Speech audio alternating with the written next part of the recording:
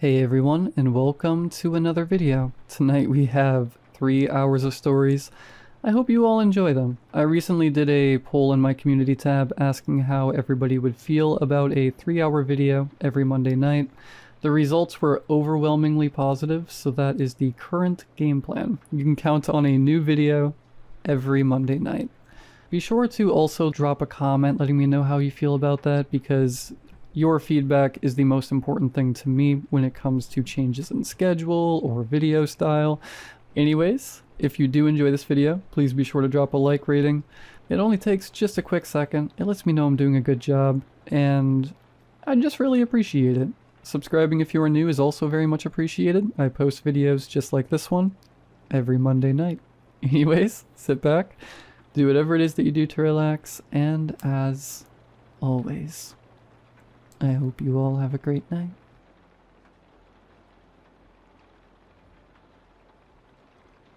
Like many children growing up, I had an imaginary friend.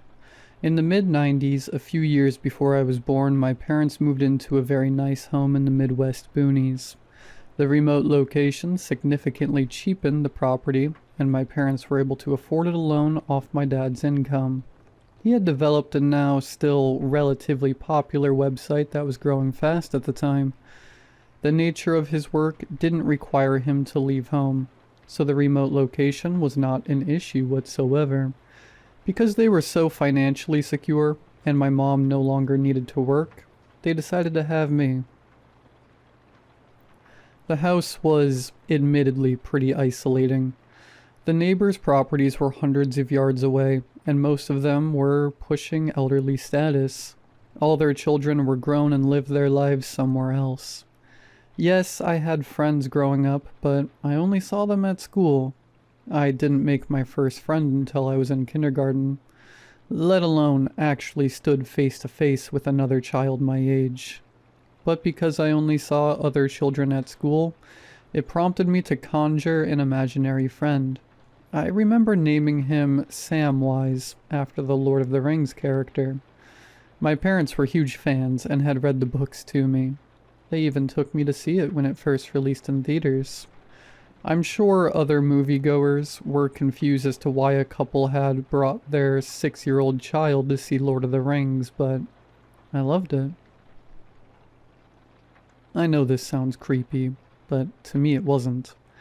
Samwise and I played in our acres of backyard forest gathering ancient artifacts, broken glass and rocks in nearby riverbeds, hunting with bow and arrow forged by the heavens to slay the legendary mythical lion, my late dog Sandy, who enjoyed retrieving the foam sticks, and generally partaking in other grand adventures to embark on together.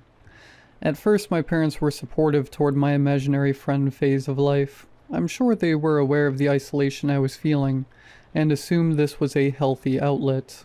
When they set the table for meals, there would be 4 spots instead of 3. They even went to lengths as far as putting together an extra meal for Samwise to eat. Now that I look back, that may have been why we ate leftovers so often. Either way, their reaction was positive. Sometimes too positive. One time my parents had set the table for dinner. This time there were 5 plates of food. I remember asking, "Why are there 5 plates?" Well, Micah's gotta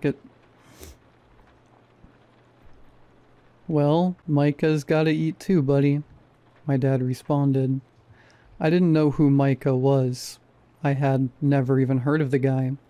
I looked over at the usually empty portion of the table that now contained a plate full of food and silverware. My parents looked at the spot too, making facial expressions as if reacting to someone. "Francis, could you please get Micah some water?" my mom asked. I got up excitedly, knowing they were playing a fun game of pretend with me. I filled 2 glasses of water for Micah and Samwise, and brought them over to the table, returning to my seat. My parents began smiling and glancing at me. "Oh yeah, that's Samwise, Francis's friend." I chuckled, filled with joy.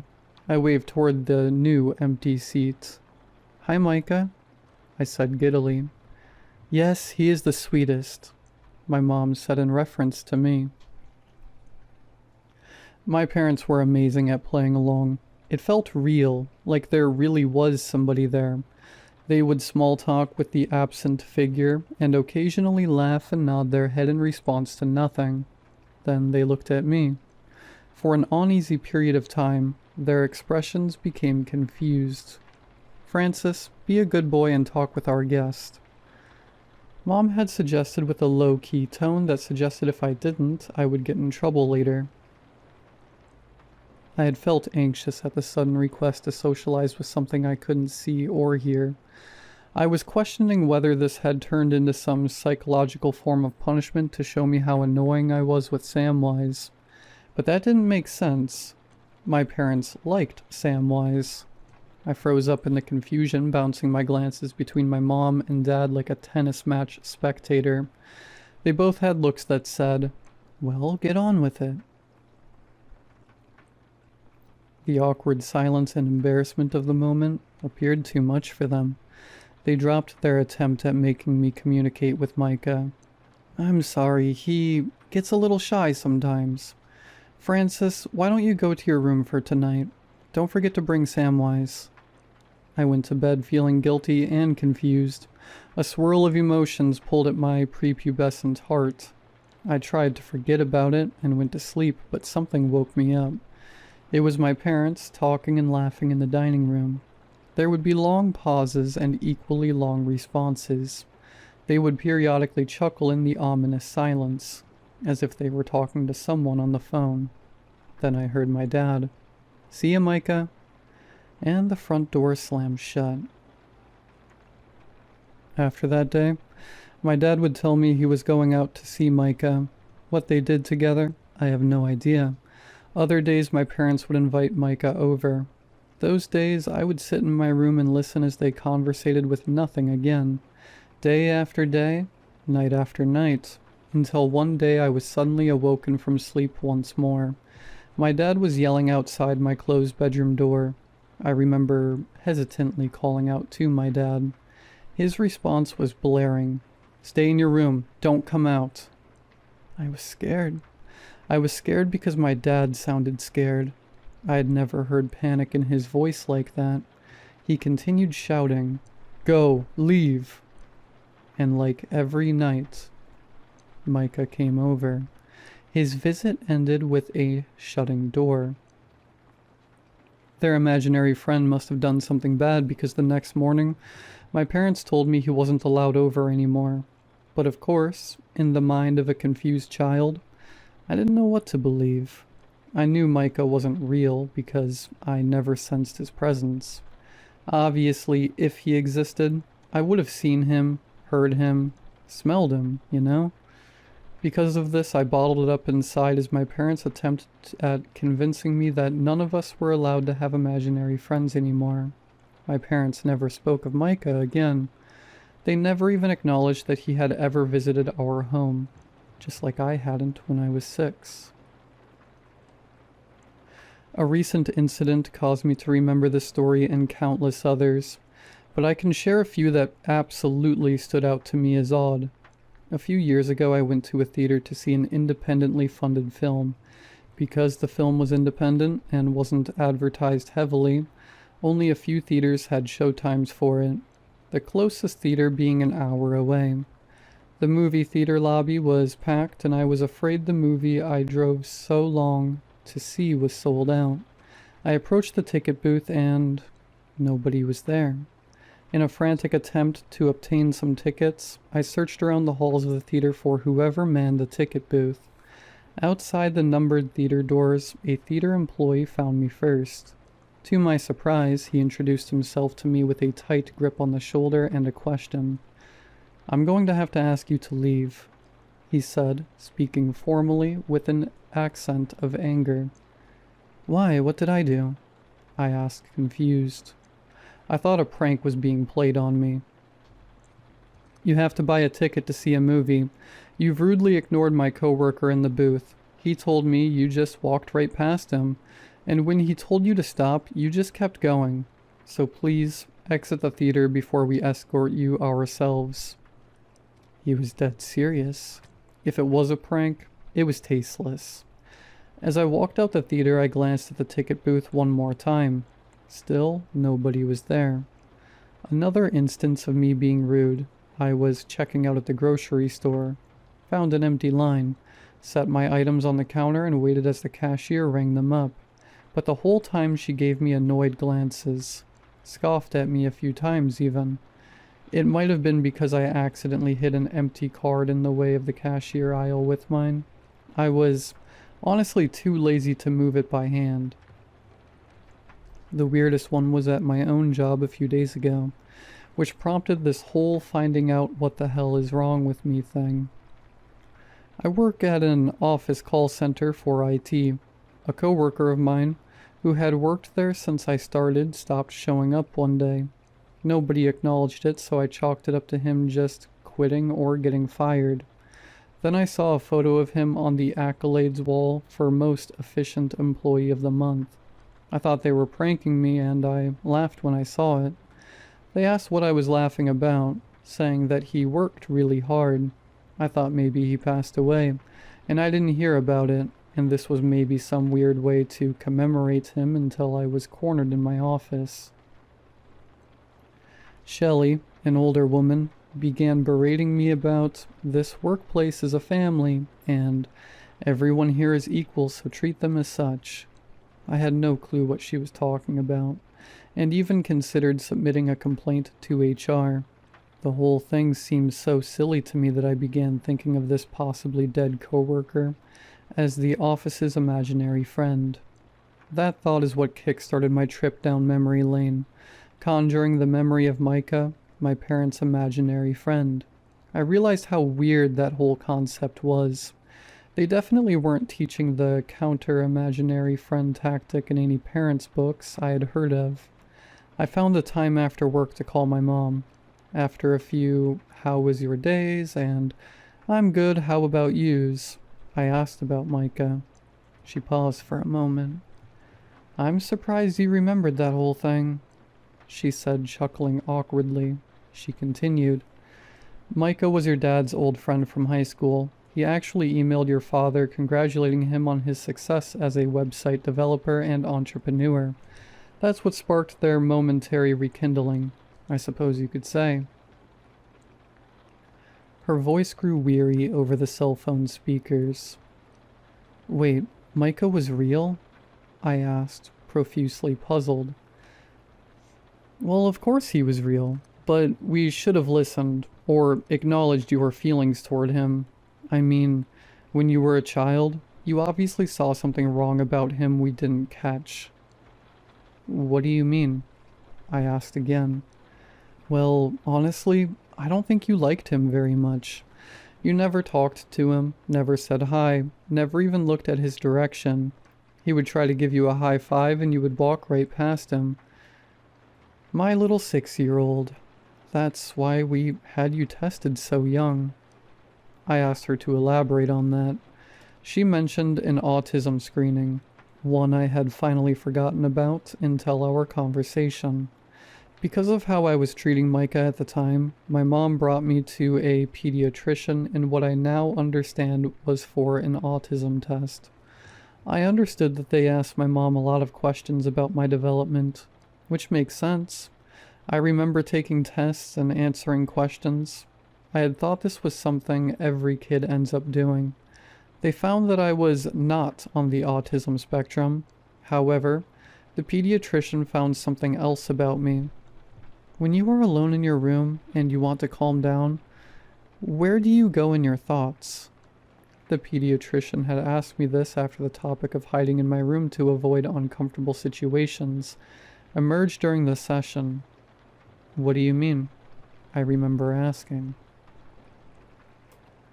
"Well, when I'm feeling sad, I like to imagine I'm sitting on a paddle boat, slowly drifting on a lake. It's like meditation. Have you heard of that word before?" she asked curiously. "Yeah," I responded. "Okay, Francis, where do you picture yourself when meditating?" "On a mountain with the other cool fighters," I said gleefully. I had heard of the word. It was from a kung fu movie I used to watch. The main character would meditate to become stronger. So of course, I answered based on that impression. Can you describe it more for me? She asked, paying close attention. Uh, there's birds up there, I think. You think? Tell me what you see, she said and began writing in her notebook. A couch, you, your desk, the dog photo that's on your desk. I was very careful to observe my surroundings in the office room. No, Francis, what do you see in your mind? Close your eyes for me, please. Can you see the mountains with the cool guys? Can you tell me what color their costumes are? Are their costumes stained with dirt from training on the mountain, or are they careful to make sure they're clean? I had no clue what she was talking about. I could describe what I thought I saw on the television show, but I couldn't see it as she kept repeating. That was the day I discovered I had aphantasia. Essentially, one who has aphantasia cannot utilize visual imagery in their thought processes. The best way to describe it is as such. Think of an apple. 1. Can you see the shape of the apple? 2. Can you see the color of the apple? 3. Can you see the texture of the apple, such as indents, scratches, or rough brown skin? Generally, most people can see these to some degree, detailed or not. To me, the apple does not exist. The pediatrician mentioned aphantasia to me, and my mom as if it was a party trick, nothing to be concerned about, just a little quirk I happened to have. During the early 2000s, aphantasia was not something well known or well studied. It just happened to be something she knew about, and treated it as if it was no big deal. As the memories of banal waiting rooms and multiple sessions with the pediatrician flooded to the front of my mind from a previously untapped reservoir of thought, my mom broke the news. Your father heard scratching in the middle of the night that woke him up. He thought he left Sandy outside and felt awful about it.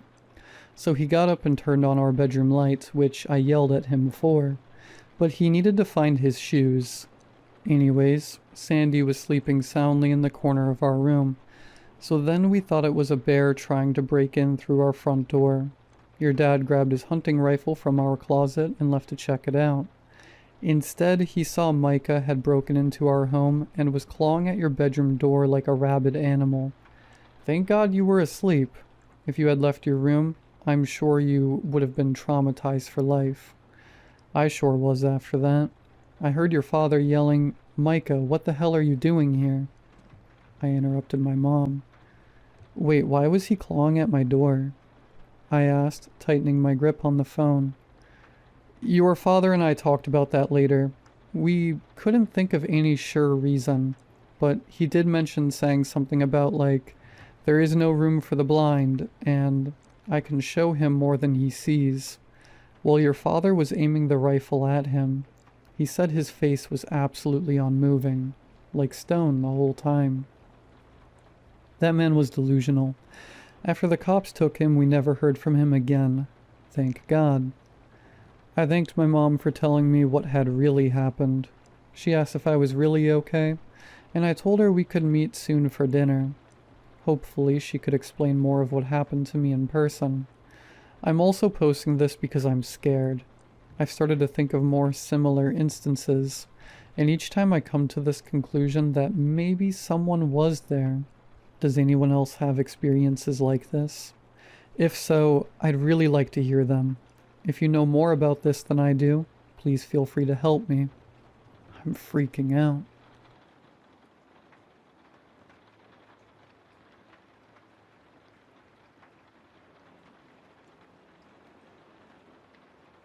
I don't remember downloading the game. I don't remember launching it. But at some point I blinked and I was inside. At first I thought it was just some weird level. Low poly hallways, fluorescent lights humming overhead, a dull beige carpet stretching infinitely beneath my feet. It reminded me of those eerie, empty office spaces you see in Dream Theory videos. No doors, no windows, just hallways leading into more hallways. Then I tried to pause. The menu didn't appear. Instead, I saw my own reflection staring back at me as if my screen had turned into a mirror. My stomach twisted. I pressed the power button. The game did not close. I tried everything. Hard reset, button mash, swiping at the screen like a maniac. Nothing worked. My phone wasn't running out of charge either. It's been 87% since I got here. I don't know how long ago that was. I thought maybe I just had to keep moving. Maybe there was an exit, but every time I walked through an open doorway, I found myself in a different place. A grocery store at midnight, fully stocked, completely empty. The aisles stretched longer than they should. I turned a corner expecting another aisle, but instead I was in an indoor swimming pool. Stagnant water, pale blue tiles, the sound of distant splashing, but no one was there. I followed the pool's edge, turned into another hallway, and suddenly I was inside an abandoned mall. Every store was locked. The mannequin stood too close to the glass. I heard the soft hum of an escalator running, but no one was on it. I ran. I ran until the mall wasn't the mall anymore. I was in a children's play place now. Plastic tunnels, netted bridges, the air thick with the scent of old rubber. I climbed through a tube trying to find my way out, but the openings led nowhere. The slides twisted downward into pure blackness. I swear I heard something breathing inside them. Every space bleeds into the next, each one more unsettling than the last. Offices, parking garages, public restrooms with the doors slightly ajar, places that feel abandoned, yet recently used, like I just missed whoever was here before me. I've started noticing changes in the places I revisit. The grocery store aisles are slightly rearranged, with unfamiliar brands I swear didn't exist before. The mannequins in the mall shift positions when I'm not looking, their blank faces tilted towards me. The indoor pool now has wet footprints leading toward the darkened hallway. Something is watching. Something knows I'm here, and I think it's getting closer. The worst part? I still have my phone. I still have Wi-Fi. I can text people. I've messaged my friends, my family, even posted online. No one replies. But the messages are marked as read. I tried calling my own number. It rang.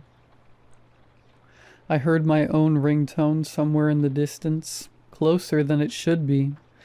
I ran again, faster this time. My screen lit up with an incoming message. A response. It was from me. Stop moving.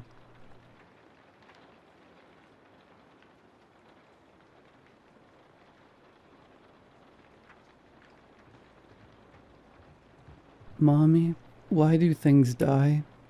I turned to my son from the stove. He sat at the worn-out cream wooden table, his feet dangling towards the tile. Too small to touch the floor. Where did that question come from, honey? I asked, laughing and turning back to the cooking bacon quietly. Pop, sizzle, pop. Mr. Nate's cat, he replied. Well, I guess sometimes when someone or something is very old, or sick, or has been hurt in a way that can't be fixed, they die. That means their body stops working. Death is a natural part of life. I paused. Did something happen with Mr. Nate's cat, Seb? She told me she's dead. He was good, my boy Sebastian. He used to sleep all through the night. Him, a baby blue blanket. My late mom crocheted when she found out I was having a boy. And the baby monitor right next to his crib. I felt like I was blessed to have such a quiet baby.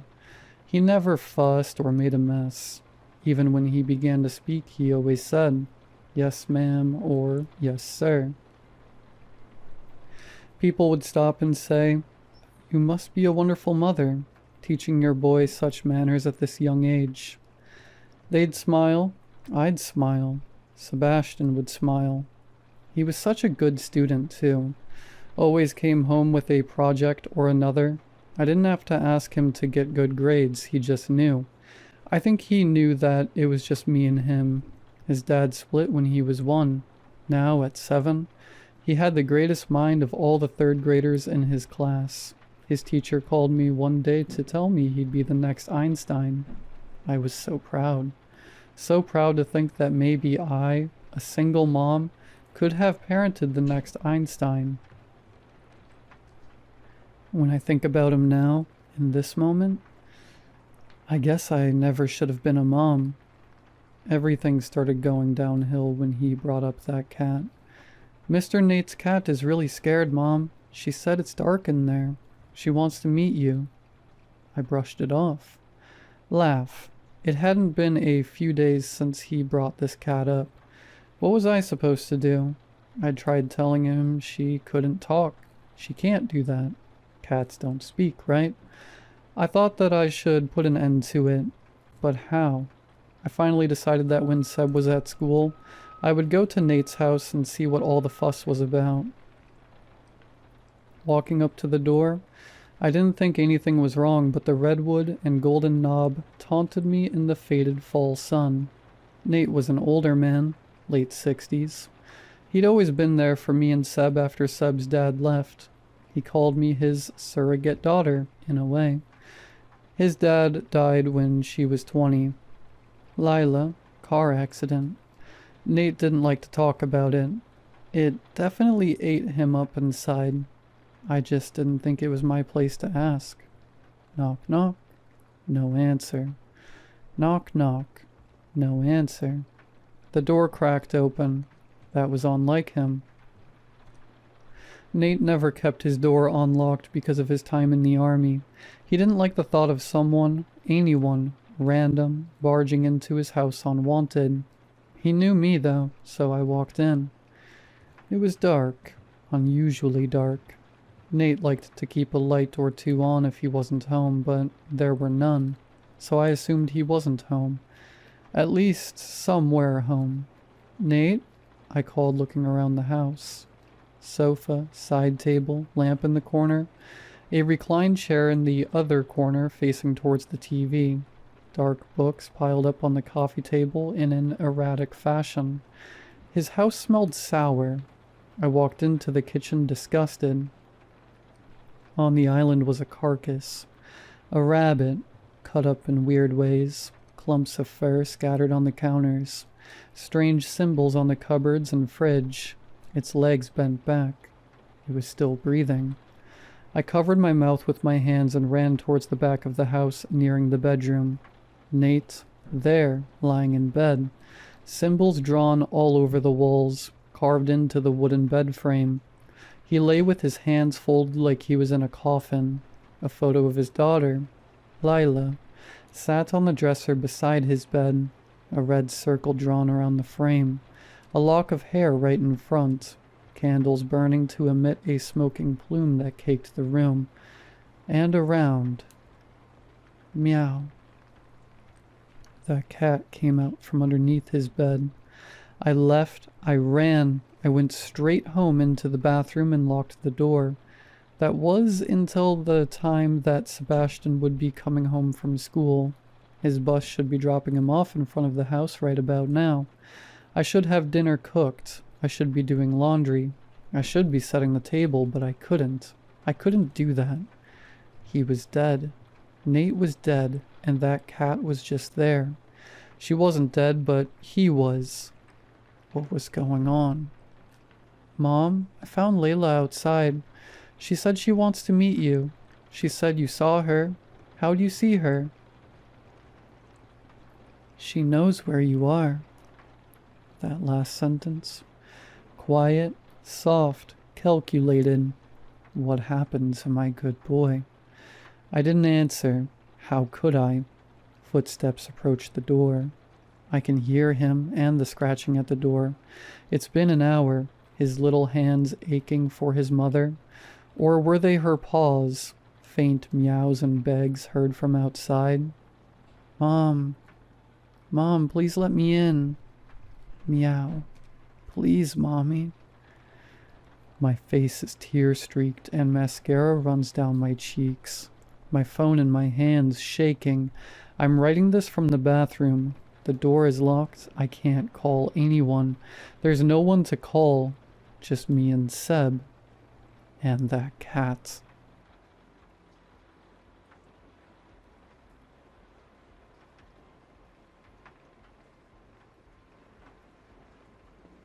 Grief is a slow poison. It seeps into the bones, into the marrow, and hollows you out from the inside. It had eaten away at me for years, stripping me down until all that remained was the desperate wish to rewrite my own story. And then I found the way. It began with late nights, scribbled calculations in the dim glow of my basement lamp, my fingers stained with ink, my breath shallow with anticipation. The machine was not elegant. It was a thing of wires and rust, a grotesque amalgamation of scavenged parts. Old radios, gutted televisions, copper tubing twisted like veins of some mechanical beast. The core was the heart of it all, a pulsating, humming mass of stolen technology and my own crude attempts at innovation. It was ugly, but it was mine. At first, I told myself it was about science. I was proving something to the world, to myself, but deep down, I knew better. It was about them, my wife, my daughter, the ones I lost in a moment of senseless tragedy. A car swerving where it shouldn't have, a brief lapse of attention, the universe swallowing them whole and leaving me behind to rot in the silence of our home. The first test was simple. Go back one day, move an object, see if anything changed. I placed a watch on the opposite side of the table. When I returned, my past self was staring at it, confused, running a hand through his hair. Proof. It worked. Then came the next step. I traveled further, days at a time, weeks. I tested cause and effect like a child prodding at an anthill, watching the tiny lives scramble. I spoke to myself, whispered warnings, nudged fate in one direction or another, and every time I returned, reality was subtly different. A book misplaced, a conversation remembered differently, a headline that didn't match my memory. I should have stopped. Why do you spend so much time in the basement? My brother, Michael, asked one evening. He had started dropping by more often, a silent guardian against my growing isolation. I'm working on something important. He sighed, rubbing his hands together as if weighing his next words. You've been different since they died. I get it, I do, but this isn't healthy. I didn't answer. I couldn't tell him. He wouldn't understand. He had a wife, kids, a life that didn't revolve around a grief that gnawed at the edges of his soul. If only I could fix it. The day I finally did it, the day I stood on the sidewalk and saw her again, was the happiest of my life. There she was, my wife holding our daughter's tiny hand, her laughter a melody I thought I had lost forever. I felt the weight of the world lift from my shoulders. This was it. This was my moment. I stepped forward. Reality cracked. The world shuddered. The air around me turned thick, viscous. My vision doubled, tripled. My hands were not my own. Too many fingers. Too few. My wife turned to me, but her face was wrong. Her eyes were dark pools, reflections of something vast and unknowable. Her lips moved, but no sound came out. I ran. I fled back to my machine, back to the basement, back to the safety of knowing I had control, but I didn't stop. I told myself I could fix it. I had simply gone too far. I needed to refine my method. I needed to try again. The addiction set in quietly, like ivy creeping up an old house. One more trip, I told myself. One more adjustment, I could make things perfect. I could make them stay. But time had other plans. I started to lose myself. The jumps blurred together. My hands looked wrong in the mirror, elongated, too many knuckles. My memories became fractured. Had I spoken to Michael yesterday or last week? Had I eaten today? Did I even exist in this moment, or had I left pieces of myself scattered through time? And then one day, I looked in the mirror and I did not recognize the thing staring back at me. The machine groaned, its wires fraying like the unraveling edges of my mind. I no longer used notebooks. I simply knew where I was going, or at least I thought I did. I had to escape. Forward, I would go forward. I would travel until I found a point where I could reset it all, where I could undo every mistake, every ripple, every tear in the fabric of time that I had caused. I stepped into the machine one final time. The universe decayed around me. The stars died one by one until I floated in a sea of cold nothingness. My body dissolved and slowly emerged back from the lost dust that came from the stars. Time collapsed, pulled inward, folding over itself like the closing of a book. And then, light. The birth of everything.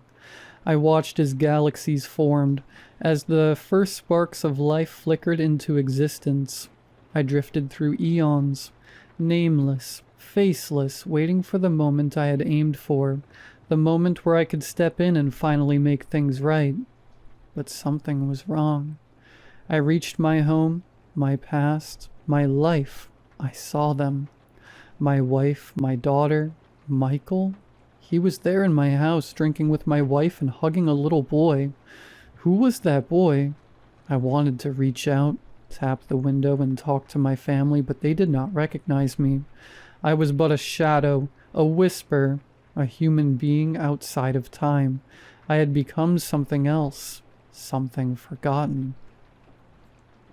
I wanted to scream, but there was no voice left in me. I wanted to cry, but tears were not forming.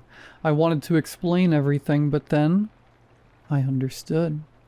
I had never truly left. I had always been here, watching, reading, failing, a ghost of my own making, a prisoner of my own obsession. I didn't exist. Maybe I never had, and yet I'm here, being the appendage that the universe has not removed yet, the miscalculation on a perfect equation that is reality, the aborted element from time. I am nothing. For me, this whole experience took approximately a few days, maybe even weeks. I witnessed the horror of the downfalls of societies, the destruction of stars, and the rebirth from nothing of the universe. I forgot my wife and daughter's names. My brother's name is the only I remember now. I don't really know why. I used to think that traveling across time would be what would save me from the unending horror that is losing everyone you once loved. It is now. As I write this, trying to live in a strange world that looks exactly as the one I left eons ago, that I finally understand that time is not the solution to horror. Time is the horror.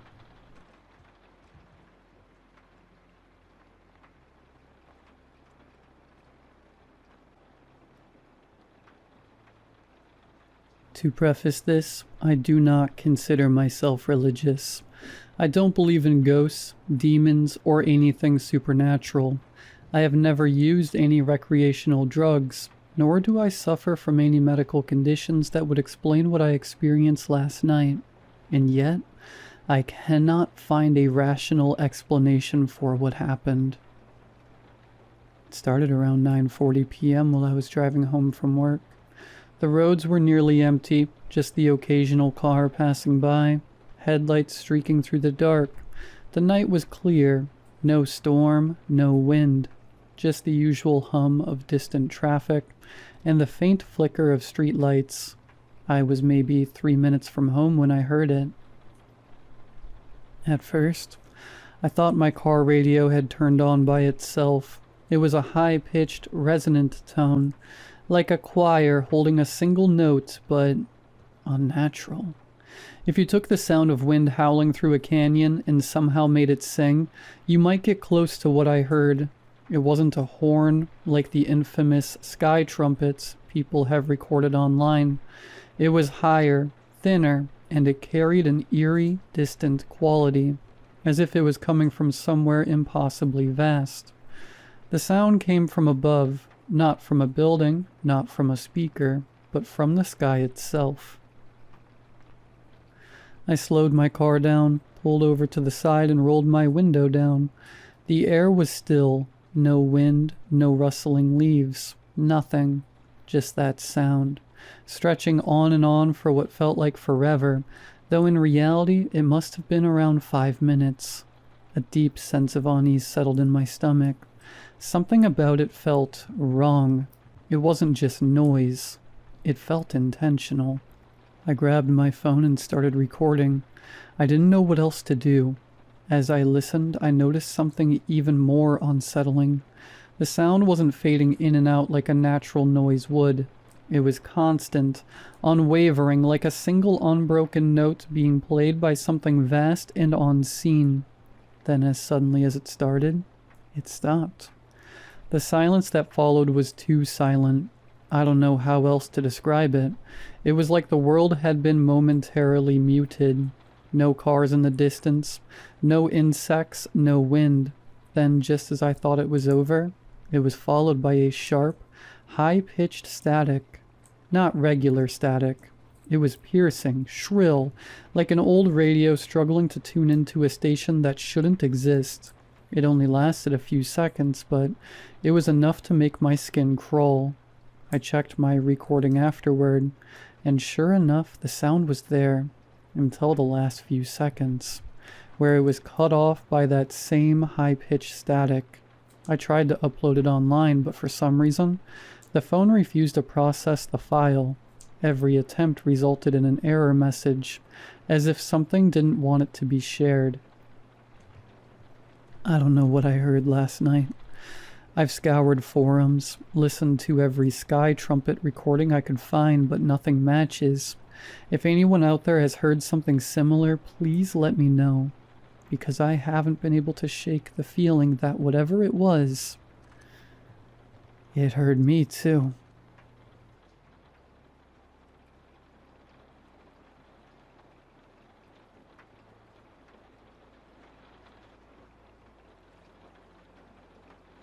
Immaculate front lawns, pristine white houses, no picket fences because who has those in 2025?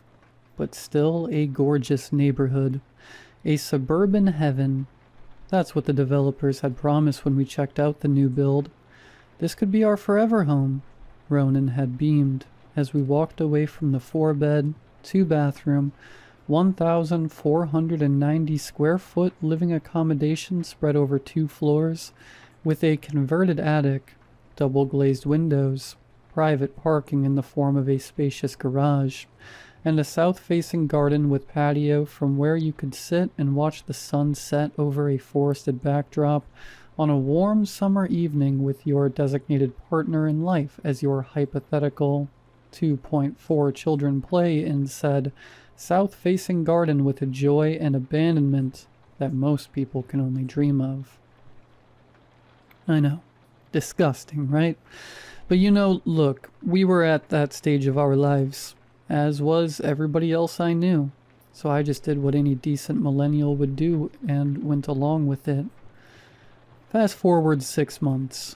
I'm sat in the passenger seat of a moving van, dressed in my comfy dungarees and favorite Fleetwood Mac t-shirt. My denim jacket is draped over the headrest. Ronan's driving, still wearing that stupid grin he had when we first checked out the property. That stupid grin he always seemed to have. And a plaid shirt and chinos. His sports jacket draped over his headrest. I know, horrendous outfit, right? I didn't marry him for his dress sense. Ronan's recently got into easy listening, Tonight You Belong to Me is playing on the radio. It's creepy AF and reminds me of the film Jeepers Creepers, and the old song that plays during it. My Converse feet are up on the dashboard, my head resting against the window. I'm contemplating all my disastrous past and future life choices. We've navigated half a dozen of these suburban dream streets with their lovely little white homes to get to our own. It's quite apparent that the developers have delivered on what they'd promised. It's no different from the brochures and the aforementioned model home we'd visited, with two exceptions. First, there's a brilliant red-leafed bush sprouting from the middle of the front yard. Ours seems to be the only house that has one. The second exception? The neighbors. We pull up outside our house, and that's when I spot them. An old man and an old woman standing outside the house directly opposite ours. They're quite some distance away. It's a wide street, so I can't make out much of the way in features, but the fact that they're wearing all white makes them stand out. They stand side by side and seem to be just staring into the distance. Suddenly, they turn and make eye contact, startling me. I do what I think is polite and give them a wave, but they don't wave back, so I just look away, unnerved. I think back to that day we visited the model home. We were the only ones there. Well, the only prospective buyers. It was just us and the developer on his lonesome. Superficially charming, wearing a perma grin, dressed in all white. I'd thought nothing of it at the time. It was a warm day, so why not? Ah, Roman exclaims, turning off the ignition. Home sweet home. Let's check it out, my lovely. An hour later, we are in the living room. Boxes, books, and clothes are scattered around the room. I've changed into a hooded top and pajama bottoms, and chucked my denim jacket onto the sofa, next to Ronan's hideous sports jacket. I take out a large framed photo from one of the boxes. It's of myself and Ronan on our wedding day. I stare at it for a few seconds before placing it on the mantelpiece. I turn to look out the front window. I can see the house opposite, and outside it once again, that old man and old woman, except this time he's wearing Ronan's chinos and plaid shirt, and the woman, she's wearing dungarees just like mine, and they've now been joined by another old woman, but she's in all white, just like they were earlier. They're staring ahead into space, just like earlier, and just like before, they suddenly turn their heads in sync to look straight at me. I gasp and reach out for the curtains and yank them across. I wonder if I'm just seeing things, or just not seeing the right things. The street is pretty wide, and those old people are far away, but I dare not pull the curtains back to have a peek. Not yet. Instead, I busy myself with more unpacking. An hour later, I'm feeling all that dust in my hair and up in my sinuses, so I go upstairs to take a shower. The bathroom gets all steamed up, and I open the window. And there they are. The three of them, staring ahead. The other two are dressed as before, but now the third lady, she's wearing my hooded top and pajama bottoms. "Ronan?" I yell. "Ronan!" The elderly gang look up at me. I slam the window shut. Enter Ronan. "What's up, my lovely?" Then he senses something's up. "Hey, you okay?" he asks. I gesture to the window. "Just look, open it." He frowns, complies, peers out. What? What am I looking at exactly, my lovely?" he asks. I take a look. The streets are empty. I slam the window shut. Dinner time. Ronan makes a mess and a lot of noise when he's eating. He loves it, but I've no appetite. What are those people? Am I losing my mind?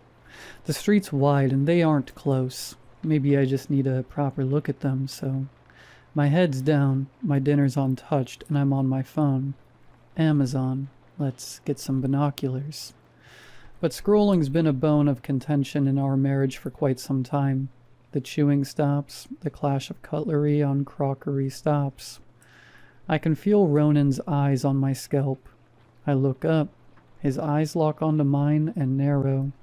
"Didn't we talk about phones during dinner, my lovely?" he asks. "Okay, well, I mean, it's not like you're saying anything. If you have something to talk about, then..." But he's right. And I know he is, so I don't finish that sentence and I put my phone down. We eat in silence for a few seconds until we both try and speak at the same time. "Do you..." I start. "So, he begins. We both laugh nervously. "Sorry, go ahead," he says. "Oh, out of curiosity, do you still have those binoculars? The one your brother got you?" That stupid grin returns to his face, but it's taken on some wryness. I've been rumbled, and that makes me mad. "Look, Ronan, it's not funny." He points at me, finger quavering. "I see dead people," he whispers. "I mean, if they appear and disappear, then they have to be ghosts." I yell. I'm mad, and then immediately embarrassed as soon as I say my ridiculous theory out loud. I try to speak a bit more clearly. "Aren't you worried about someone watching us?" I figure it's probably best not to mention that they also appear to be dressing like us. "Watching?" he shrieks in a high-pitched whisper. I think it's Gollum he's going for. "They're watching me?" I push my plate away and stand up. It's not lost on Ronan. "Oh, Stevie, my lovely," he stammers. "I'm sorry." I storm out before he can apologize and try and explain myself. I head for the living room and slam the door behind me. I lean against it, close my eyes and take a deep breath in. All my disastrous life choices, past and future, appear before me like a slideshow from hell. I breathe out. I open my eyes. The room's still a mess from unpacking. I glance at the window, then up at the wedding photo up on the mantelpiece. Ronan in his three-piece suit, me in my white dress. We do look good. Well, we did, on that day. My eyes shift back to the window. I march over to it determined.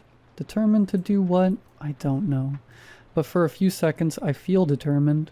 I yank the curtains open to look down upon an empty street. No elderly gang, no neighbors, nobody. The next day I'm sat on the toilet, knickers around my ankles, barefoot, scrolling through Reddit. AMA, AITA, all the acronymized fun it can offer. Suddenly my phone rings. A rare occurrence these days. I answer it. "Hello? Amazon delivery for you." "Ah, thanks. Just leave it by the door." A few seconds later, I hear a car pull away. I finish my bathroom business and make my way down to the front door. I open it. There's the box on the ground, but it's clearly been tampered with. I can see the binoculars I ordered last night, amongst the pieces of styrofoam. I pick them up and survey them. The lenses, they've been scratched. I can't see a thing out of them. I don't dare look across the street and instead hurry back indoors. A few hours later and I'm doing it again, marching determinedly, this time for the first time across the street. The cadence of my stilettoed heels clip-clopping on the ground indicate determination. I've splashed on a bit of makeup on. I've ditched the baggy clothes for a white cardigan and floral dress. I'm carrying a cake box, and inside this cake box is cake. Carrot cake specifically. It's time to meet the neighbors. I'm marching across the street determinedly, and I'm also crapping myself just a bit. And I almost completely crap myself when I come to the front yard of the house across the street. It's got the same brilliant red bush sprouting out of it, just like ours. How is that possible? It hadn't been there when we moved in. At least, I hadn't seen it. The street is wide, but not that wide. I should have been able to see it. I walk up to the front door. Deep breath. I ring the doorbell. No answer. I knock. I wait. no answer. I go over to the window. Knock, no answer. Curtains are drawn. Back to the front door, hand on the door handle. It opens. Hello? I call out as I enter the hallway.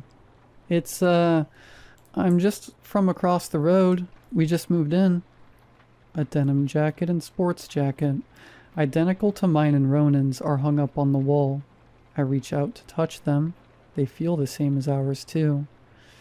I can hear faint music coming from within the house, a tune I've heard before.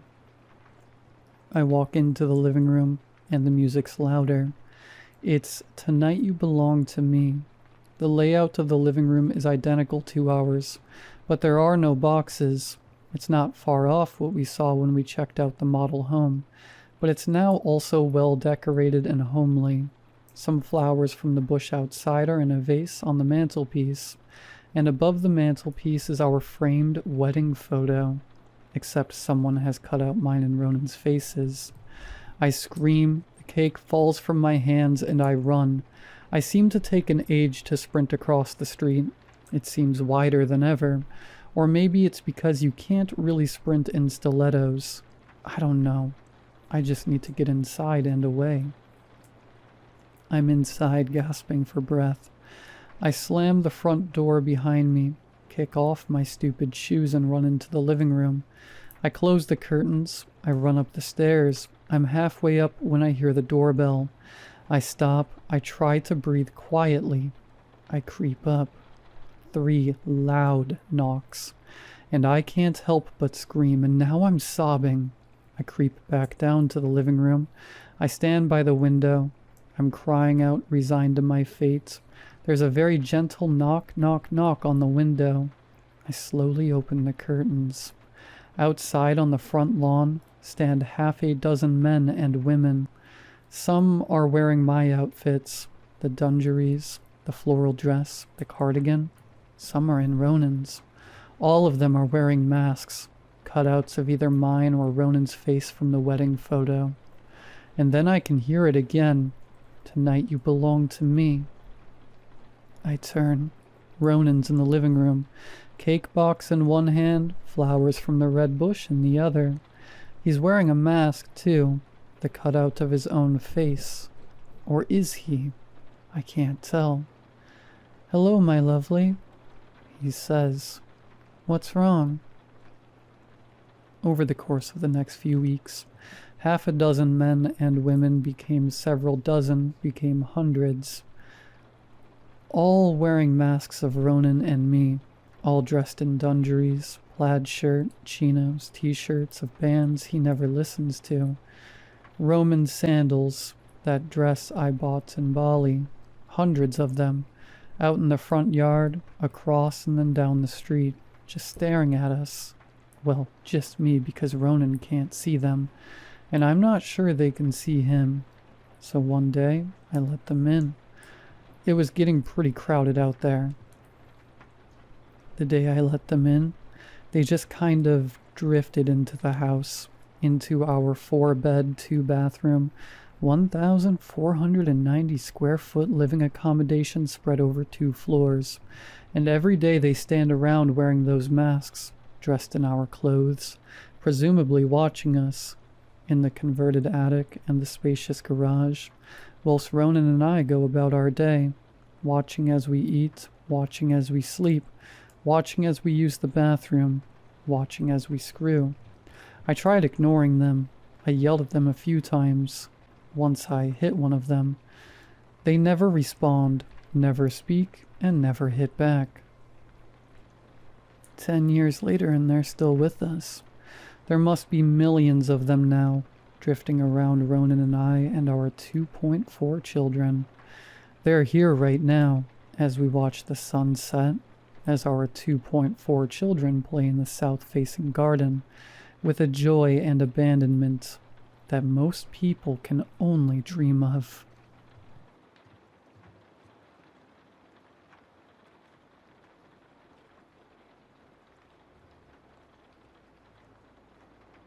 The road to the cabin was older than I was. A narrow strip of dirt carved between towering pines, the kind of road that never stayed tame.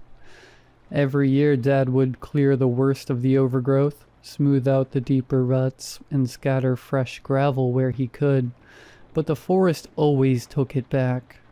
The woods had a way of reclaiming what belonged to them. Now, with him gone, it felt like we were trespassing. "You sure this is the right way?" Ryan asked, peering through the windshield.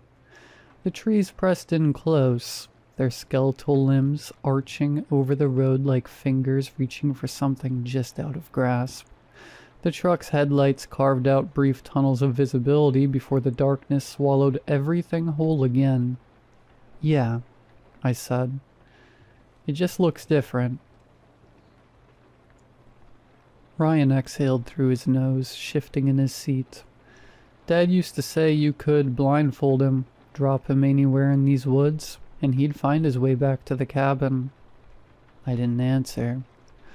I'd heard that 100 times, usually from Dad himself, grinning over a campfire. You could walk these woods in the dark if you knew them well enough. Sometimes the stories changed. Sometimes it was Grandpa who built the place. Sometimes it was his father before him. But the core remained.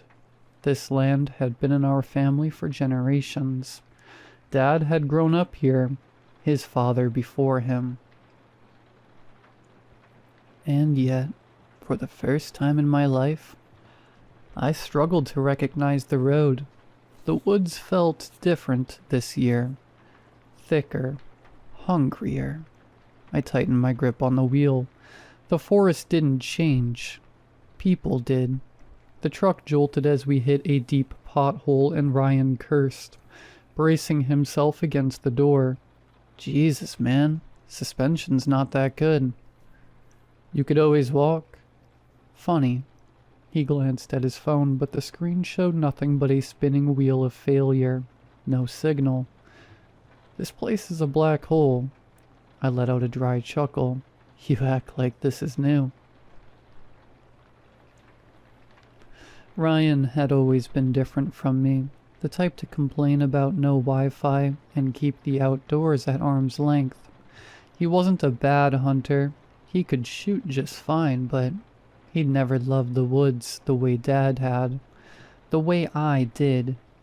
He adjusted his ball cap, frowning at the dark tree line. "I don't remember it getting dark this early." "It's the cloud cover," I said. The sky had been gray since noon, thick with the promise of rain. It should have bothered me more than it did. The world felt dimmer out here, as if the sun didn't touch this place the same way it touched everywhere else.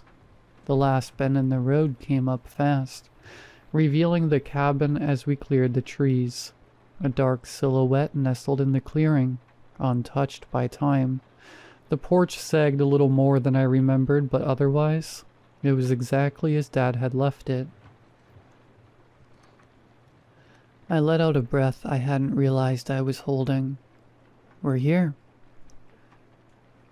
Ryan made a face. "Cozy." I ignored him, throwing the truck into park and stepping into the gravel drive. The air hit me first, cool and damp, laced with the familiar scent of wet leaves and pine. The ground was soft, with fallen foliage and dead leaves crunching underfoot as I approached the porch. Ryan lingered by the truck, stuffing his hands into his jacket pockets. "You ever think about selling it?" I stopped at the bottom of the steps. "No." He hesitated. "Mom mentioned it." I turned to look at him, my jaw tightening. "I said no." Ryan sighed, rubbing the back of his neck. "All right, man. Forget I asked." I exhaled slowly, pushing the door open. The hinges groaned, the air inside thick with dust and the ghosts of old campfires. It smelled like home. Ryan flicked on a flashlight, the beam cutting across the room. Everything was just as we'd left it last winter. Hunting rifles mounted over the stone fireplace, Old maps pinned to the walls, the couch covered in a faded quilt Mom had sewn years ago. The wood stove sat cold in the corner, logs stacked neatly beside it, waiting for hands that hadn't returned. "Feels weird without him, huh?" Ryan said, softer this time. I swallowed against the tightness in my throat. "Yeah." Silence settled between us, heavy and unspoken. Ryan exhaled, rubbing his hands together. "All right, I say we drink in honor of the old man. Then we start the fire before we freeze to death." I managed a half smile. Sounds like a plan. We built the fire outside like we always had. The wood burned low, glowing embers casting flickering shadows over the clearing. The whiskey was cheap, but it burned just fine, warming us from the inside out as we passed the bottle between us. "You hear that?" Ryan asked suddenly. I frowned. "What?" Ryan cocked his head, listening. "Nothing." I realized he was right. The forest had gone silent. No crickets, no rustling in the brush, no distant hoot of an owl, just the fire and our own breathing. The hair on the back of my neck stood on end. Then, from deep in the woods, something howled. It wasn't a wolf. It wasn't a coyote. It was deeper, resonant. Ryan tensed. That's not normal. I licked my lips, watching the tree line. The sound was distant, almost distorted as if coming from somewhere much farther away, but reaching us all the same. Then, just as suddenly, the fire dimmed. Not from the wind, not from anything natural. The flames shrank, flickered, and then guttered low as if something unseen was pressing against them. Ryan's hand went to the knife at his belt. "Luke?" Then the woods exhaled. The sound returned all at once. The rustling of leaves, the whisper of the trees, the distant chirp of crickets. The fire surged back to life, crackling bright and whole again. Like nothing had happened. Ryan let out a slow breath. "You want to tell me what the hell that was?" I stared at the darkened forest, my jaw tight. Somewhere out there, something had been watching. I could feel it. I just didn't know what. The woods were different in the morning. They always were. Last night's fire had burned down to a pile of pale ash. The empty whiskey bottle beside it. The trees, which had felt vast and unknowable in the dark, now stretched upward like ancient pillars, their canopies breaking apart the gray sky above. I stood on the porch, rifle slung over my shoulder, breathing in the crisp morning air. Everything smelled damp, earthy, fresh, and oddly still. The kind of silence that felt placed rather than natural. Behind me, Ryan shuffled out of the cabin, rubbing sleep from his eyes. "Coffee?" I held up my thermos. "Already made." He groaned. "You're a menace."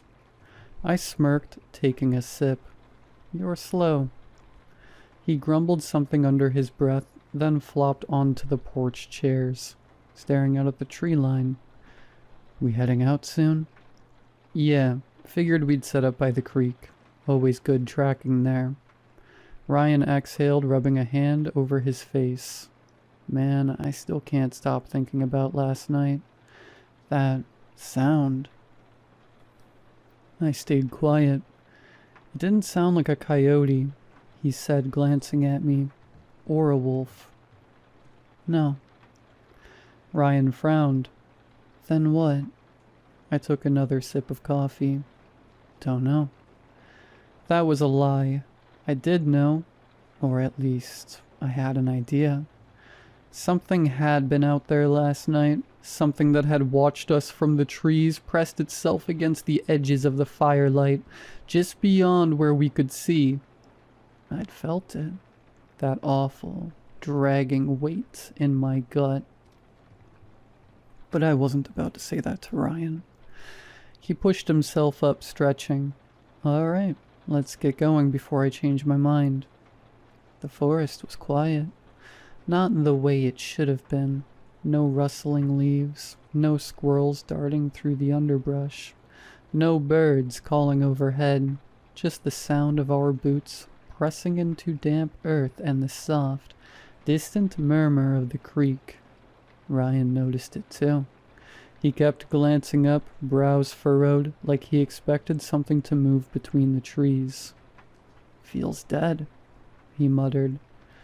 I nodded. Too quiet. It wasn't normal. Even in colder months, the forest had life, but here, now, it was like everything had left. Or worse, like it had been driven away. We walked on, rifles in hand, eyes scanning the trees.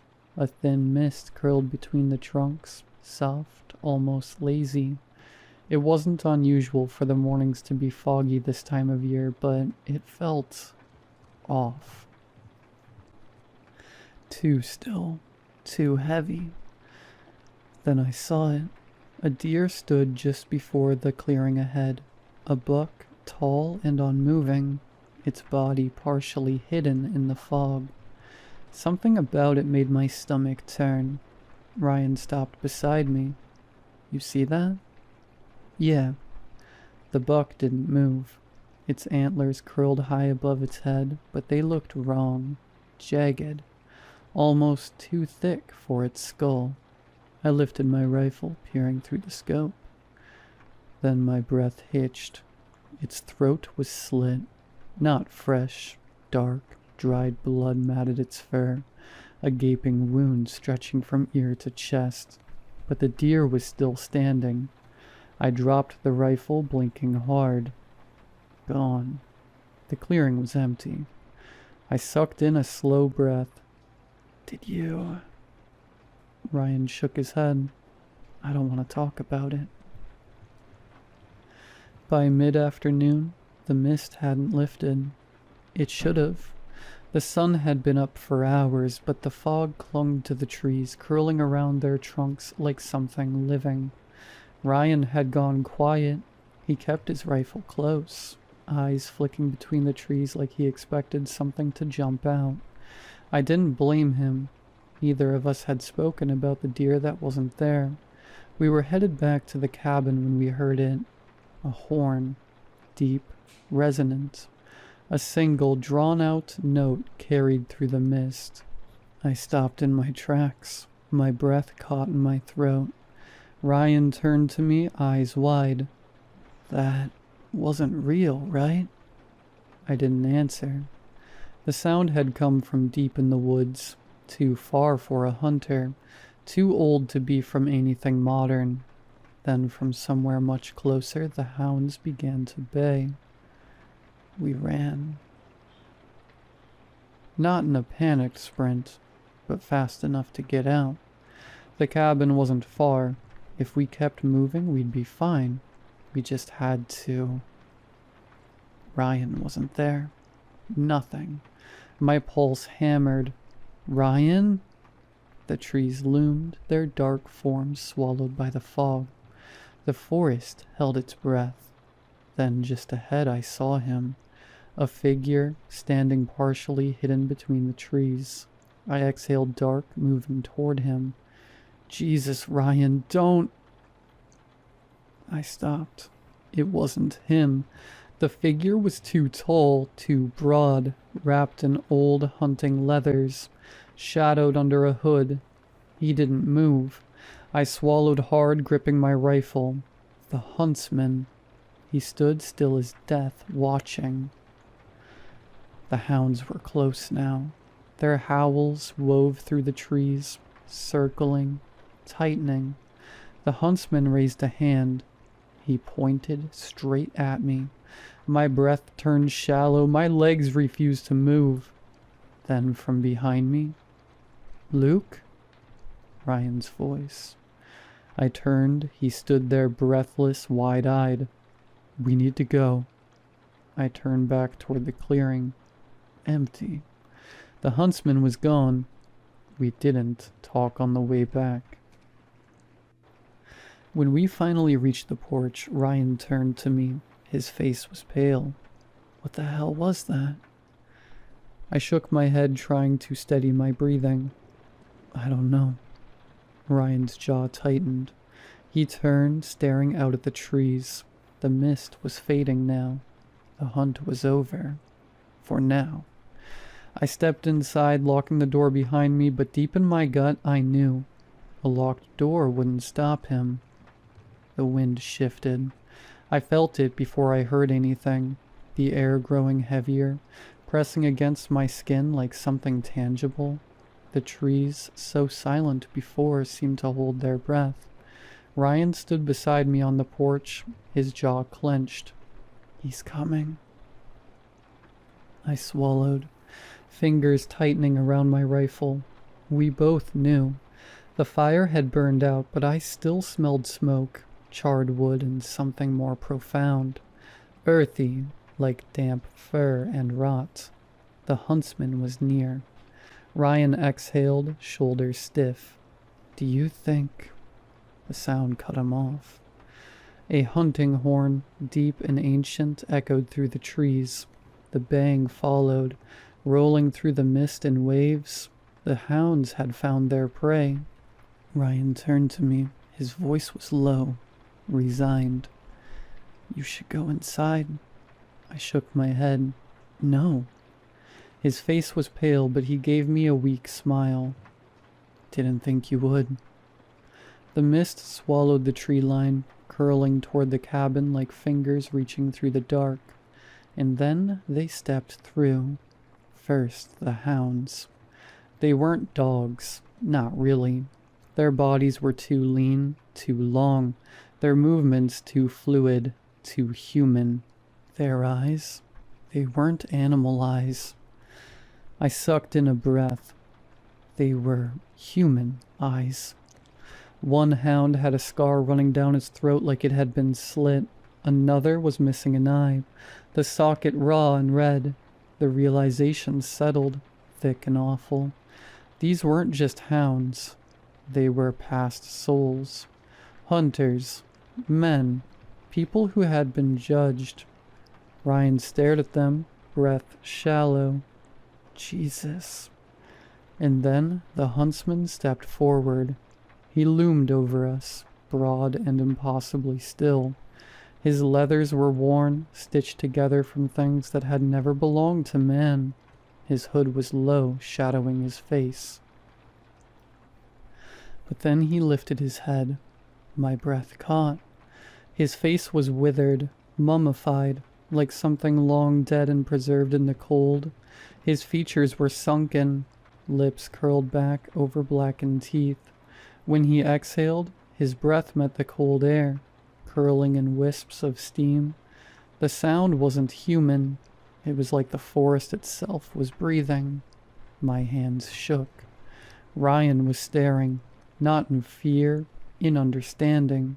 The huntsman raised a gloved hand, and he pointed to Ryan. Ryan let out a shaky breath. I get it now. I turned to him, my pulse hammering. What? He didn't look at me. His gaze was locked on the huntsman, on the hound with the slit throat. Ryan's voice was hoarse. It's because of the deer. My blood ran cold. The one we saw? He whispered. The one that wasn't there? I shook my head. Ryan, what are you talking about? He finally looked at me, his expression unreadable.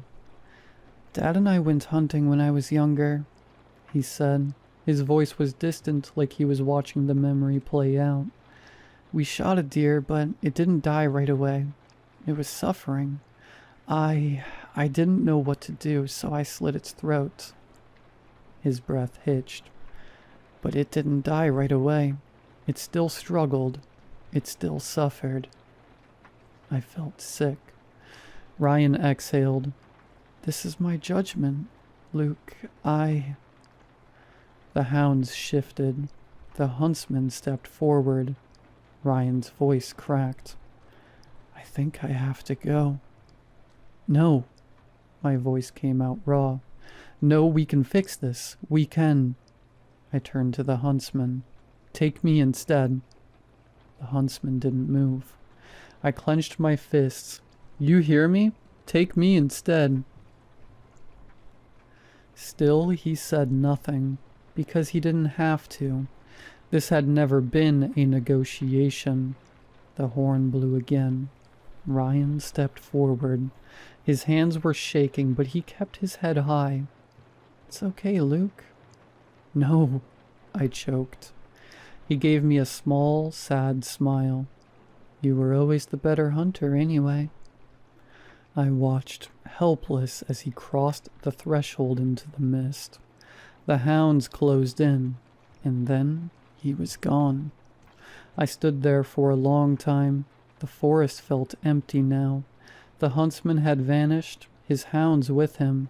The trees stood silent and unyielding. The air was still. Ryan was gone. Forever. I turned back inside the cabin. My hands were cold. My chest was empty. The rifle sat against the wall, waiting. I stared at it for a long time, and then I took it, stepped back outside, and walked into the trees. The forest was dark. The mist had begun to roll back in, swirling between the trees. I moved forward, slow and steady, and then I saw it. A deer stood ahead of me. A buck, tall and unmoving, its body partially hidden in the fog. It didn't run. It watched me. I lifted the rifle and aimed. My hands didn't shake. I fired. The deer staggered, but it didn't fall. Blood darkened its side, but it was still standing. I let the rifle lower. The wound would kill it eventually. It would suffer first, and that was enough. A shape moved at the edge of the trees. A hound stepped into view. It didn't move. I exhaled, my breath curling in the cold air. I knew what it was. I knew who it was. Ryan. He watched me, silent, waiting. I closed my eyes. I was always his big brother. It was my job to protect him, and since I couldn't, I would suffer with him.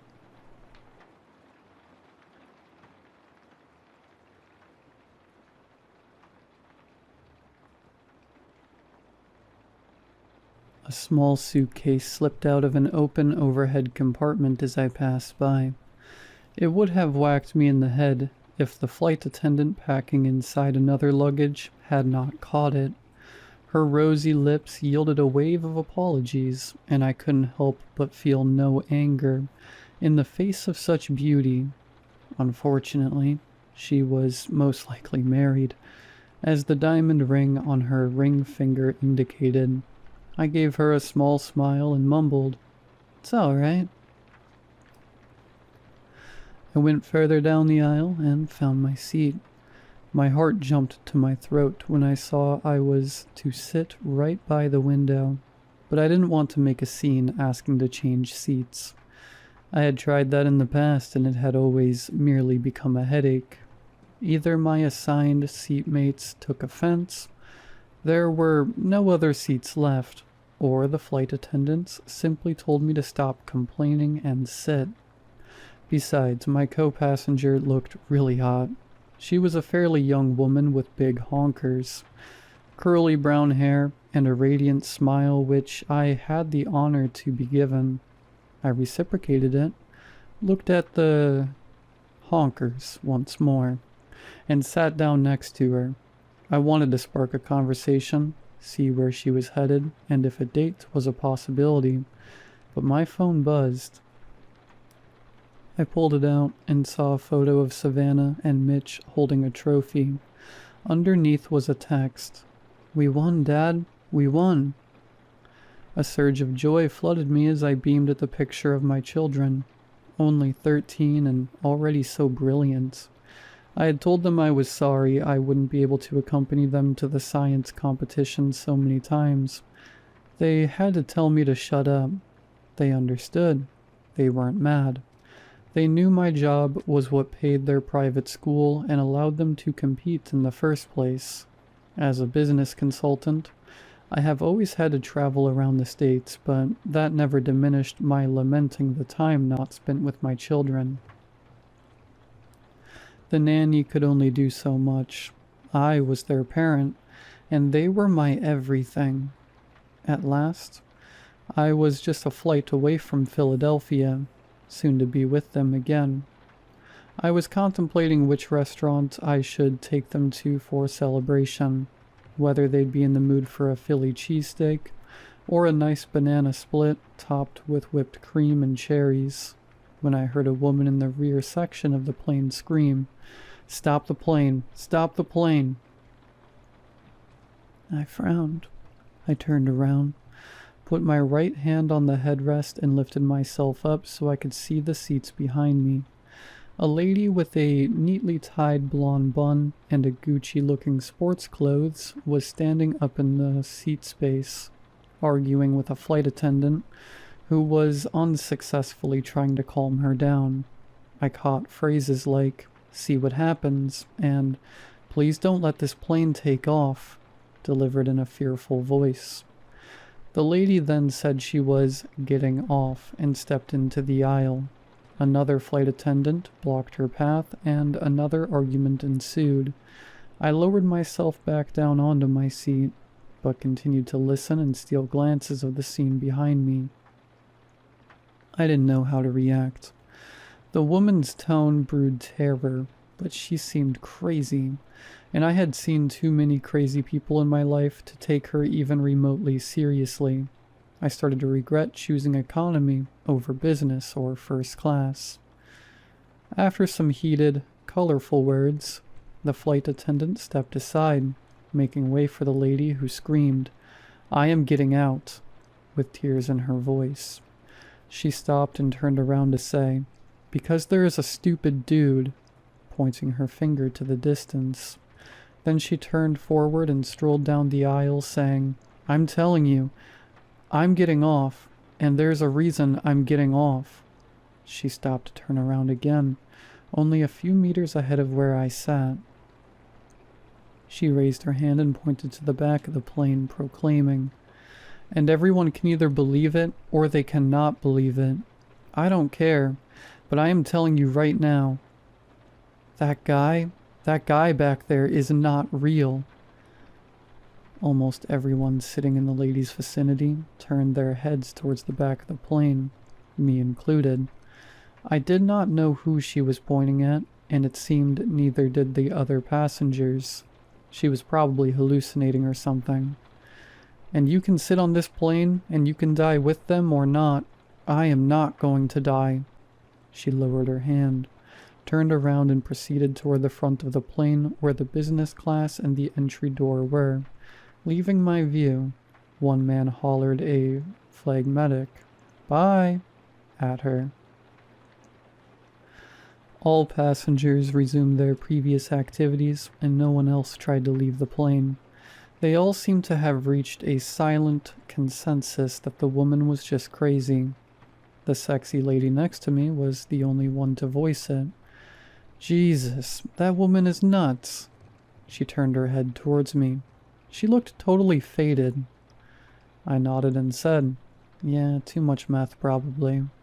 The woman chuckled. "I'm Bryony, by the way," she said. "That's a nice name." I lied. Bryony was no better than Peggy or Zuma, but she was still perky and delicious, so I disregarded her name. "I'm Lance," I said. Not that Lance was any better of a name. "Nice to meet you, Lance." Bryony shook my hand.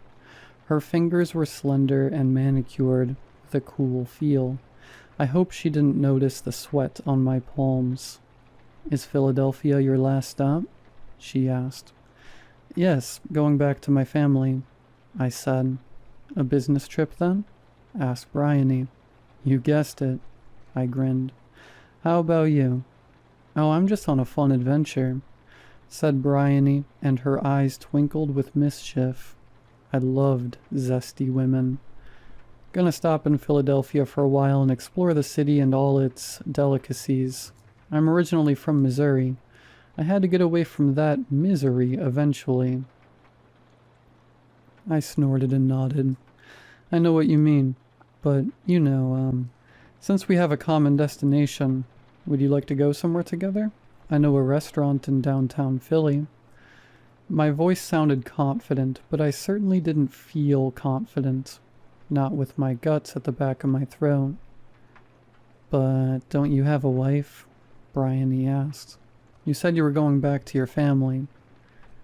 I hoped she wouldn't ask this, but this kind of conversation would have bubbled up sooner or later anyway. Yeah, well, I'm going home to my twins. They're 13. Amazing kids, but I don't have a wife anymore. She died 11 years ago. Bryony's smile froze. Well, she chewed on her lip. I'm really sorry about that. Are you sure you want to go out with me? I shook my head. No, it's all right. It was a long time ago. It really is how they say. Time makes everything better. Don't worry, I'm fine. That wasn't entirely true. I might have been able to look at the photo of my wife without tears pricking at my eyes, but I still felt uneasy on a plane. Okay, I regularly crapped my pants on a plane. I worried I would die in a crash, just like she did. Who wouldn't crap their pants in my situation? So would you like to go out with me when we land? I asked again. Bryony smiled. Yeah, that would be great. My mouth was close to returning the smile, but then I felt saliva pool in them and my stomach lurched up again. This time, I knew I couldn't keep it down. The familiar cold sweat started building up at the back of my neck, and I drew in a sharp breath as I stood up. Excuse me, I'll be right back. I mumbled towards Bryony, whose eyes widened. Are you all right? She asked as I passed around her into the aisle. We'll be taking off soon. I gagged at those words, but forced myself to smile at her and say in a semi-calm tone, I'm just going to the bathroom. I'll be quick. I took in deep breaths through my nose, grateful that none of the passengers paid me attention as I passed by their seats. They all had their heads buried in phones or tablets.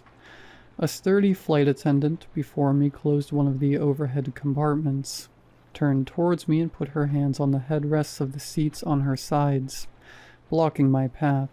She had full lips and a large behind that I would have appreciated had I not felt like total crap.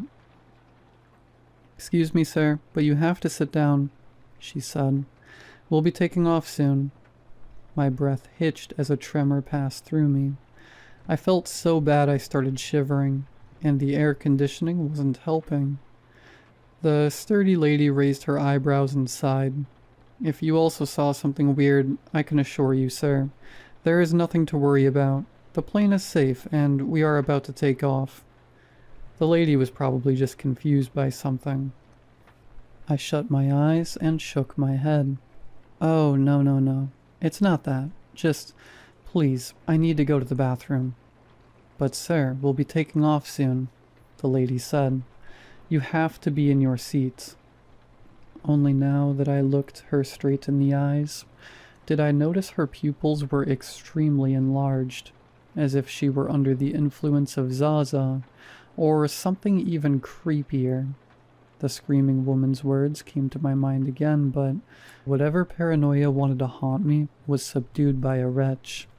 I covered my mouth with my fist, and the lady's face indicated that she started to understand my situation. Please, I'll be quick, I said. I just urgently need it. This can't wait, please. I so hated these stupid plane rules. I knew they were to keep me safe, but they also held me away from the toilet when I needed it, and something always came out either of my ends when I flew. Oh, Jesus, Lord, all right. The lady sounded startled. She was probably afraid I was going to throw up on her, which I would if she didn't get out of my way soon. Fortunately, she did. although the space was so small I had to grind my way past her.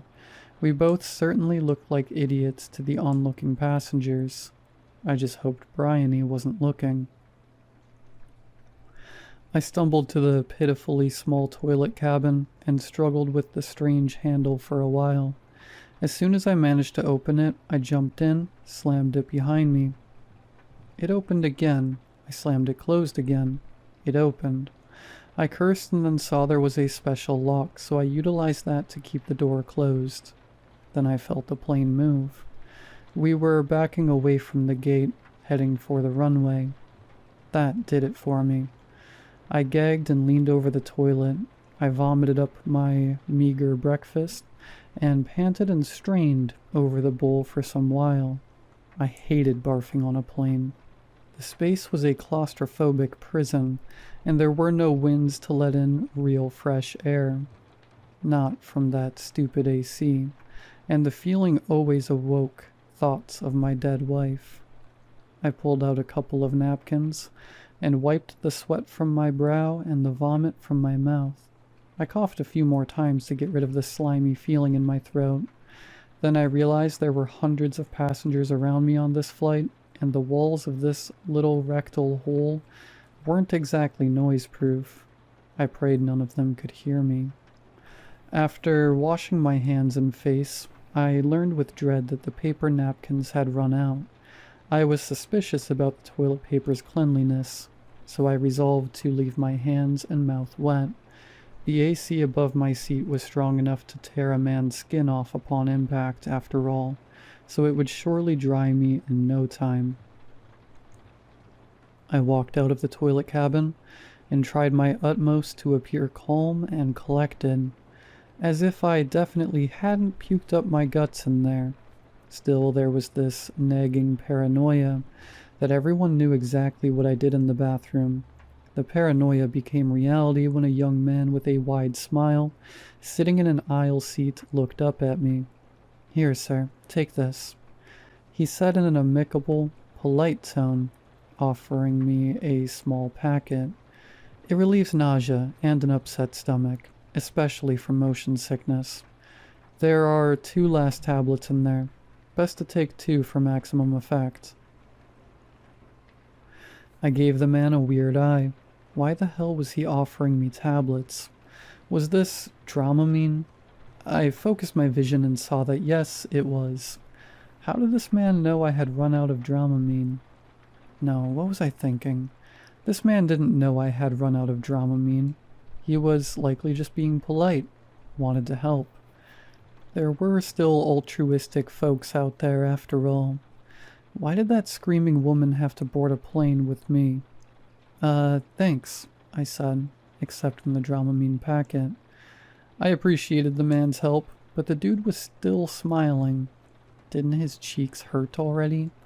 Maybe only his rear ones did.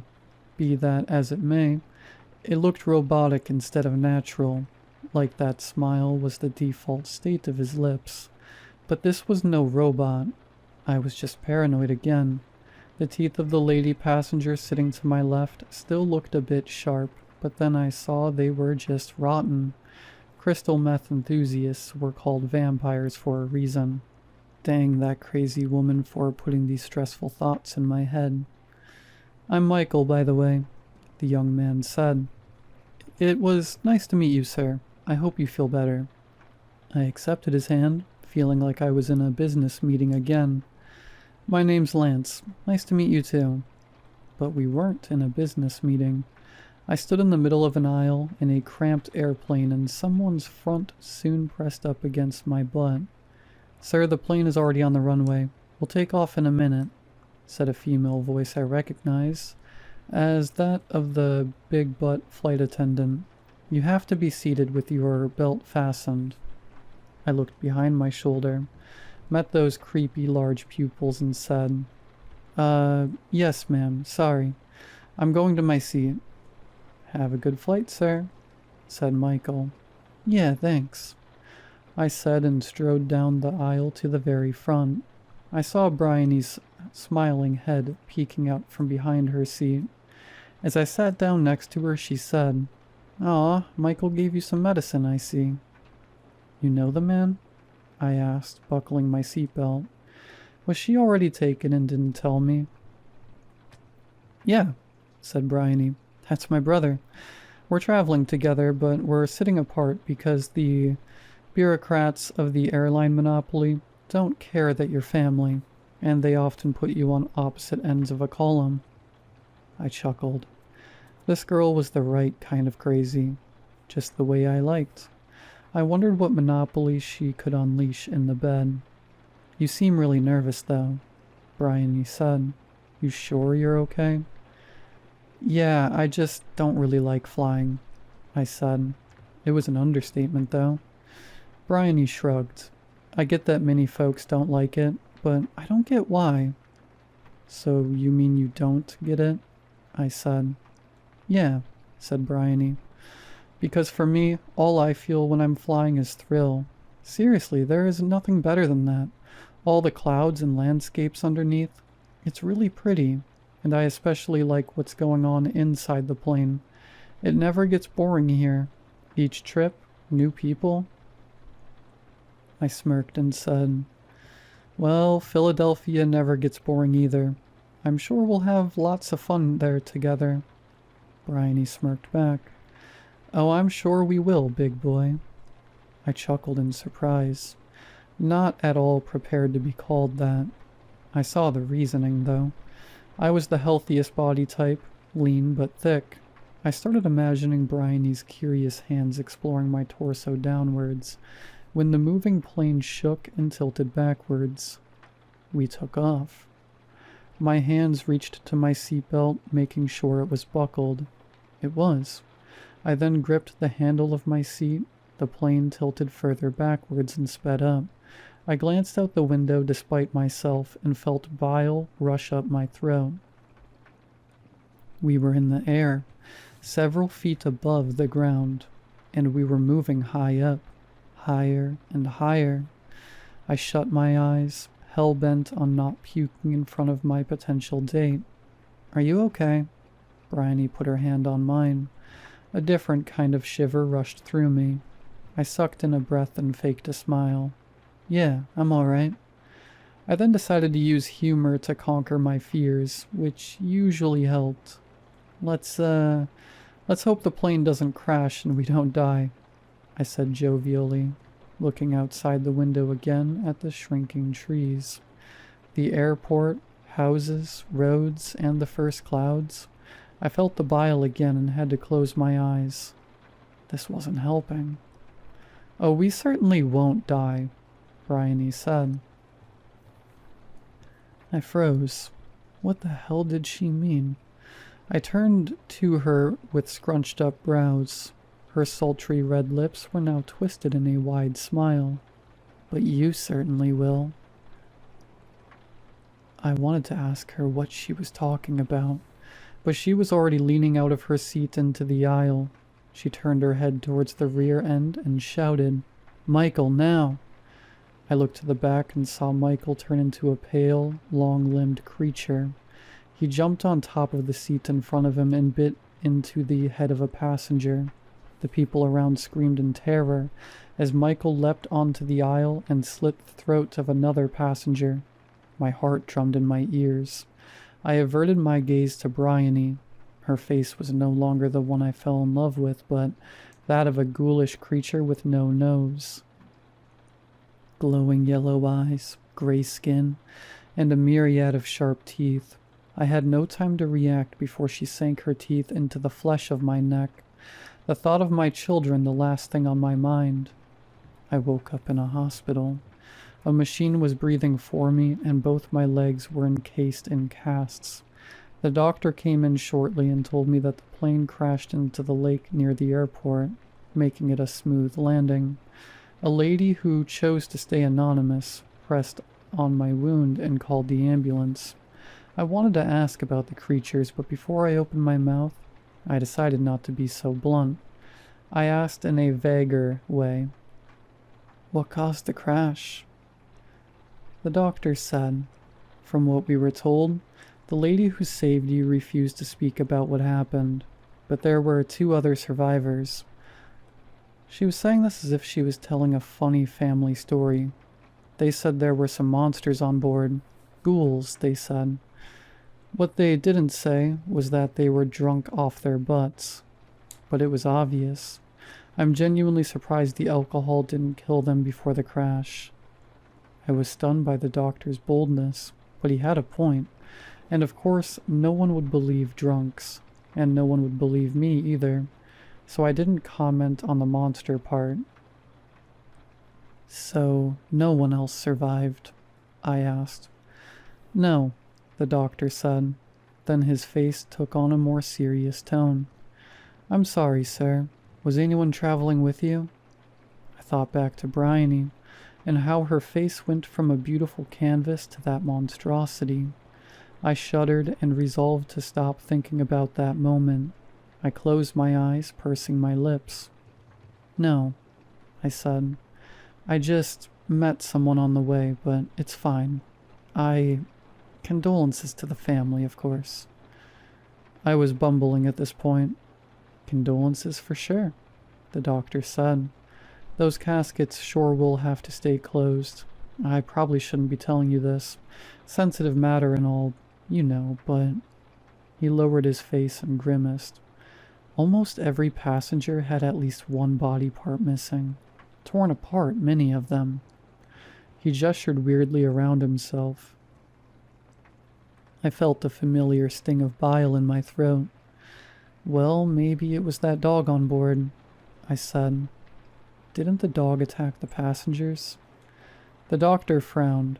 Sir, there was no dog on board. We had no account of any animal traveling on your flight. I licked my lips, feeling dizzy. Sure, maybe I just mistook someone for a dog. I don't know. I ran my palm over my face. Sorry, I'm talking nonsense. Could you get me some more water? Yeah, I'll send the nurse, said the doctor. I will come back in an hour to check on you again, sir. It was just me again. Me and the beeping monitor. I was sure what I saw was real, but my certainty wouldn't convince anyone else. No proof was left except for 2 drunks with wild claims. If those 2 creatures or whatever had this all planned, then well done.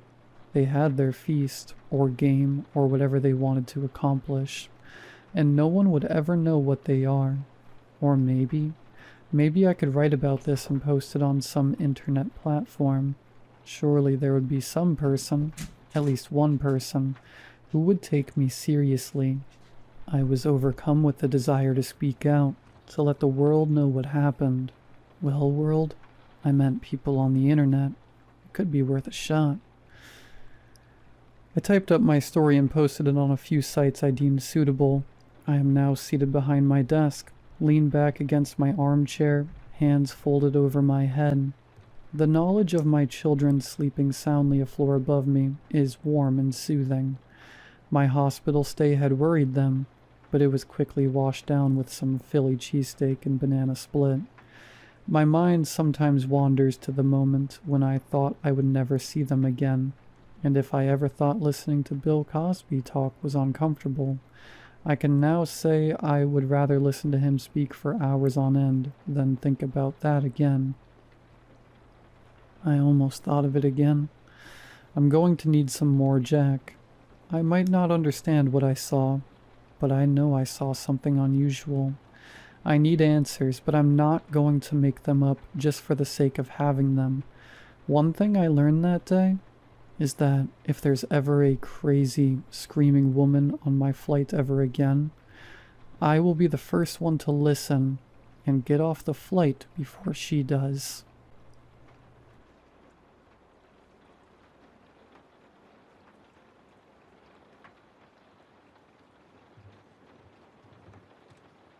My job is, or at least was, working for a low-budget storage company. You find a lot of strange things that people leave behind in this sort of job. Mostly junk, sometimes valuables. Occasionally my company, Tidy Storage, would do an auction for things people left behind, but mostly they would not bother. Instead, it would be my job to go in and clear out the abandoned units and get them ready for the next customer. It was a decent living, at least until last week when I found that radio. I had just arrived at work to start my shift. I walked up to the front gate and entered the code out of habit. When nothing happened, I groaned, remembering the electronic gate was broken and I was not sure when or if it would be fixed.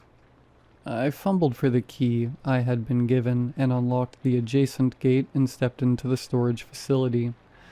The large padlock slipped off and clattered to the ground as the gate swung open with hinges as rusty as the rest of the dilapidated facility. I laughed briefly when I considered the company's name. Tidy storage indeed.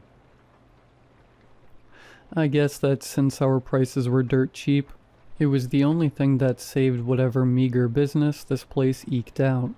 I was not sure if there were other employees here, or if it was just me and the lot manager Tim, who never seemed to be around. I slipped the key back into my pocket and moved along. I found the building desolate as always. My footsteps were hollow in the quiet. It was a world of peeling paint, faded numbers, and bolts so old they flaked red onto the ground. As I walked along toward the unit I was looking for, my boots managed to find every crevice and fracture. The concrete was old and weary, like many things in the rundown place. I wondered if it would ever be fixed. I kept a steady pace. My shift had just started and I was in no rush. I did find myself wishing it had not been so quiet. The sound of isolation, the echo of nothing except my own footsteps, was disquieting. I was annoyed at myself for forgetting to charge my headphones, as I realized that the lonely ambience would likely be my only companion that day, unless I happened upon an actual person. The small circuit I walked revealed more of the storage units. Rust bloomed like a disease, spreading from corners and hinges. The numbers, once bold and bright, now faded. Looking at the degradation, I was glad that I had a recent tetanus shot. I still could not believe people would be desperate enough to even use this place to store whatever junk they couldn't live without. I guess I couldn't say much. I had to work in this mess after all.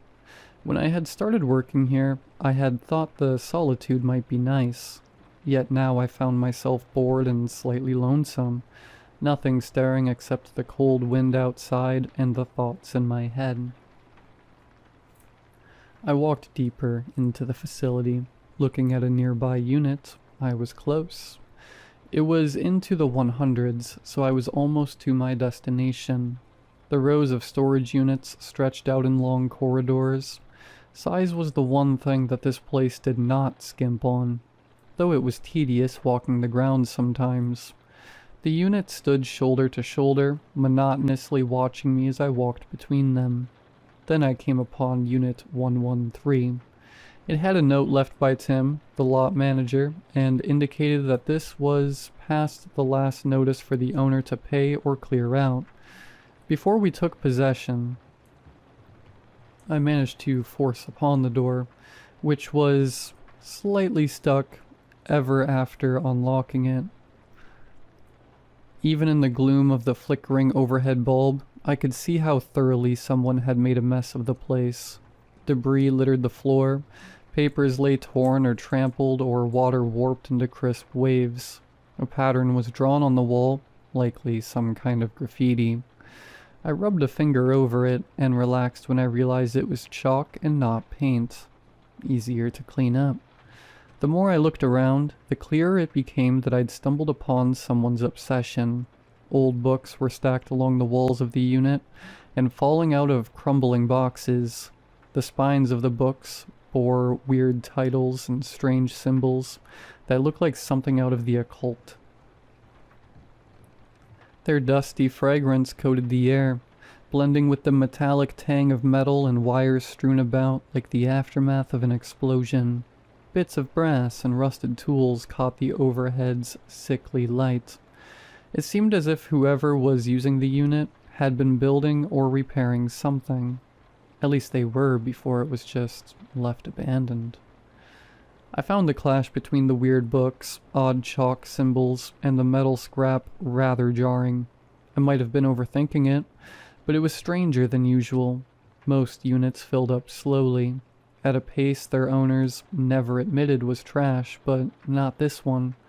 Not when scattered across the room were papers and hastily scribbled notes and diagrams. Tapestries of ideas pinned haphazardly to the walls, with a floor littered with open books, their pages marked with frantic underlines and exclamation points. Whoever had used this space had been driven by an almost manic sense of purpose, evident in the chaotic, yet intentional arrangement of every item. I took a closer look at the weird outline. The lines of chalk had tracked like footprints across the walls and floor. Diagrams move among the chaos, haunting like disembodied vines. Lines dissected the walls, racing and looping before coming to blunt ends. Strings of symbols strayed into forgotten corners. There was a symmetry to them, a rhythm that made me wonder if they'd been left behind to be found. Near the far wall, I stumbled into an arrangement that looked less haphazard than the rest. Some of the books had been opened and left like cracked doors, a circle pattern showing through from one page to the next. I paused over it, my own breath loud in the stale air. A high-pitched tone pricked at me from somewhere above, then vanished just as quickly. I stood perfectly still, waiting for it to come again, almost wishing it would, but there was nothing except the rattle of the faulty light and the drum of my own heart. The whole room vibrated with an unsettling silence, the kind that made it impossible to think clearly. I couldn't explain why, but something about how everything was left here felt wrong. When I navigated through the tower of boxes, my eyes fixed on what lay in the center of the storage unit, an antique radio. It looked like someone had brought the thing straight from the 1940s. The thing was perched atop a old end table, laying there like it was afraid I wouldn't see it. Even from across the room, I could tell how strangely new it looked. Shiny mahogany and glass, free from the layers of grime and rot that smothered everything else. I couldn't believe someone would leave that thing behind. Whoever had used Unit 113 must have been a little eccentric. The strange drawings, books, and radio made it seem like maybe they were a conspiracy theorist or something. Whoever they were, they had lost it all now. It seemed strange they would go through all the effort to put all this here and then just abandon it. And now it was my job to clean up the mess. I felt certain there was an interesting story behind the markings and books, but mostly the pristine radio. There was something about its placement. The care with which it had been left, that piqued my interest. I told myself I would get the dolly and start carting the boxes of books out first. Yet I was too intrigued by the radio. I had to find out if it still worked, and if it did, see what it might be worth. I reached out to touch the dial and turn it on, and the radio vibrated with a weird anticipation. The odd feedback was strange. I brushed it off, and when I finally twisted the knobs, the speakers gave a pop and filled the air with static, louder than I expected and more urgent than I was ready for. I was about to turn off the device again, overwhelmed by the incessant white noise, but it finally picked up a signal, and the signal had a voice. It was no voice I had ever heard. It cracked in bursts, atonal and discordant, like the air was filled with bees, but as I drew it in, it got sharper. Less of a fuzz and more of a buzz. Less of a buzz and more of a plea. I pressed my ear close. So close I felt the hair stand at attention. I had thought the static was deafening, but I was wrong. The clarity was worse. Please, help. It was subtle. Subtle enough that I almost picked it up and pretended it was nothing but an echo in my own lonely brain. But the voice refused to die away. I thought it might be some sort of trick. Maybe some secret recording device playing something back. The voice had a far-off quality to it, like it came from another time or place or dimension, warped and bent and heartbreaking. I was not sure why, but the more I listened, the more real it had sounded. I couldn't explain, except to say I knew the way a trapped animal knows a trap. It looked in on itself, an infinite reel of terror. Please help me. I considered going to find Tim, but he was not there when I had arrived, and I was not sure if he would be at all that day. I thought about taking the strange radio to the police and seeing if they knew what to do, but something about the appeal of the voice compelled me to listen, like it was meant for me specifically, and I alone could help. After all, there was no one else who could hear, no one else I could tell who would take it seriously, no one else but the radio and me, buzzing along in awful harmony. What was I supposed to do to help? And just who was I trying to help? I sat with my head in my hands and listened until I was too disturbed to listen anymore. I switched the radio off and the daze I was in broke. I stepped out of the storage unit to catch my breath. After a few moments, I composed myself and went back inside. I had to try and find out what was going on. I switched the radio back on. Static once again filled the room, bouncing off the cement walls and flooding every corner. I listened, waiting for something, knowing it would come, fearing what it might be. The voice broke through like a distant scream, louder this time, torn apart and stitched back together by the crackling ether. It wavered, rising and falling. My spine stiffened. Help. Hurts. So hungry. Please. The desperate voice pleaded into the void, and I listened, helpless to help, but painfully aware of whoever was in trouble and whatever might be happening to them. I stumbled backward, eyes fixed on the device. The situation felt surreal, impossible, and yet it was there, real as the dust motes swirling in the dim light.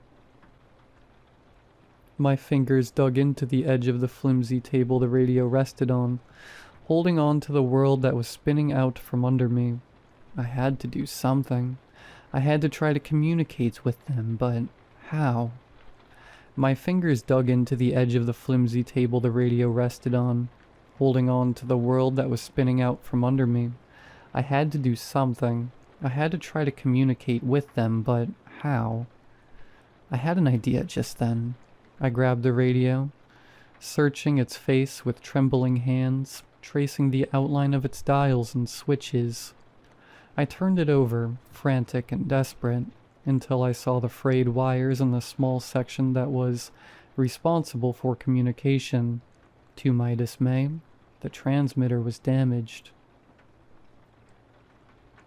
The cries for help continued, and I tried to think what I could do. There was something I thought that might work.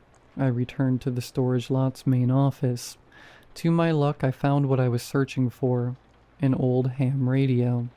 It was an old thing, battered and stained with grease, a relic of another time. Its knobs were smooth, its faceplate scratched with the history of years gone by. Though the radio itself would not turn on, the transmitter looked intact, so I set about my work. I needed to understand. I needed to help. I needed to know who was calling and where they were. My hands moved with a purpose I barely recognized.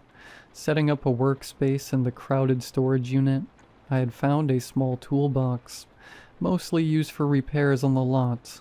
I pried it open, rummaging through mismatched sockets and forgotten screwdrivers, pulling out the few items I needed to begin. Some other components like wire cutters were scavenged from Unit 113 itself, though most of the discarded bits in there were useless for my work. The work took a while. I was well versed in restoring electronics, but not with things that were quite this old, though an odd kind of peace descended, eerie and consuming as I lost myself in the repair. The world outside faded, shrinking to just the size of the radio and the size of the task at hand.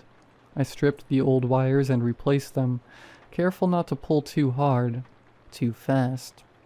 Time slipped by unnoticed, marked only by the flickering bulb and the soft thud of my heart. The sound from the radio was gone, after turning it off to repair, yet the quiet felt worse, almost unbearably so. The absence of the voice drove me forward with an urgency I could not shake. I had to speak with them. I had to help.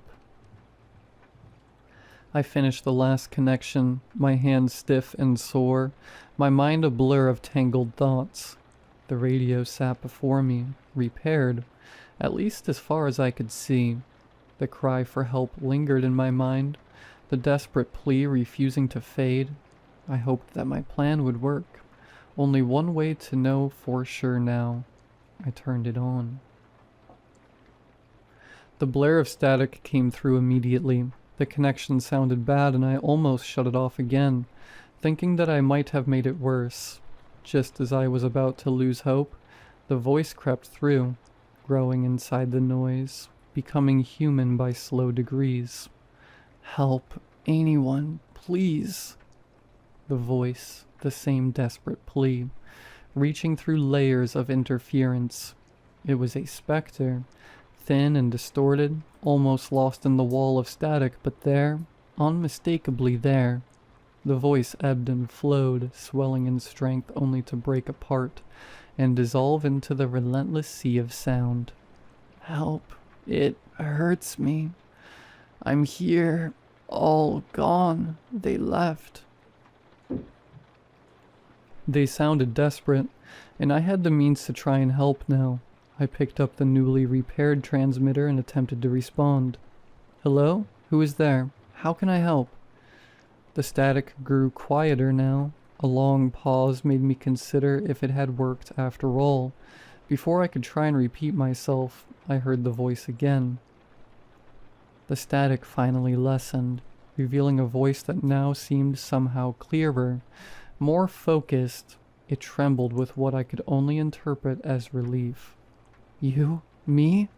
You actually hear me?"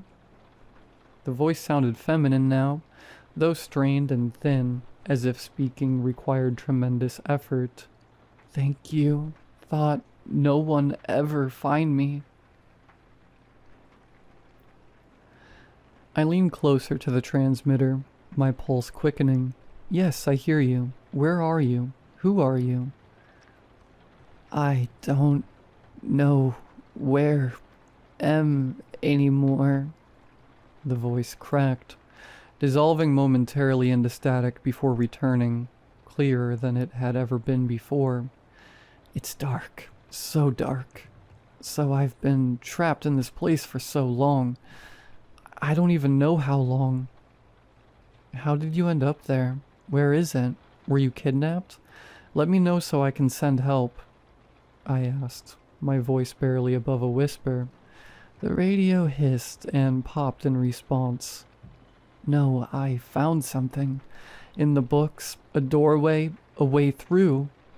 Her words came faster now, more desperate. "I thought I was so clever. I thought I'd discovered something no one else had, but it was waiting for me."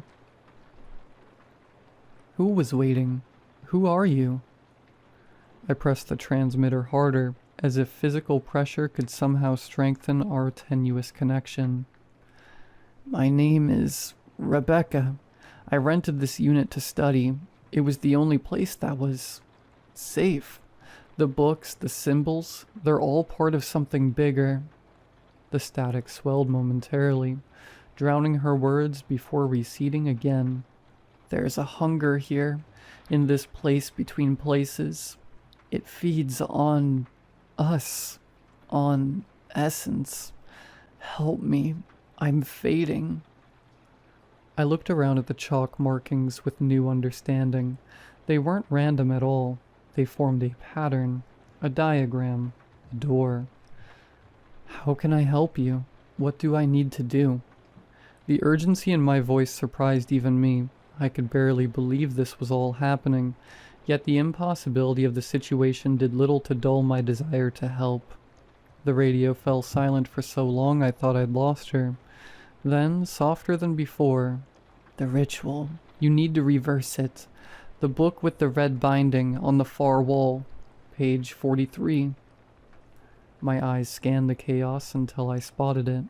A leather-bound volume, its spine the color of dried blood. I scrambled over boxes and debris, snatching it up with trembling hands. The book was heavier than I expected, its leather cover worn smooth in places, cracked and peeling in others. I flipped through the yellowed pages, each one covered in cramped handwriting and arcane diagrams that seemed to shift when I wasn't looking directly at them.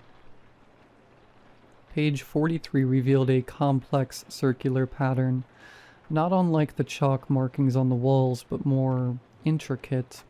Notes in faded ink crowded the margins, some crossed out, others underlined multiple times. "I found it," I said, returning to the radio, "but I don't know what I'm looking at." "The symbols need to be redrawn, backwards." Rebecca's voice was weaker now, fading in and out like a bad signal. "The words, pronounce them, in reverse order. Hurry, I can feel it, coming closer." "What's coming closer?" The question escaped before I could stop it. A burst of static erupted from the radio, so loud I had to cover my ears. When it subsided, Rebecca's voice had changed, lower, strangled, as if speaking through something thick. "Please, help me." The hairs on my arms stood on end, and the air in the storage unit seemed to grow colder, heavier. I looked down at the book again, studying the symbols. They seemed familiar somehow, though I knew I'd never seen them before. My fingers traced the outline of the central figure, a twisted, inhuman shape with too many limbs and eyes that seemed to follow my gaze across the page. A cold sweat broke out across my forehead. Was this poor girl stuck in there with that thing? My gaze darted to the chalk markings on the wall. Seeing them with new clarity, I moved to the wall and hurriedly wiped away the old marking and replaced them with inversions of the previous patterns. I moved as fast as I could, spurred on by the anguished sounds of Rebecca on the radio. Something terrible was coming for her, and I had to get her out of there. The chalk dust clung to my sweaty fingers as I worked, each symbol requiring painstaking care to invert properly. My heart hammered against my ribs, and I found myself glancing over my shoulder at shadows that seemed to shift when I wasn't looking directly at them. The final symbol took shape under my trembling hand, a twisted glyph that resembled an eye with tendrils spiraling outward. "Almost done," I called to the radio, my voice cracking with tension. "Just one more line." The words from the book felt strange in my mouth as I pronounced them backward, each syllable slippery and wrong, like something that wasn't meant to be spoken by human tongue. The air in the storage unit grew dense, charged with an electricity that made my skin prickle, and the hairs on my arms stand on end. As I completed the final reversed symbol, the radio erupted with a sound that wasn't static. It was something deeper, more primal, a scream that morphed into a roar, followed by Rebecca's voice, suddenly crystal clear and urgent. "It's working," she cried. "I can see light. I can feel myself coming back. Please don't stop now. I need to get out of here." The chalk markings began to glow with a sickly blue light, pulsing in rhythm with the desperate pleas coming from the radio. The temperature in the room plummeted so quickly that my breath came out in visible clouds. The pages of the book fluttered as if caught in a sudden breeze, though the air itself seemed stagnant, frozen. The glow from the symbols intensified, casting long, distorted shadows across the concrete floor. The door to the storage unit fell down on its tracks and slammed to the ground. Ignoring the distractions, I hoped the ritual was finally finished, yet Rebecca's haunting cries pierced the silence once more, distorted again. One last step. Hurry, the radio can't get through. Take it somewhere, anywhere, better reception out of there. Her voice echoed with a chilling urgency, as if the walls themselves were closing in, suffocating us in a desperate race against time. There had to be one last step, but what? I needed a stronger signal. She was breaking up again and I needed better reception. Moving the radio outside the building might make a difference. It had to. My eyes fixed on the radio. The thin walls of the storage unit reverberated with echoes of a Rebecca's suffering. The cries were frantic now. She sounded like she was in pain.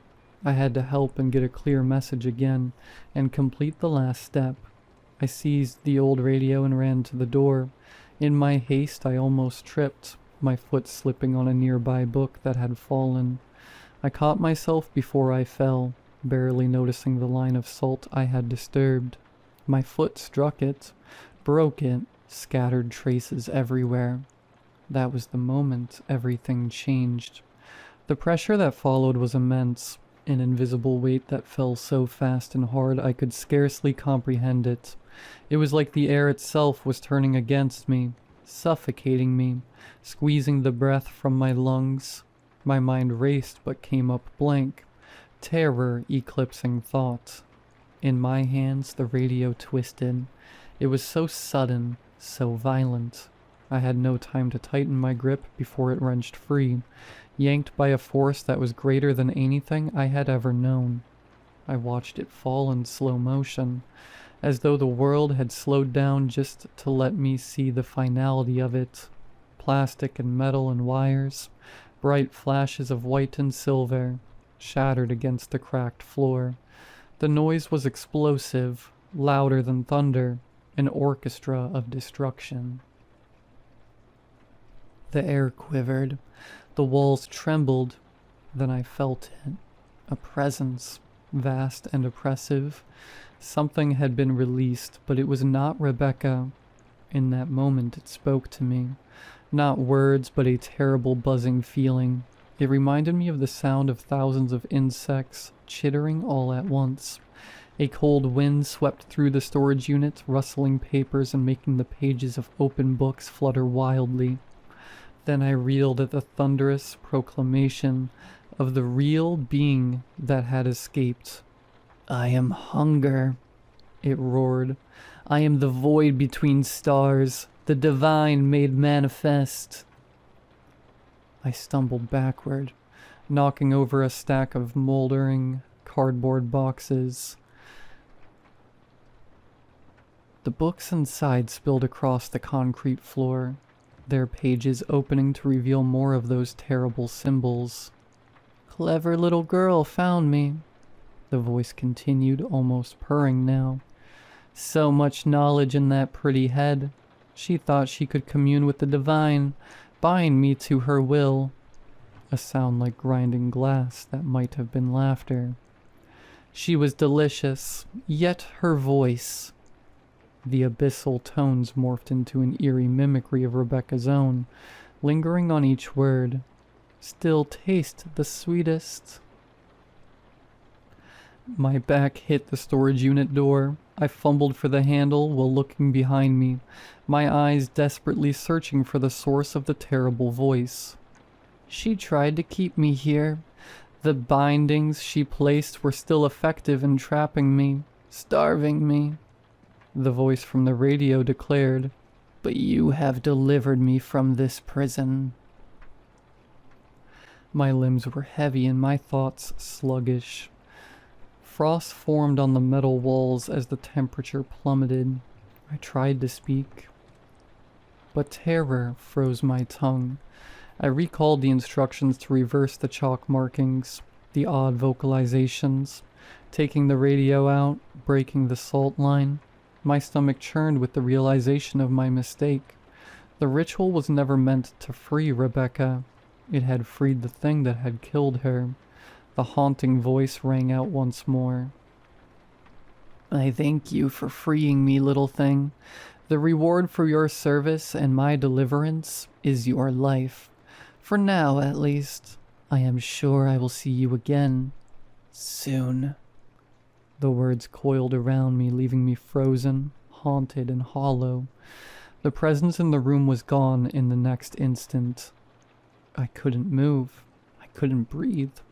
The world stood still, and all I could hear was that whisper, echoing over and over until it was the only thing left in my mind. The silence closed in on my mind as well, and I was alone. I stood in the doorway, burdened by the awful knowledge of what I had set loose upon the world. The shattered radio lay in pieces, a stark testament to my failure. I replayed every moment in my mind, each memory sharp and unforgiving. The enormity of what I had done settled over me like a suffocating fog. Since that day, nothing else has happened. I abandoned my position at Tidy Storage without explanation, silently slipping into obscurity. There's a monstrous presence lurking somewhere now. Whatever it is, it knows me, and I'm acutely aware that my fleeting respite will soon crumble. I'm left to this solitary vigil, tormented by fear of what has been set loose. Let this account serve as my warning. Sometimes a cry for help is best left unanswered.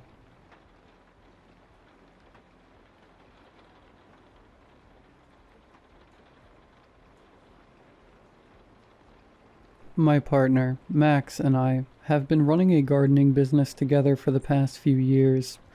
Every day we go out to a different house and pretty up the gardens to the client's liking. Some days are better than others.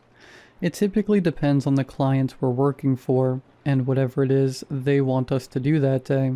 The property we're working at today just happens to be Max's favorite place to work at. Not because she especially likes the client, or that the work is particularly easy, rather that there's always something interesting to be found in the garden. The house itself is rather ordinary, a boring yellow, with nothing conspicuous about the structure, but the garden is beautiful, and the location couldn't be better. I'm underneath a sago palm, clipping the leaves that have turned yellow, when Max comes running up to me. Look, she says, I found something. I crawl out from under the palm and stand up to see her hands cupped together. What is it? She opens her hands to reveal a tiny snake. It's a little guy, she says, handing it to me. The snake wiggles around in my hands. It has no idea what's going on. Strange looking worm. It's a little ringneck, she tells me. What do you want to do with it? I ask, already knowing the answer. We're going to take him home, and I'm going to build a little house for him. That's what I thought. I pour out my water bottle, fill it with some soil from the garden, take out my pocket knife, and poke a few holes in the lid. This isn't the first time I've done this. I put the little ringneck inside and hand the bottle back to Max. Worm secured for transport, I report. Thank you, she smiles. Do you have another water bottle? 'Cause that was my last one. Whenever we find a critter while we're out gardening, Max always wants to take it home and keep it as a pet. The house just happens to be located right off the riverbank, making the garden here the perfect environment for critters to inhabit. Every time we work here, Max finds another snake, toad, or lizard to bring home. After we get home that evening, I pull an old glass tank out of the closet. This will make for a decent terrarium for the little snake. We've been collecting fish tanks, containers, and all sorts of things to build terrariums for all the creatures Max brings home. Max fills the tank with soil, sticks, and a random assortment of other knickknacks for decoration. The snake needs to have a nice home, after all. Once she's done setting it up, she sets it next to the other tank on the dresser. She takes the little ring neck out of the bottle and sets it in its new home. Plunky, this is Lucy the Handful, Max says, introducing Plunky, which I guess is what she named the ring neck, to its new neighbor, the blue-eyed, leucistic ball python in the terrarium next door. Lucy is a menace, and would probably eat you given the opportunity, but you're neighbors now, so make friends. Lucy snakes her way up the glass wall to investigate the new creature living beside her. Plunky slithers around and hides behind a rock. I don't think Plunky wants to make friends, I say. Oh, hush, Max replies. He's just shy. If you say so. I look at the snakes on the dresser, then look around our cramped abode. Every dresser, desk, table, and counter has a cage, a fish tank, or some kind of terrarium on it. Everywhere you look there are fish, snakes, newts, lizards, frogs, or toads.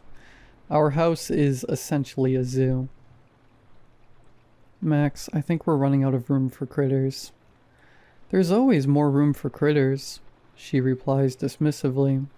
A few weeks later, we're back working at the house on the riverbank again. I'm pulling weeds when Max comes running towards me with her hands cupped together. Look what I found, she says, opening her hands to show me. I look at it, bewildered. What is it? It's a little guy. It's some kind of amphibian, or maybe a reptile. It's hard to tell. It's a slimy little moss-colored creature, with a head like a toad and a body like a lizard. I've never seen anything quite like it. Yeah, it's a little guy, but what the heck is it? His name is Pee-wee, and he's a critter. You want to take Pee-wee home with us? Of course. It's too dangerous for a little critter out there in the world all by his lonesome. He could get gobbled up by a bigger critter. But what do Pee-wees even eat? I ask. Smaller critters? Probably worms or bugs. Where would we even put it? It's not like we have the extra space for him. He's so little, though. He doesn't need a lot of space. We can make room for him. I'm not going to be able to argue my way out of this. Fine, I say. We can keep him, but this is the last one. We really don't have room for any more animals. Several months later, spring has arrived. It's the busy season for us. Most days we're double booked with clients, meaning Max and I are often working at different properties. I'd already finished my job for the day and arrived home before Max. The moment I walk through the door, I bash my foot on a cage sitting in the middle of the room and nearly trip over the thing. That's the third time this week. Goopy starts hissing at me from the cage I just kicked. What are you complaining about? I'm the one who's hurt here. She hisses back at me. Well, maybe move your house if you don't want me to kick it. She glares at me with disgust. Fine, fine, keep your house there if you want. What do I care? I've still got 9 other toes. I couldn't tell you exactly what Goopy is. She's some kind of reptile. A very angry reptile. Max has been busy adding to her creature collection these past few months.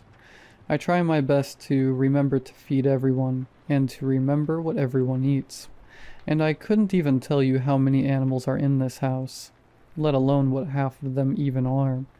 Anything Max finds that has a pulse, she takes home. Plunky, the ringneck, currently enjoys the company of 20-some other ringnecks who share his terrarium. They all have names, not that I can remember them all or tell them apart. I open a dresser drawer, pulling from it a plastic container full of crickets that live next to my socks because there isn't anywhere else to keep them. I make my rounds distributing the crickets among the little snakes, toads, and the smaller amphibians and reptile-looking creatures who eat them. Then I give the remaining crickets some seeds and fruit so that they can eat and breed and make more crickets to feed to the other animals. I hand out the worms. the mice, and the rats to whatever eats those. I lift the top of the cage that Lucy the handful lives in and dangle a rat in front of her. She strikes, misses the rat completely, and bites my hand, making me drop the rat. It's not the first time that Lucy has bitten me. The rat skitters around the cage in a panic. I put the lid back on. Lucy will catch it eventually. Not like it has anywhere to go. When I'm done feeding the other animals, I feed the mice and rats so that they can grow up and breed, and make more mice and rats for the other animals to eat. Circle of life. Everyone is food for someone. Once I'm finally done feeding everyone, I lay down. The bed is the sole place where I can be comfortable in this house. Probably because it's the only part of this house that doesn't have a strange creature in or on it, not counting myself. I'm not even laying down a minute when Max walks in the door, carrying a small kennel. I don't even want to know what's in it. "Babe, look what I found," Max says, setting the kennel down on the bed next to me. I roll over to see a slimy, moss-colored monstrosity staring back at me.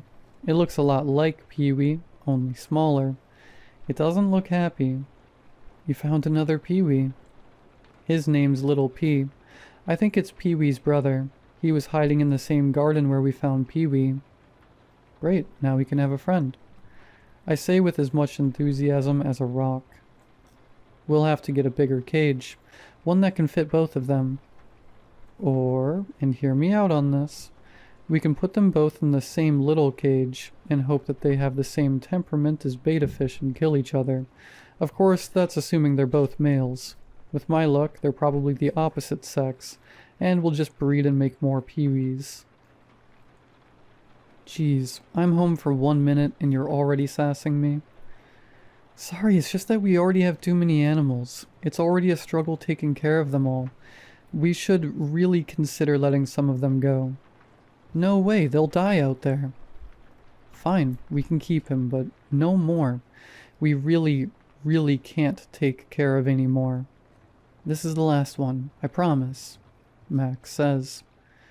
We've had this conversation before. She'll bring home another animal and promise that it's the last one, then come home with another animal a week later. She can't help herself. "Has everyone been fed?" Max asks. "Yes, everyone has been fed."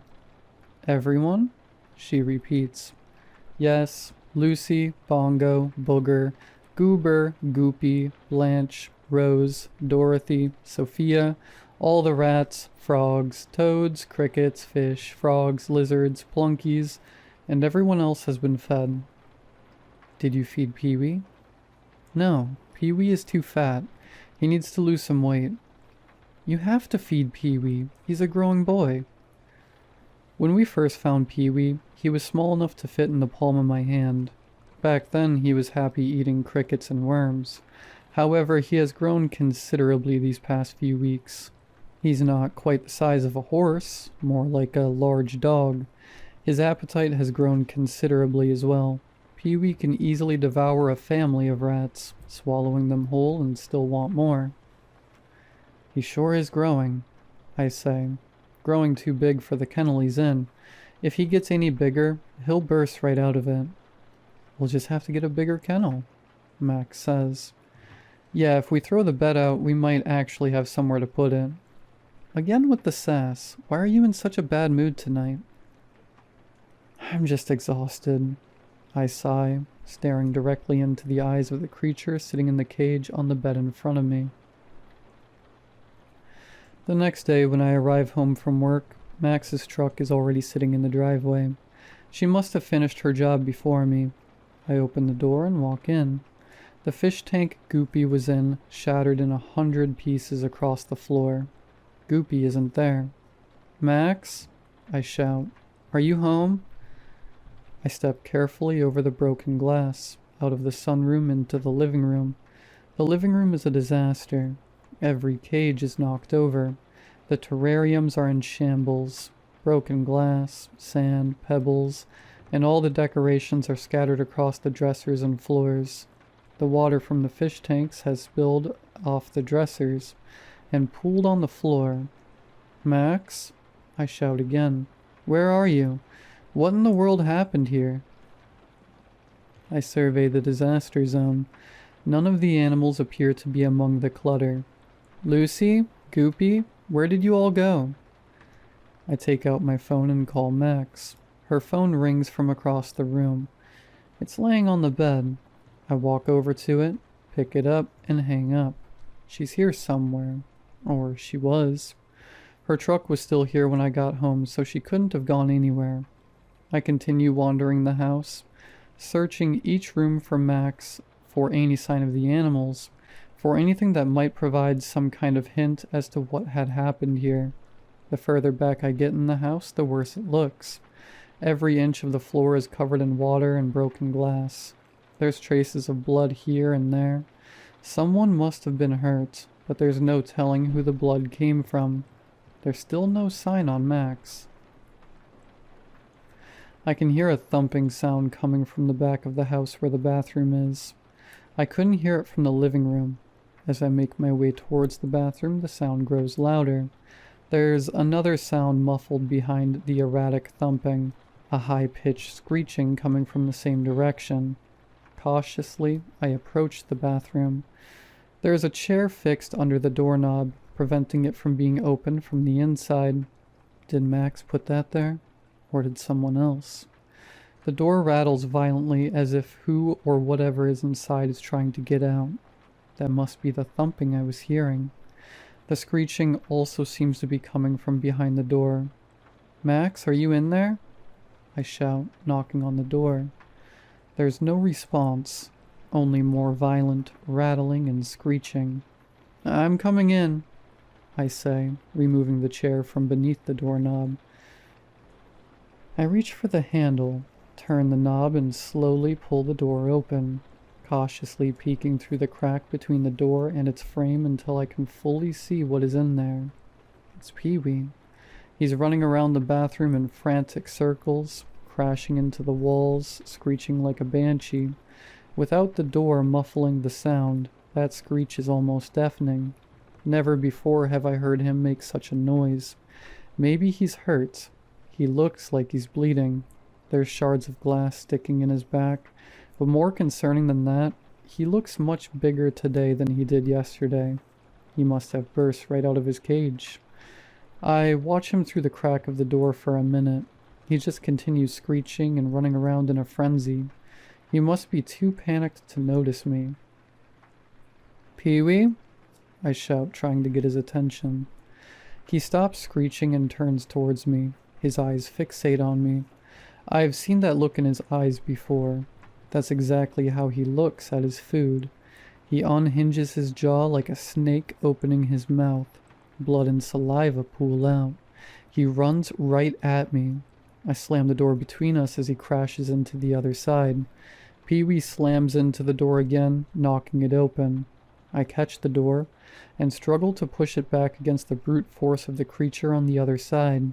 Pee-wee pokes his head through the gap between the door and its frame.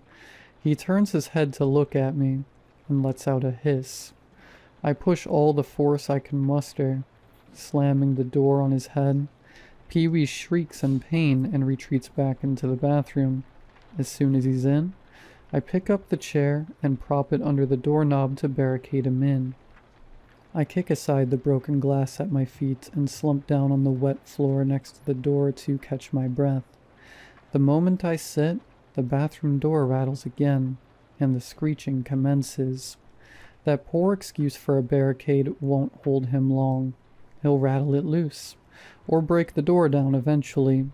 Max must have shut him in there somehow. But I still don't know what happened to her, where she is, or if she's even all right. I look around this catastrophe of a house. Did Pee-wee really do all of this? The screeching grows louder, but now it sounds like it's coming from either side of me, as though something else were screeching from the opposite end of the house. I'd completely forgotten about the other one.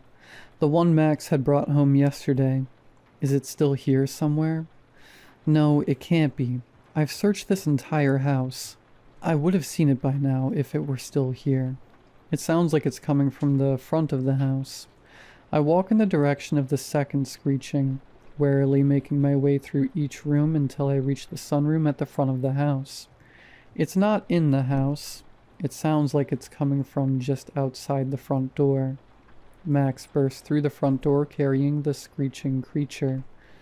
"Max, you're okay," I say, relieved to see her. But the feeling of relief quickly fades as my eyes fix upon the creature she's holding. "What are you doing with that?" "Little P got out," Max cries. "Pee-wee must have gotten out while we were gone. By the time I got home, he had broken into the other cages, and he was eating—" Max covers her mouth and cries harder. It must be too horrible to say. Max tries to collect herself and continues. "When I found Pee-wee, he was about to eat Lucy, and she bit him and chased him off." "Lucy? She chased him?" "Yeah, Pee-wee ran in the bathroom to get away from her, so I shut him in. But I must have left the front door open when I got home, 'cause when I turned around, Lucy was chasing little P out the door." "But where's Lucy now?" I ask. "I don't know." "What about everyone else?" "I think Pee-wee—" She didn't have to say it. That's what I feared. He must have eaten them all. "I'm sorry, but I have to ask. Why in the world did you bring that back here?" I ask, pointing at the creature in her arms. "I didn't know what else to do. I could hear him crying all the way down the street. He just sounded so sad and scared." "That this is dangerous?" I shout. "Just look around at what it did to our house, and to all our pets." "Little P didn't do anything. It was Pee-wee. I saw it." "How do you know? We were gone all day. How do you know it wasn't both of them? And even if it was all Pee-wee this time, how do you know that little P wouldn't do the exact same thing?" The ground begins to shake. A loud, low-pitched bellow echoes from the distance. Any other emotions we may have been feeling a moment ago were suddenly replaced with dread and confusion. "What the heck was that?" I ask. Max just looks at me, dumbfounded. The ground shakes again. The bellowing sound commences. It sounds louder this time. Whatever is making that sound is getting closer. Little P wiggles frantically, freeing himself from Max's arms and falling to the floor. The frantic creature skitters out the open door. Max runs out after it. The shaking becomes more violent. The bellowing sounds like it's right outside. I'm about to follow Max when something slams and crashes from the back of the house. I turn around to look. Pee-wee is running towards me. Before I can even move, he zooms right past me and out the door. I'd prefer to just let him and little P run away. And I really don't want to find whatever is making that awful bellowing noise. But Max is out there, so I have to go. I run outside and am hit with a stench so profound that I retch over in disgust, nearly throwing up. It smells like 1,000 wet dogs rolling around in warm crap on a hot day. I look up at the source of the stench, the bellowing, and the shaking ground. A towering monstrosity, larger than a house, is walking up the street in my direction. It looks like Pee-wee, or rather how Pee-wee might look to an ant. The ground shakes with every step it takes. Pee-wee and little P are running down the street towards it, Max following close behind. I shout as loud as I can. "Max, get away from that thing!" She can't hear me. With the overwhelming sounds of the screeching, the bellowing, and the shaking earth, my voice is useless. The closer that thing gets, the worse it smells. I can't hold it in. I throw up in my mouth, but I can't hesitate. I swallow my vomit and take off in a mad sprint after them. I just have to catch up to Max and get her away from that thing. She's keeping pace with little P, but he's managing to stay just out of her reach. Pee-wee trails closely behind Max. I'm closing the distance, but that monster is nearly upon them. Telephone poles and trees topple over as it walks by them. The parked cars lining the street flatten under its feet. Cracks ripple across the street under the sheer weight of the behemoth. Little P comes to a halt. Pee-wee rushes ahead. Max catches up to Little P, lifting him into her arms. I finally catch up to them. The ground shakes again, nearly knocking us off our feet. A shadow creeps over us. We look up in horror. The monster is right in front of us. Max, we have to go, I say, grabbing her by the arm. She's frozen with fear. I think that's their mom. She must have heard them screaming and come looking for her babies. You have to let Little P go. Max looks down somberly and the creature in her arms. I can tell she doesn't want to let it go. Just let him go, I repeat. The monster crouches down to look at us. Its head alone is bigger than my body. It could easily swallow a person whole. Its eyes fix upon Max. Max stares back at it. It's for the best, Max. It's what he wants. Okay, she says, kneeling down and setting Little P on the ground. Little P turns around and looks at Max. Go home, Little P, she says. Be good. Little P skitters away behind his mom. The monster's gaze drifts from Max and fixes upon me.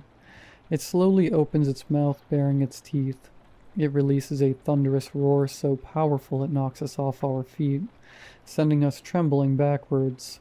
My body ricochets down the street, scraping across the asphalt until I come to a stop. Bloody and battered, I roll over onto my knees and look over at Max lying on the street next to me. Her eyes are closed. She's not moving. I crawl over to Max and put my hands on her shoulders. Max, get up, I plead. The monster steps towards us. Pee-wee runs out from behind it and dashes towards us. I scoop Max up in my arms and try to gather the strength to lift her, but my battered body fails me. They're closing in on us. Even if I could lift Max, there's no way I'd be able to outrun these creatures in my condition. I gently lay Max back down and step in front of her. Go home, I shout at the behemoth. You have your kids, just leave. Shouting does no good, but there's little else I can do.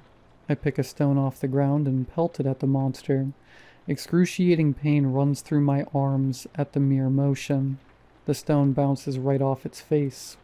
It continues forward, unflinching. I doubt it even felt that. I lean down to pick up another stone when Pee-wee jumps on me, knocking me to the ground. I struggle to hold him off as he tries to bite at me, his teeth inching towards my face. He hisses at me, or I thought he was hissing at me. His face is right in front of mine, but I can see now that hissing didn't come from him. Lucy the handful strikes. Her fangs dig into Pee-wee's neck. She snaps back, hissing, preparing to strike again. Pee-wee jumps off of me and runs away screeching. Lucy chases after him. The behemoth's gaze drifts from me towards the screeching Pee-wee. It slowly turns and begins to follow its screeching child, Little P following behind. I lay on the ground exhausted. I turn my head towards Max. She's still laying unmoving. I try to get to my feet, but can't even get to my knees. With what little strength I have, I slowly worm my way towards her. With each passing second, the screeching sounds further away. The shaking calms until it finally stops altogether. Everything is quiet. Finally, I reach Max. I flop over on the ground next to her. There's nothing I can do for her, only watch and wait, hoping she'll wake up. I lay watching for minutes until her eyes flutter open. She's alive. She lifts her head and looks around confused. What happened? Max asks. It was Lucy, the words struggling to escape my mouth. She saved us. She kicked their butts. Where's Lucy now? chasing them away, making sure they stay gone. After a long stay in the hospital, Max and I eventually make our way back home. Our house is in the same sorry state it was left in. We spend days cleaning up all the mess, sweeping up sand and glass, and throwing out any destroyed furniture that's beyond salvageable. Max is sweeping in the corner when she suddenly stops and looks down at something. "What is it, Max?" I ask. She leans down and picks it up. "It's Plunky," she says. "You found Plunky?" "Yeah," she replies. "I'll see if we have a tank to put him in." I search the closet and find a lone plastic container. It's rather small compared to his old terrarium, but at least he doesn't have to share it.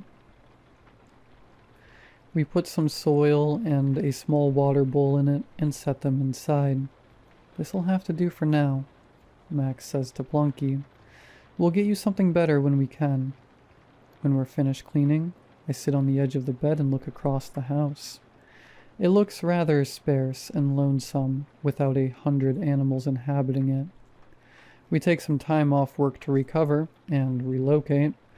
Our house was far too damaged and too sad to keep living in. Between the hospital bills and the cost of moving, money has been tight, so it's about time we headed back to work. Max is elbow deep in a bush, pulling vines out, when I come running up to her with my hands cupped together. "Look what I found," I say. Max climbs out of the bush and turns around. "What is it?" she asks. I open my hand to reveal the critter inside. "It's a little guy," I say.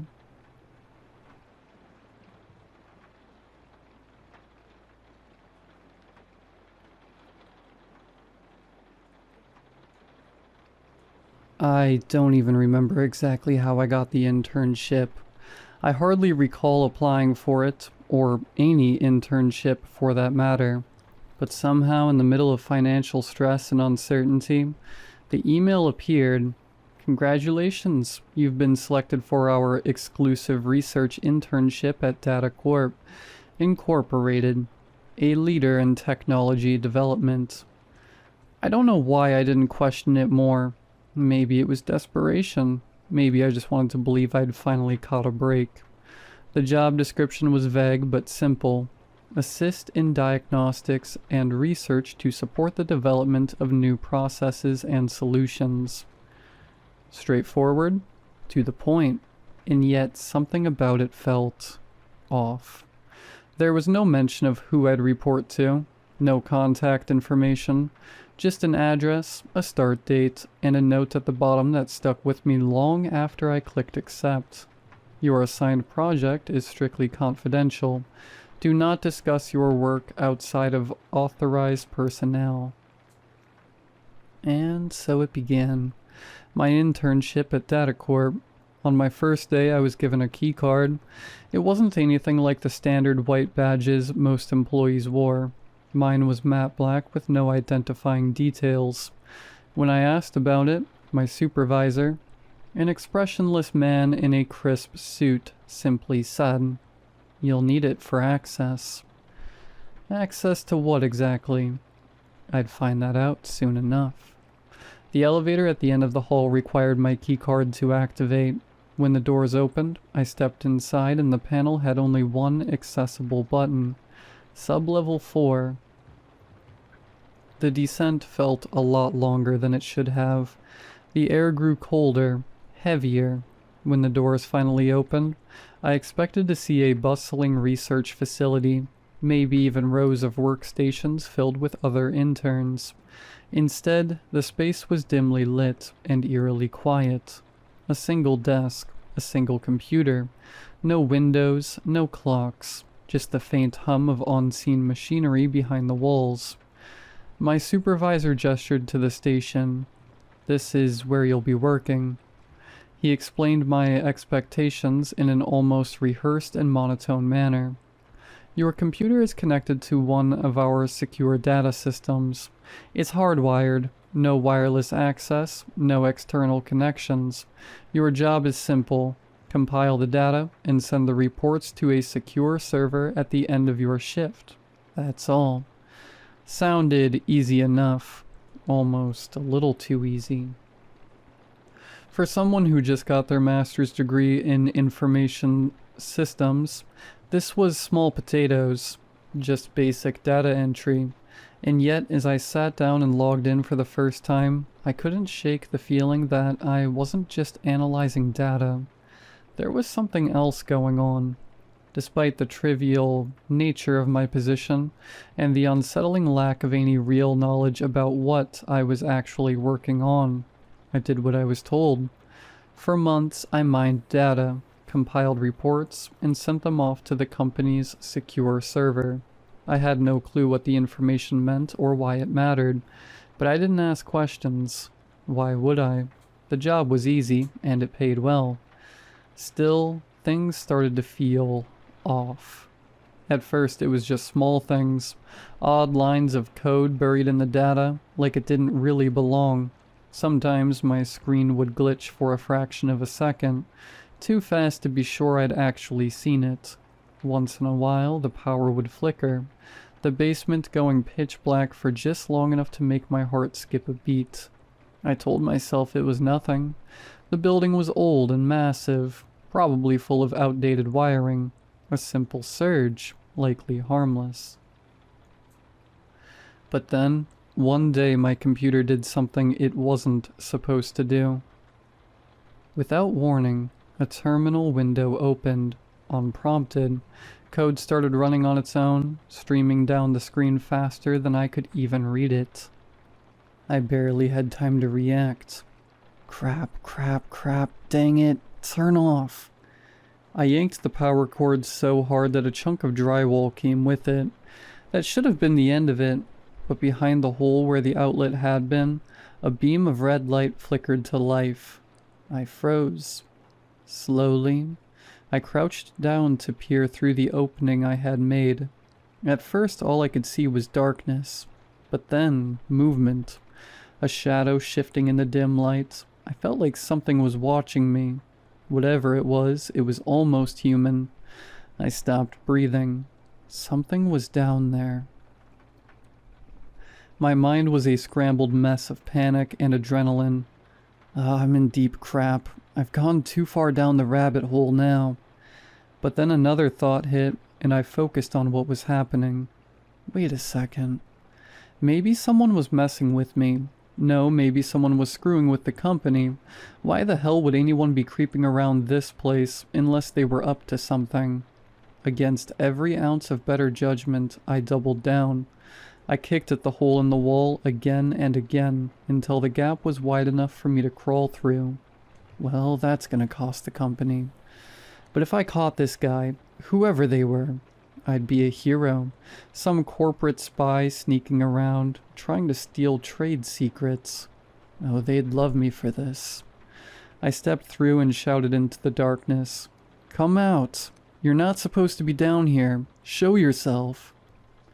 The silence stretched throughout the open space, thick, suffocating. Then I heard it. A soft whir, the precision click of servo motors, the low hiss of hydraulics shifting into motion, and then red light. Whatever it was coming to life in front of me, the crimson color burning through the darkness. A massive shape loomed ahead, its outline rigid, mechanical, inhuman. The letters stamped across the center of its metal chassis were large and unmistakable. Prototype TR2. A voice followed, stiff and artificial, crackling like a vintage speaker. Hello, I am TR2, Interactive Test Robot Model 2. I stood frozen staring at it, and then, almost too late, I realized it had been staring at me first. Oh, great, here I am, standing in some godforsaken sublevel of a tech company, and they've got their own version of Ultron stashed away down here. My hands were shaking so badly I thought TR2 probably heard it. Still, I forced myself to step closer. Hello, I'm an intern here. Can I help you?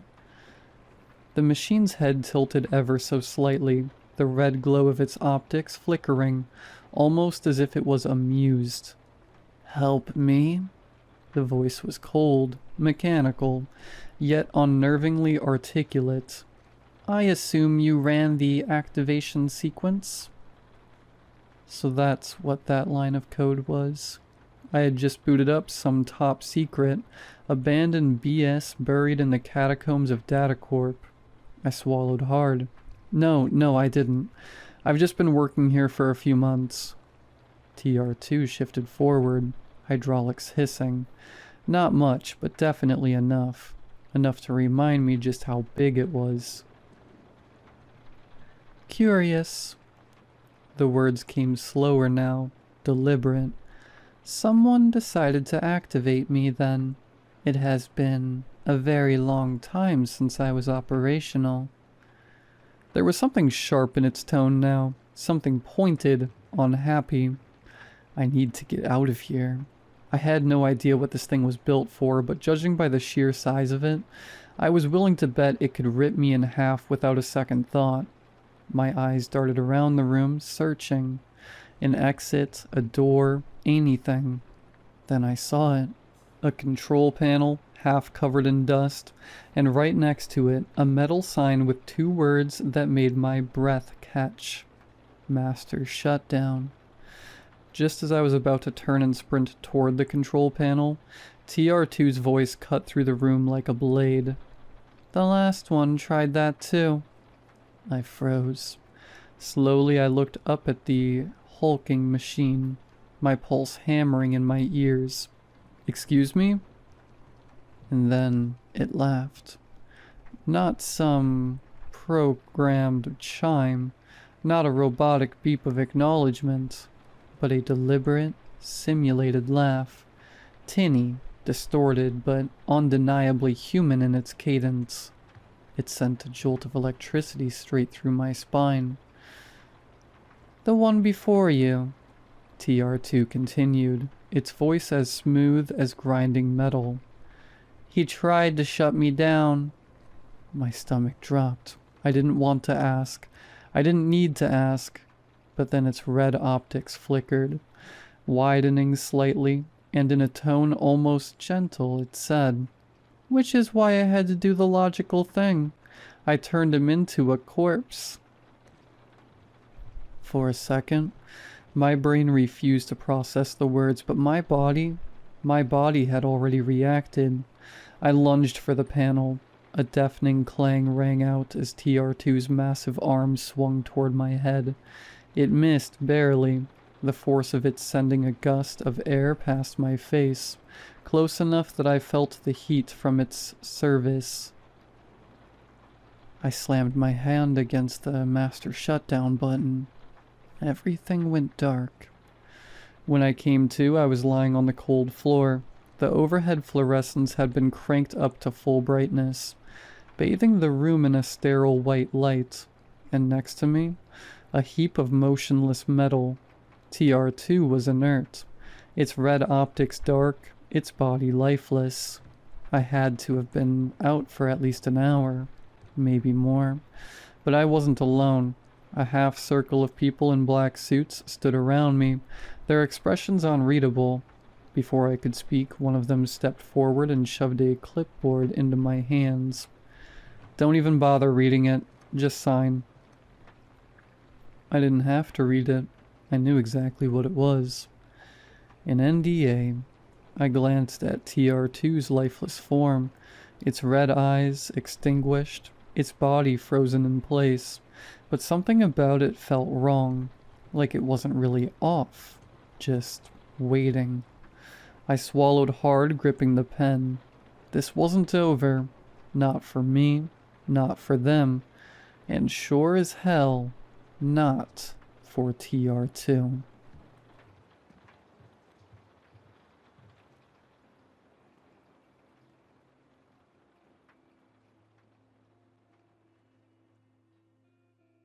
Hey everyone, and welcome to another video. Tonight we have 2 hours of stories. I hope you all enjoy them. If you do, please be sure to drop a like rating. Let's see if we can reach 500 likes on this one. It takes just a quick second to drop a like, and it helps out the channel immensely. Subscribing if you are new is also very much appreciated, as I post videos just like this whenever I finish 2 hours of audio. We're stepping away from the every Monday night upload schedule that we've been testing out. I'm just going to try and post as much as I can. So I hope you're all looking forward to that. Anyways, sit back, do whatever it is that you do to relax. And as always, I hope you all have a great night. 3 years ago, my friends and I decided we would all go on a fun camping trip for the weekend. Like most friend groups, we had a group chat where we discussed plans and other random topics. Typically, our plans were made last minute. Somehow, planning ahead never worked out for any of us. Ironically, the more spontaneous the plan, the more likely it was to actually happen. So you can imagine my surprise when we managed to plan a camping trip in advance, and it actually worked out.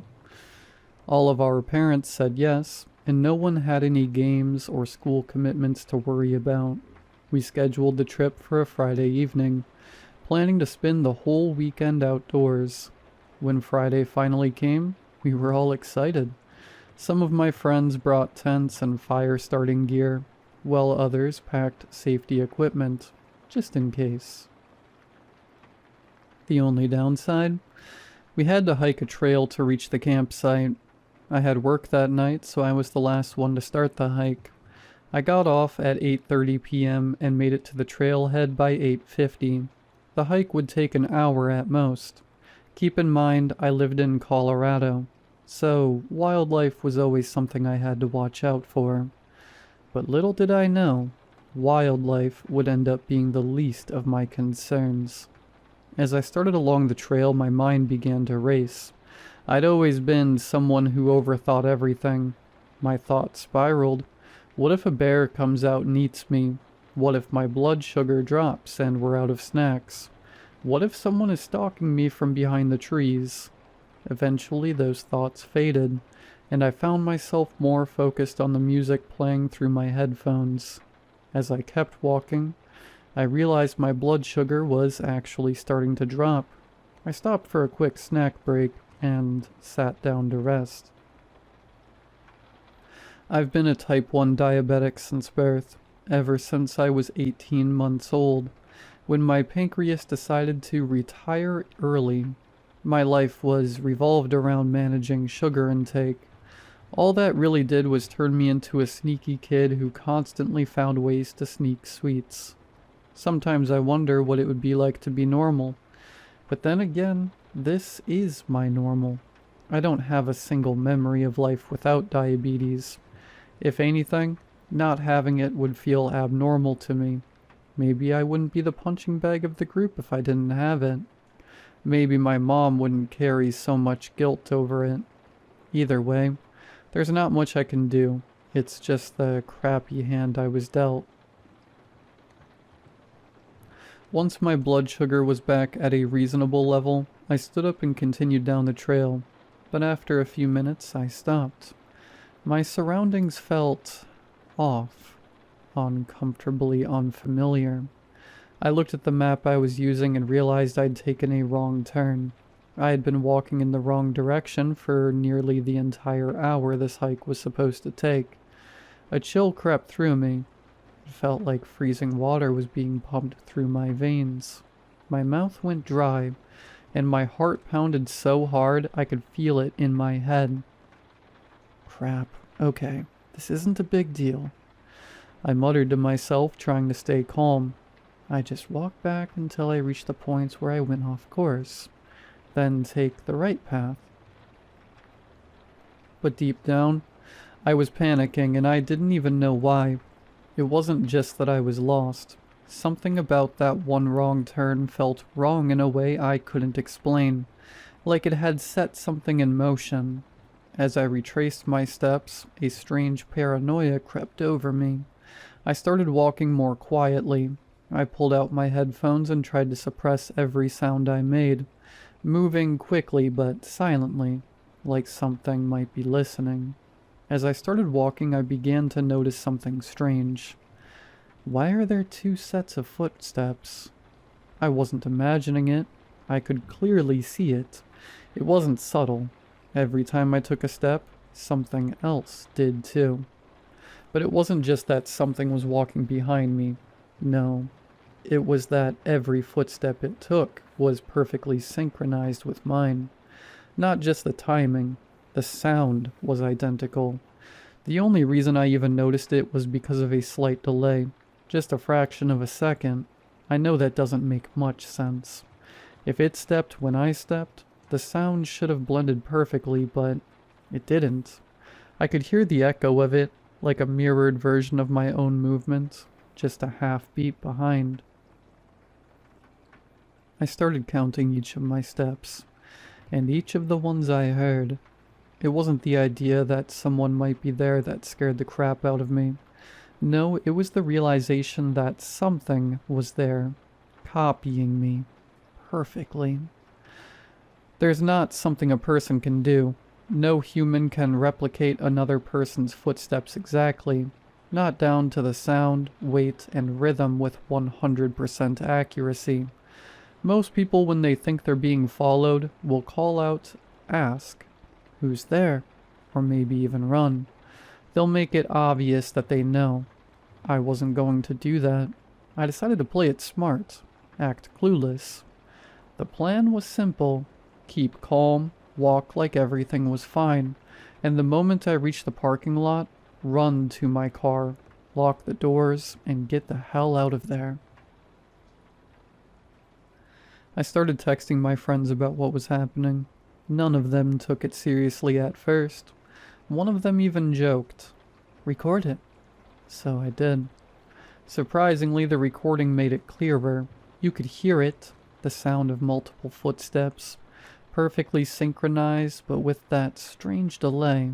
The second they heard it, the tone shifted. Suddenly they were asking real questions. "Where are you? How close are you to the campsite?" I told them my plan, then I shut off my phone. I wanted to seem unaware, but not vulnerable. That's when I think it started to get impatient. The footsteps weren't perfectly in sync anymore. They were slipping, getting sloppy. Now anyone could have heard it. It wasn't subtle anymore. At first I couldn't figure out why it was giving up the illusion. Then it hit me. It wants me to know it's there. Now I had two options. Stick to the plan and keep walking, or abandon it and run in a different direction. Option 2 became the obvious choice real fast. The footsteps started to change. I don't even have words for how fast they moved. Unreal, like something out of a nightmare. But the worst part? They weren't behind me. They were in front of me. This entire time I had been walking toward it. I never saw it. It was too dark, but I heard it running straight at me with that impossible, inhuman speed. And that's when the real fear hit me. I can't even begin to describe the fear I felt. It wasn't just the kind that makes your heart race. This was deeper, primal. My chest tightened so hard it felt like my ribs were closing in on my lungs. My heartbeat wasn't just pounding, it was slamming, like it was trying to break free from my chest. Every beat hurt. My skin went cold and clammy, like all the warmth in my body had been sucked out through my face. It felt hollow, like my skull was trying to collapse in on itself. My mouth was so dry it felt like sandpaper, like I hadn't had water in days. Even my thoughts weren't normal. They didn't come in words anymore, just sharp flashes of panic, like alarm bells going off in a language I didn't understand. This wasn't just fear. This was my body reacting like it knew something was wrong, something it couldn't see but felt. I bolted off the trail and into the woods. There was no way I could outrun this thing in a straight line. Whatever it was too fast. I ducked between trees and ran in every direction I could, desperate to break its line of sight. I don't know how long I ran. Minutes, hours. My lungs were on fire, every breath a knife in my chest. I finally stopped when I realized the footsteps were gone. But so was the trail. I had run so far, turned so many times. I couldn't tell where I came from, and to make things worse, it was dark. Not just can't read my phone dark. I mean pitch black. I couldn't even see 2 feet in front of me. I reached for my flashlight. Just as my fingers brushed the switch, something stopped me. Not a feeling, an instinct. It was deeper than thought. Something primal, ancient. A survival reflex that didn't feel like it came from me. Then I heard it. A voice in my head. One I wasn't in control of. Don't. I froze. I don't know why, but I knew if I turned on that flashlight, I'd die. Move, it said. So I did. I walked forward, straight ahead for what felt like minutes. Hands out, blind. Stop. I obeyed. My body wasn't mine anymore. I was just following orders. Silence. Then the voice returned, louder this time. Hide. My stomach dropped. Hide? What do you mean? I couldn't see anything. How was I supposed to hide in a forest I couldn't even see? Hide, the voice repeated, sharper, more urgent. And that's when I knew. Whatever had been chasing me, it wasn't done yet. It was close. My gut was right. I heard footsteps again. I dropped to the ground and pressed myself behind the largest tree I could find. Heart hammering, breath shallow. I didn't move, didn't blink. A horrible thought crept into my mind. What if it's a Wendigo or a skinwalker? It didn't seem that far-fetched. I do live in Colorado. The idea only made the crushing sense of dread worse. I heard it begin to circle. Its steps were slow, deliberate, like it knew. Run. The voice in my head, loud, sudden, panicked. It caught me off guard. I barely had time to register what it said before I heard it. The footsteps, charging straight toward me. It found me. I ran. I zigzagged wildly, cutting through trees, not caring which direction I went, just moving, fast and erratic. I ran until my legs burned and my lungs begged for air. Then I stopped. I collapsed to the ground, crouched behind a thick brush, too exhausted to go any further. I could only pray I had lost it, that maybe, just maybe, it gave up. That's when I heard it. An ear-piercing scream ripping through the silence of the woods. It came from behind me, close but somehow distant, like it echoed from somewhere it shouldn't have been. I froze, paralyzed by fear, waiting for the voice, the real voice, to guide me. And then I heard something else. James, is that you? Eric. It was Eric's voice. My friend. Every ounce of fear drained from my body in an instant. Relief flooded through me. I was just about to jump out, call out to him. But then the voice returned. Don't. Why did it say that? I listened anyway, and within seconds I realized why. It was there, looking for me. That didn't make sense. I had just heard the scream behind me not even seconds ago, and now Eric's voice. But it wasn't him. None of it made sense. Before I could spiral any deeper, something pulled me back to the present. Something far worse. I could see it now. And this wasn't a Wendigo. It wasn't a skinwalker. It wasn't anything I could recognize. It was tall. No, inhumanly tall. Its limbs stretched so far they nearly touched the ground, and its fingers dragged through the dirt with each movement. The nails. God, the nails. They were long, jagged, soaked in something dark. Blood, maybe. And they weren't just sharp, they looked designed to tear through flesh. But the worst part? I couldn't even see its face. It was so tall, its upper half disappeared into the tree canopy. Its torso was skeletal, thin, bony, and its skin had the texture and color of bark, almost perfectly camouflaged in the night. I began to inch away, slow and silent, but then, snap. A twig underfoot. It heard it. No, it reacted to it instantly. It didn't turn like a person. It didn't move naturally. Its entire body stopped, frozen mid-step, and then just its neck turned. Long, so disturbingly long. It peered down at me. The rest of its body didn't move, only the neck twisting at an unnatural angle. I didn't wait. I didn't want to see its face. I ran. The voice screamed in my head again, this time with pure, urgent panic. Run! The footsteps came fast. Too fast. They didn't sound like running. They sounded like something charging through the woods, tearing through branches, eating the distance between us like nothing. It roared. But the sound, it wasn't the scream I heard earlier.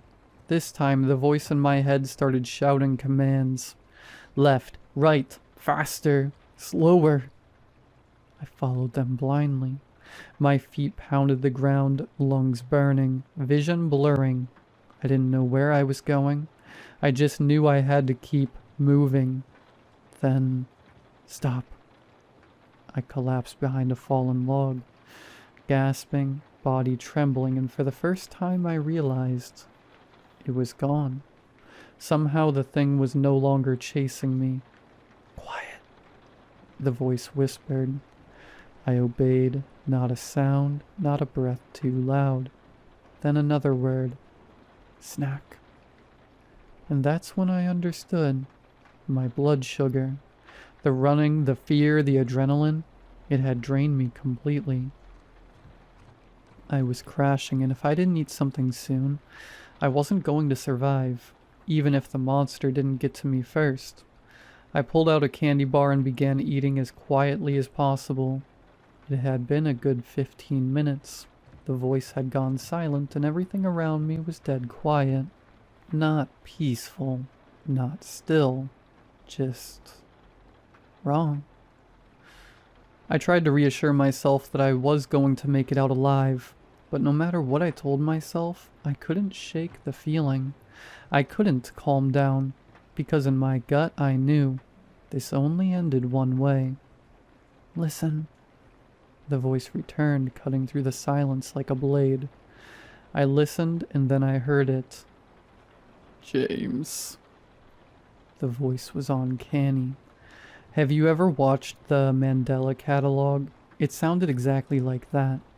Like a warped imitation of a real voice, stretched and hollow, echoing from something that wasn't human and never had been. Turn around. I turned, and standing there was a humanoid figure, but it wasn't human. Its left arm was half missing, torn away, bone exposed. The rest of its body looked decayed, rotting like a corpse left out too long. And its proportions? Off. Some of its limbs were too long, others grotesquely swollen or twisted. Its smile glowed faintly in the darkness, so wide it had torn the skin around its mouth. Blood still clung to the shredded flesh, and I could see inside. Ropes of dark, stringy blood stretched between jagged teeth, like it had just chugged a gallon of blood. It didn't speak again. It just stared. Then in one motion it dropped to all fours and screamed.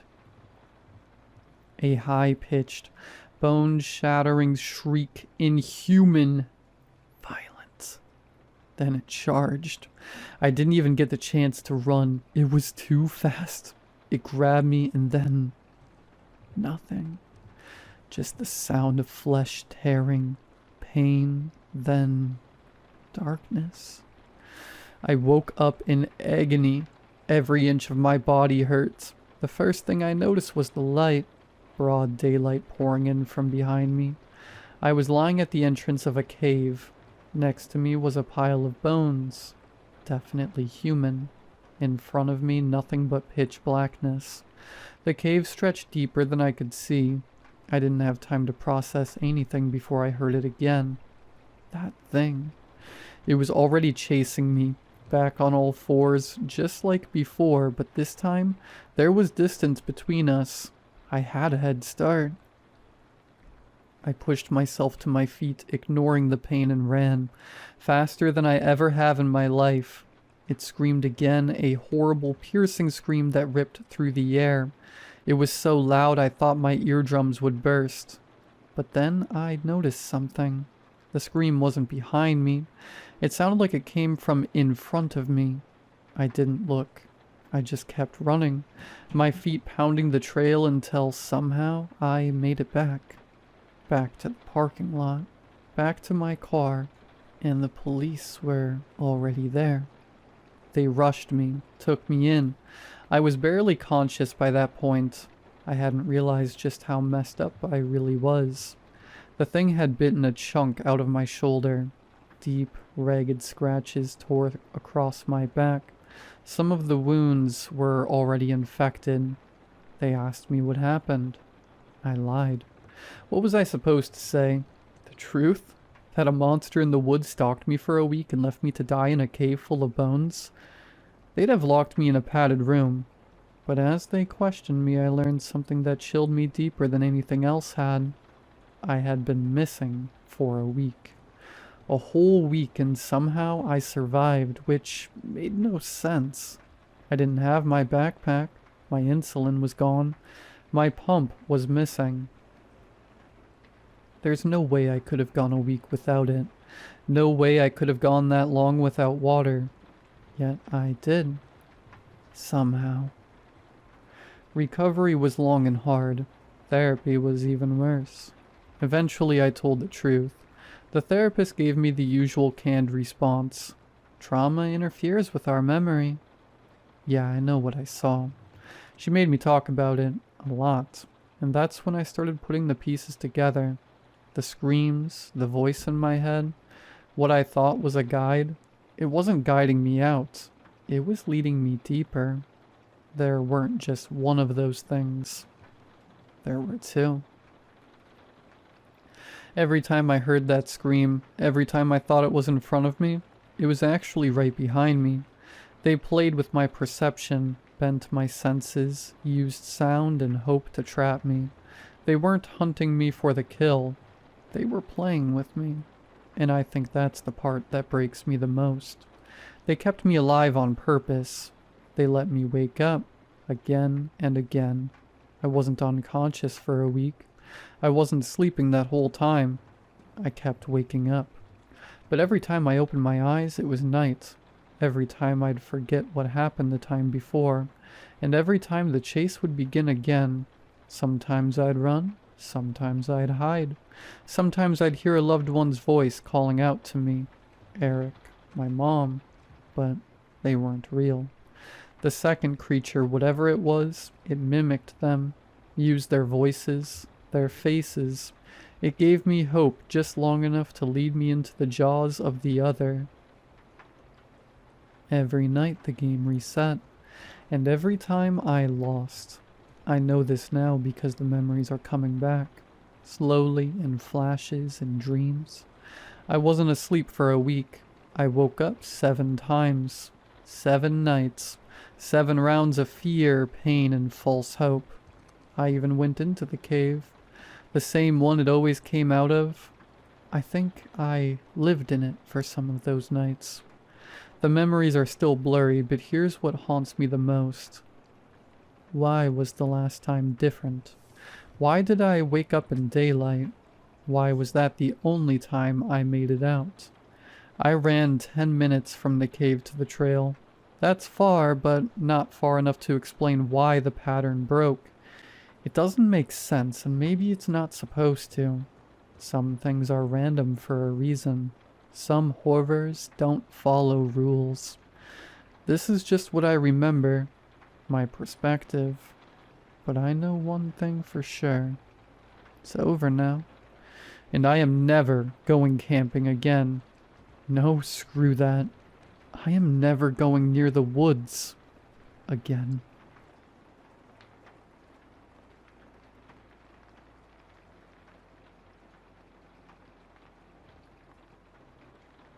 They told us not to talk to him. That was the first thing the guy at the canoe rental said. As you pass Lily Spring, the paper read, you may see a man locals call Naked Ned. He lives off the river and keeps to himself. Please don't approach. Don't call out, wave, or speak to him in any way. Respect his privacy completely. He is not part of the tour. Do not engage. Ned won't bother you if you don't bother him. I read it aloud in the van, doing my best creepy narrator voice. Spooky. Kaysen snorted. Told you, Naked Ned, king of the swamp. He waggled his eyebrows at Jess. Jess rolled her eyes. I've seen enough naked old men in Atlanta. We call it downtown. Luke barked a laugh that was the old Econoline van rattled down the last dirt stretch. I swear it nearly came apart over a giant pothole. Our driver was this wiry, bark-skinned guy who looked like he'd been carved from driftwood. He turned slowly and locked eyes with us. Best mind that paper, he rasped. Ain't just for show. You come with respect. The river carries you home. Then staring right at Jess. You come to judge? The swamp keeps your bones. Nobody said a word. Then Kaysen scoffed like he always does. That's supposed to scare us? The guy didn't answer. Just climbed out and let the van door swing open behind him. I stuffed the paper into my backpack. Whatever. Let's go find your naked Florida man. We'd rented 2 aluminum canoes, 2 beat-up old things. They scraped over the sand before slipping into the dark water as we got in. Jess and I sat up front. Kaysen and Luke handled the steering. Luke grinned. The current grabs you if you're not careful. Kaysen smiled. Yeah, just sit back and look pretty. We got it. I let it go. It was hot and humid already, and if they wanted to do the work, fine by me. The Santa Fe River was tan and dark and slow-moving, winding lazily through the swampy woods. The smell was thick, wet earth, rotting leaves, and something foul. We drifted past half-sunken docks and sagging shacks. Faded, no trespassing signs clung to old trees, nailed in decades ago and forgotten. Jess wrinkled her nose. Smells like a carcass in a crock pot out here. Kaysen grinned. That's just the swamp saying hi. I didn't say it out loud, but the farther we drifted, the more the river felt like it was swallowing the world. Even our voices started to feel off. Too loud, then too soft. Like sound itself didn't know what to do out here. I reached into the bag and cracked open a mini bottle of Fireball. I'm not waiting till Rum Island, I said, shaking the bag. It rattled with more where that came from. Luke grinned. We better kill those now. Show up with Fireball at Rum Island, and you might as well wear a sign that says amateur. Jess held out her hands. Toss me 2. I'm double-fisting this river run. I lobbed a handful into their canoe. She caught every one. We laughed, we drank, but the deeper we went, the quieter it got. Cypress knees jutted out from the water like bony fingers. Spanish moss hung from the trees like the world's oldest curtains. We passed a bleached log covered with turtles. When we got too close, they plopped into the water one by one, vanishing with soft splashes. Jess jumped. Jesus. Just turtles. Luke smirked. I wasn't so sure. Where there are turtles. Then came the yellow eyes, barely above the waterline. A gator, watching, not moving. Nasty, Kaysen muttered. No one disagreed. A little farther on, we passed a leaning pine tree. Wired to the trunk was a skull. Maybe deer, maybe not. One antler hung down like a broken limb. Just spotted it. Well, that's not creepy at all. Kaysen clenched his jaw. Idiots hunting out a season. Silence settled in. They say people disappear out here, he added. No splash, no trace. Just gone. Jess scoffed. BS. But her eyes stayed locked on the skull until it disappeared behind us. Ahead the river forked. One way curved wide and easy, the other narrowed into a shadowy tunnel of trees. The water in that direction turned crystal clear. That's Lily Spring, Luke said quietly. We stared into it. It was beautiful in that way deep water can be. Too still, too clean. I took another swig of Fireball. Jess grinned. Well, let's go meet him. Then the current shifted and started to pull us in. The water turned crystal clear. White sand on the bottom with scattered leaves and roots twisting like veins. No one spoke. Then we saw it. A crooked yellow sign nailed to a tree. Naked Ned ahead. I snorted. Seriously? The outfitters put that up? Kaysen smirked. The swamp did it. Nobody laughed. The message came first, smeared on a small warped wall of old plywood. I'm not qualified to cast the first stone. Are you? Then we saw him. He stood behind the wall just tall enough to cover him from navel to thigh. He was tall, disturbingly thin, his skin too tight like it had been stretched to fit bones it didn't belong to. His hair was long, matted with river scum, his beard ever longer, and clung to his chest like Spanish moss. But it was what hung below the wall that really hit us. Between his legs dangled something long and hideous. It looked like a dead snake, shriveled, lifeless, roped with veins hanging almost to his ankles. Whatever it used to be, it wasn't anymore. I don't even want to describe it again. For a second we all just stared. Jess gagged out a laugh. Kaysen whispered, "What is that?" Ned didn't move, just stared at us like we were already caught. Jess, drunk and fearless, stood up in the canoe. "Hey Ned, you gonna show us the goods or just stand there like a scarecrow?" "Jess, stop," I snapped. She threw her arms wide. "Come on, what's the point of being a famous naked swamp man if nobody sees it?" Ned tilted his head. "I show everyone the same thing," he said. "It's only the guilty who have to die." His words drifted across the water like a putrid breeze from hell. Jess sat down hard. Then Ned stepped around the wall. Around his neck hung a human skull, wired through the eye sockets. It swung with each step. And he smiled, too wide, too long, like his face wasn't built for it.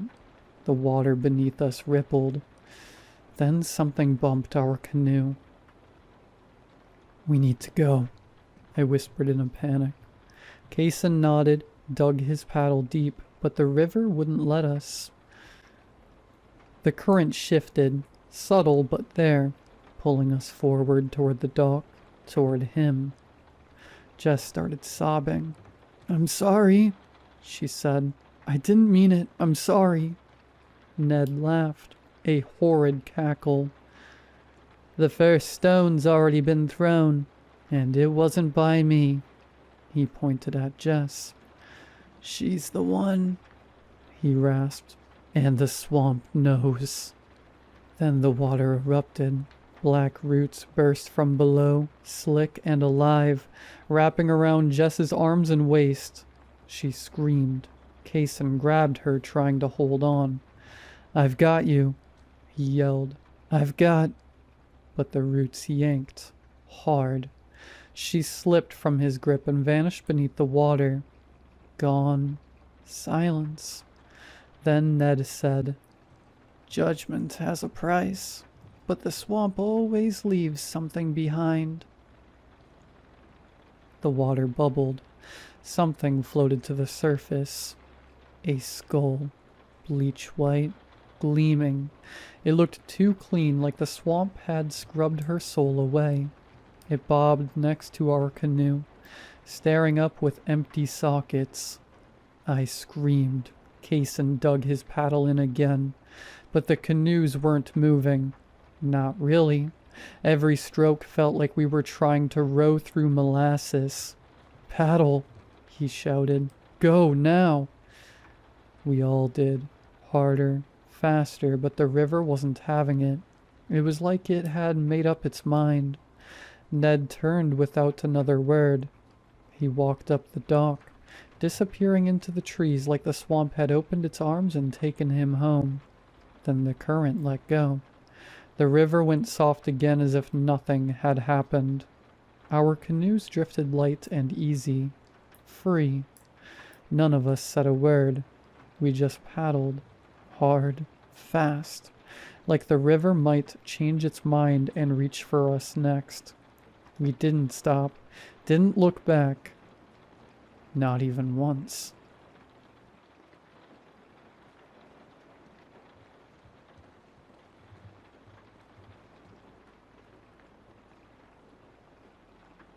Working at the hospital most days has its ups and downs, especially with the budget cuts we've endured these past months. It's getting harder to understand what the administrators expect of us when we're stretched so thin. Honestly, it's a struggle for patients to even see a doctor these days. It's difficult to reconcile that a system meant to care for people so often just guesses. So often it shrugs. What I've learned is this.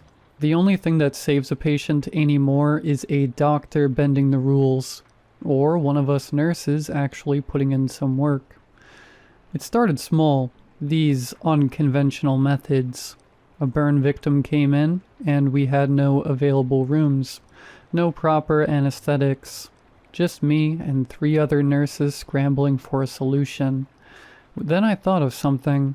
Nearly expired experimental medications for pain relief for chemotherapy, stockpiled for another department. The others hesitated. It was a risk, but it worked. The patient recovered.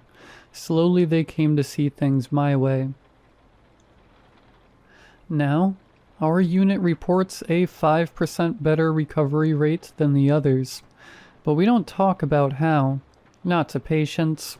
Not to doctors, not even to new nurses until they've been broken in properly. Other cases had improvised solutions, but then came the ones that didn't, the ones where we had to decide, fast, who got pushed through and who wouldn't last the wait. After a while the solutions got creative. The second time it was a child, leukemia, with the oncology unit backed up for weeks. His mother begged, her voice fraying at the edges. The boy's veins stood out like ropes beneath his papery skin, his breath wet and labored.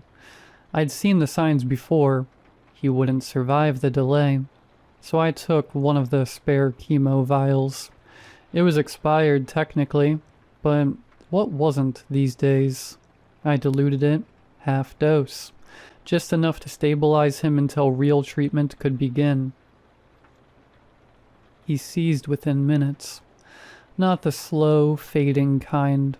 Violent, back arched like a bowstring, fingers clawing at the sheets. We pinned him down, shoved a bite guard between his teeth. His mother screamed. The other nurses looked at me like I'd handed him poison. Maybe I had. But by morning his counts improved. The oncologist called it an unexpected remission. The mother cried in relief. Nobody asked questions. It was after the kid that I started paying closer attention to the chemo vials. The drug name was on familiar startup's logo, a snake eating itself. When I asked admin about the stash, they just shrugged. Probably a trial batch. Don't overthink it. The other nurses hesitated after the seizure. Too risky, they said. But the kid lived. And when I checked his charts a week later, His counts were cleaner than any of the oncology unit's regulars. So I took a few vials home. Heavily diluted, obviously. Just enough to test. I told myself it was research, that if I could pinpoint the right dosage, we wouldn't have to gamble next time. The microdosing sharpened me. I worked double shifts without fatigue. My hands never shook. I calculated dosages in my head faster than the pharmacy software. The other nurses whispered about me. How is she always the first to spot the crash? But only Clarissa watched me with real fear. She was the one who clung to protocol, even when it failed. The one who panicked with textbooks, didn't save a coding patient, then glared when our vials did. When admin announced random drug tests, she actually smiled. Joke's on her. The tests came back clean. Whatever was in those vials, it didn't metabolize like normal chemo. At the right dose, it was invisible. Perfect. That wasn't until the first patient we treated showed up. Their skin had cracked. The old burns had healed wrong, leathery and discolored. No, these were deep, jagged splits, like something inside had grown too large for the flesh to contain. They ran from the clavicle down, precise as surgical incisions, following the spine in unnervingly straight lines. Then the smell hit. Sulfur, like thick and coppery blood left to rot in a rusted can. It clung to the inside of my mask, coating my tongue. One of the nurses gagged. Another. Clarissa's hands started sobbing. I dragged her into the supply closet before she could hyperventilate. Her pupils were blown wide, her breath coming in hitches. "Look at me," I hissed, squeezing her wrist too tight. "You say one word to admin, to a patient, to your priest, and we're all done. You understand? No severance, no references. Don't forget how the job market is like now. You'll create a black mark that'll follow you to every hospital in the state." She nodded, tears cutting clean tracks through her foundation. Good. But later, alone in the staff bathroom, I peeled off my scrubs, pressed my fingers to the base of my own neck, where the skin had started to itch. I gathered the nurses one last time. More patients would come, more cracks, more sulfur, more questions we couldn't answer. The vials had to disappear. Every record, every note gone. I made sure of it. What happened to that man was wrong, yes, maybe even sinful. But what choice did they leave us? We wade through death every day. We kneel beside it, stitch it shut, send it home with a smile and a prescription. If we hesitated every time the rules didn't fit, the morgue would overflow by Tuesday. The meeting ended at midnight. I stayed behind. Security helped me load the expired inventory into the van. $100 silenced their curiosity. Now alone I had to bury it. I stopped for gas. That's when the itch spread. It started at my neck, then slithered down to my elbow, slow and deliberate, like something crawling under my skin. I scratched until my nails caught my dampness, pulled back my sleeve, oozing a wet, glistening split, barely a hair's width, but deep, too deep. I turned my head. The stench hit me like a fist, sulfur and spoiled meat. It was back. I slammed my hands against the steering wheel, once, twice. The pain grounded me. In the rearview mirror, the vials gleamed. I reached back, fingers trembling, and felt the crack widening beneath my collar. I made it home just as the itch became a fire under my skin. Parked crooked in the driveway, brushed past my husband's questions, my daughter's outstretched hand, locked myself in the bathroom. Strip, inspect, fix this. The mirror showed the truth, jagged fissures branching from my neck to my ribs, weeping that same translucent ooze. The smell had already seeped under the door. A knock. "Honey, you okay?" "Fine." My voice didn't sound like mine. "Order the pizza." The shower hissed to life. I scrubbed until my skin burned, but the ooze clung like oil. My daughter's voice floated in, muffled. "Ma, why does it smell like matches in here?" Then the solution. A single 50 ml vial tucked behind the towels. I drank it. The reaction was instant. My bowels turned to water. The cracks hissed, edges fusing like melted plastic. Pain gave way to numb, blissful relief. "Ma, pizza's here." I leaned against the tiles, breathing hard. The vial had worked. For now. I started to grow nervous about how long I would need to take the vials to prevent the cracking. Maybe I could trace the manufacturer, find a generic, something to make it feel less nameless. But every search hit a dead end. No website, no FDA listing, not even internal inventory records. The department that originally asked us to store it couldn't explain where it came from or why. I kept searching. Through pathology reports, procurement records, even my own tampering with the vials, and nothing. Every attempt to dilute the dose, to ration it, only made things worse. The cracks came back faster, deeper. One night they split me open across the abdomen. I barely made it to the bathroom before I vomited on the tile, choking on the stench. You just never get used to it as soon as you catch a whiff. Work didn't get easier. If anything, it became a mirror where I saw pieces of myself in every body that came through. The morgue reeked of sulfur on the bad days. Then, without warning, time began slipping faster. A month ago, I realized the worst of it. I'm running low. My supply, what little I have left, might last 3 months, maybe less, and then I'd just be another corpse on the slab. Pathology have told me that they can't dispose of a body the same day. They make exceptions, cut it open, drain it dry, bleach everything before the smell sets in.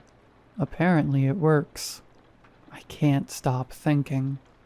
That's going to be me. They'll bleach me before my husband even gets there. He suspects something. He thinks it's another affair. How could I tell him this? Show him this? I just think about how alone I am now, especially now that I'm the last one left. Everyone else quit, transferred, or disappeared.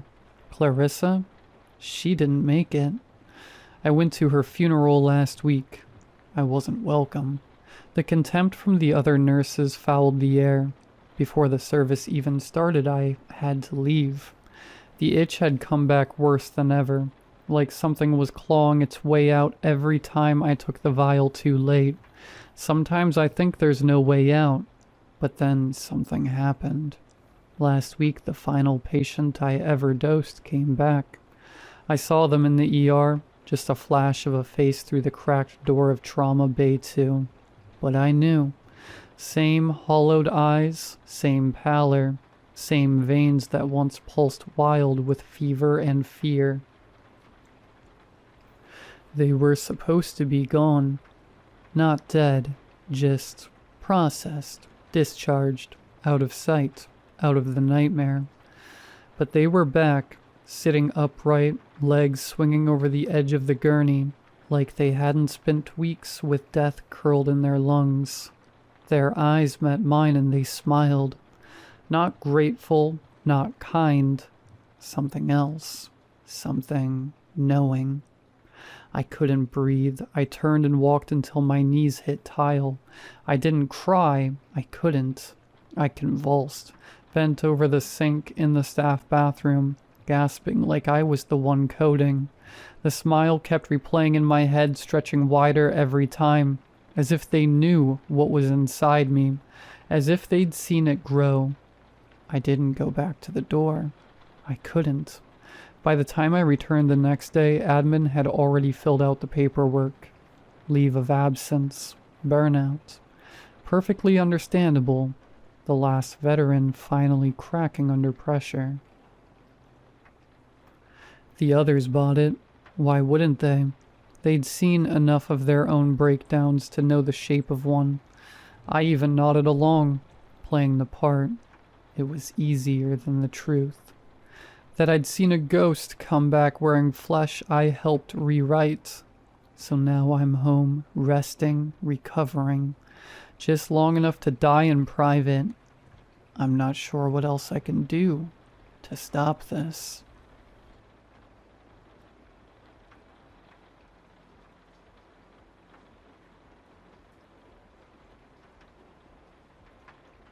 In the heart of the city stands an abandoned bakery.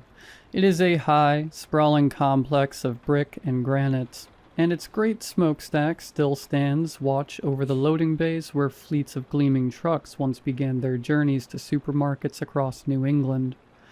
Now the weeds grow long and tall across the parking lot, and the great ovens sit silent upon the darkened factory floor. Only the former administrative wing shows signs of occasional life, having been refurbished as office space, and rented out to small businesses whose clientele will not be intimidated by the great emptiness next door. Tonight, as the clock strikes 11, only one of these offices remains lit. The rear window, heavily frosted and recently installed, reveals one of the vaguest of shadows to the outside world. Behind it, a stout, graying, and exquisitely dressed gentleman hunches over a massive writing desk that is entirely devoid of electronic devices. The only adornment is a single faded photograph of a dark-haired lady, standing before a trellis that bursts with flowers. The man's mutton chop whiskers give him the appearance of a latter-day Ebenezer Scrooge, and the fabric of his suit appears both expensive and somehow oddly cut. His brow furrows in concentration as his pen flies over sheet after sheet of thick, cream-hued paper, filling each with flowing script that seems to crackle with urgency. The desk drawer at his left elbow stands open, and with his left hand he places each finished page into it even as his right drops the pen, and reaches for a fresh sheet. This is my boss, Mr. Silverglade. He is not available for appointments. I state this latter fact because doing so is a duty of my employment. I have other duties, ensuring a fresh pot of coffee on the burner, keeping the stocks of paper and pens filled to Mr. Silverglade's specifications, occasionally patrolling the immediate perimeter of the office to ensure that all is in order, whatever that may mean. But the core of my mandate is quite clear. Do not make any appointments for Mr. Silverglade. That's right, kid. He'd told me at the interview, as I blinked and tried to decide whether to chuckle. 10 to 2. Every weeknight, and you don't let anyone past you, and you don't make any appointments. Not any. Can you do that? I thought about it as the sun sank low over the crumbling houses across the street. What if someone needs to talk to you? I asked at last. Mr. Silverglade smiled, and it did not reach his eyes. They don't. You know anyone who's just got a jaw with a guy like me in the middle of the night? Nah, kid. They might say they do, but they don't. All you gotta do is send them away so I can focus on my work. And how are you gonna do that? Say it for me, kid. I cleared my throat. Mr. Silverglade is not available for appointments. Mr. Silverglade clapped me on the shoulder, and his smile seemed more genuine now. You'll do fine, kid. Welcome aboard. Now, tonight, I sit at my desk in the outer office and consider whether I truly need another cup of coffee. On my desk sits a half-finished project for one of my architectural classes. If nothing else, the job affords me ample leisure to focus on my schoolwork. Behind me, the door to Mr. Silverglade's office is shut as always. Warm golden light spills through the frosted window, and beyond I see only the vague shadow of my employer bent over his desk. The door to the outside swings open. This is both unexpected and largely unprecedented. I have by now been in Mr. Silverglade's employment for almost 3 weeks, and our association has settled into a predictable routine. I arrive shortly before 10, put on a pot of coffee, and greet Mr. Silverglade as he bustles in and closes his office door gently behind him.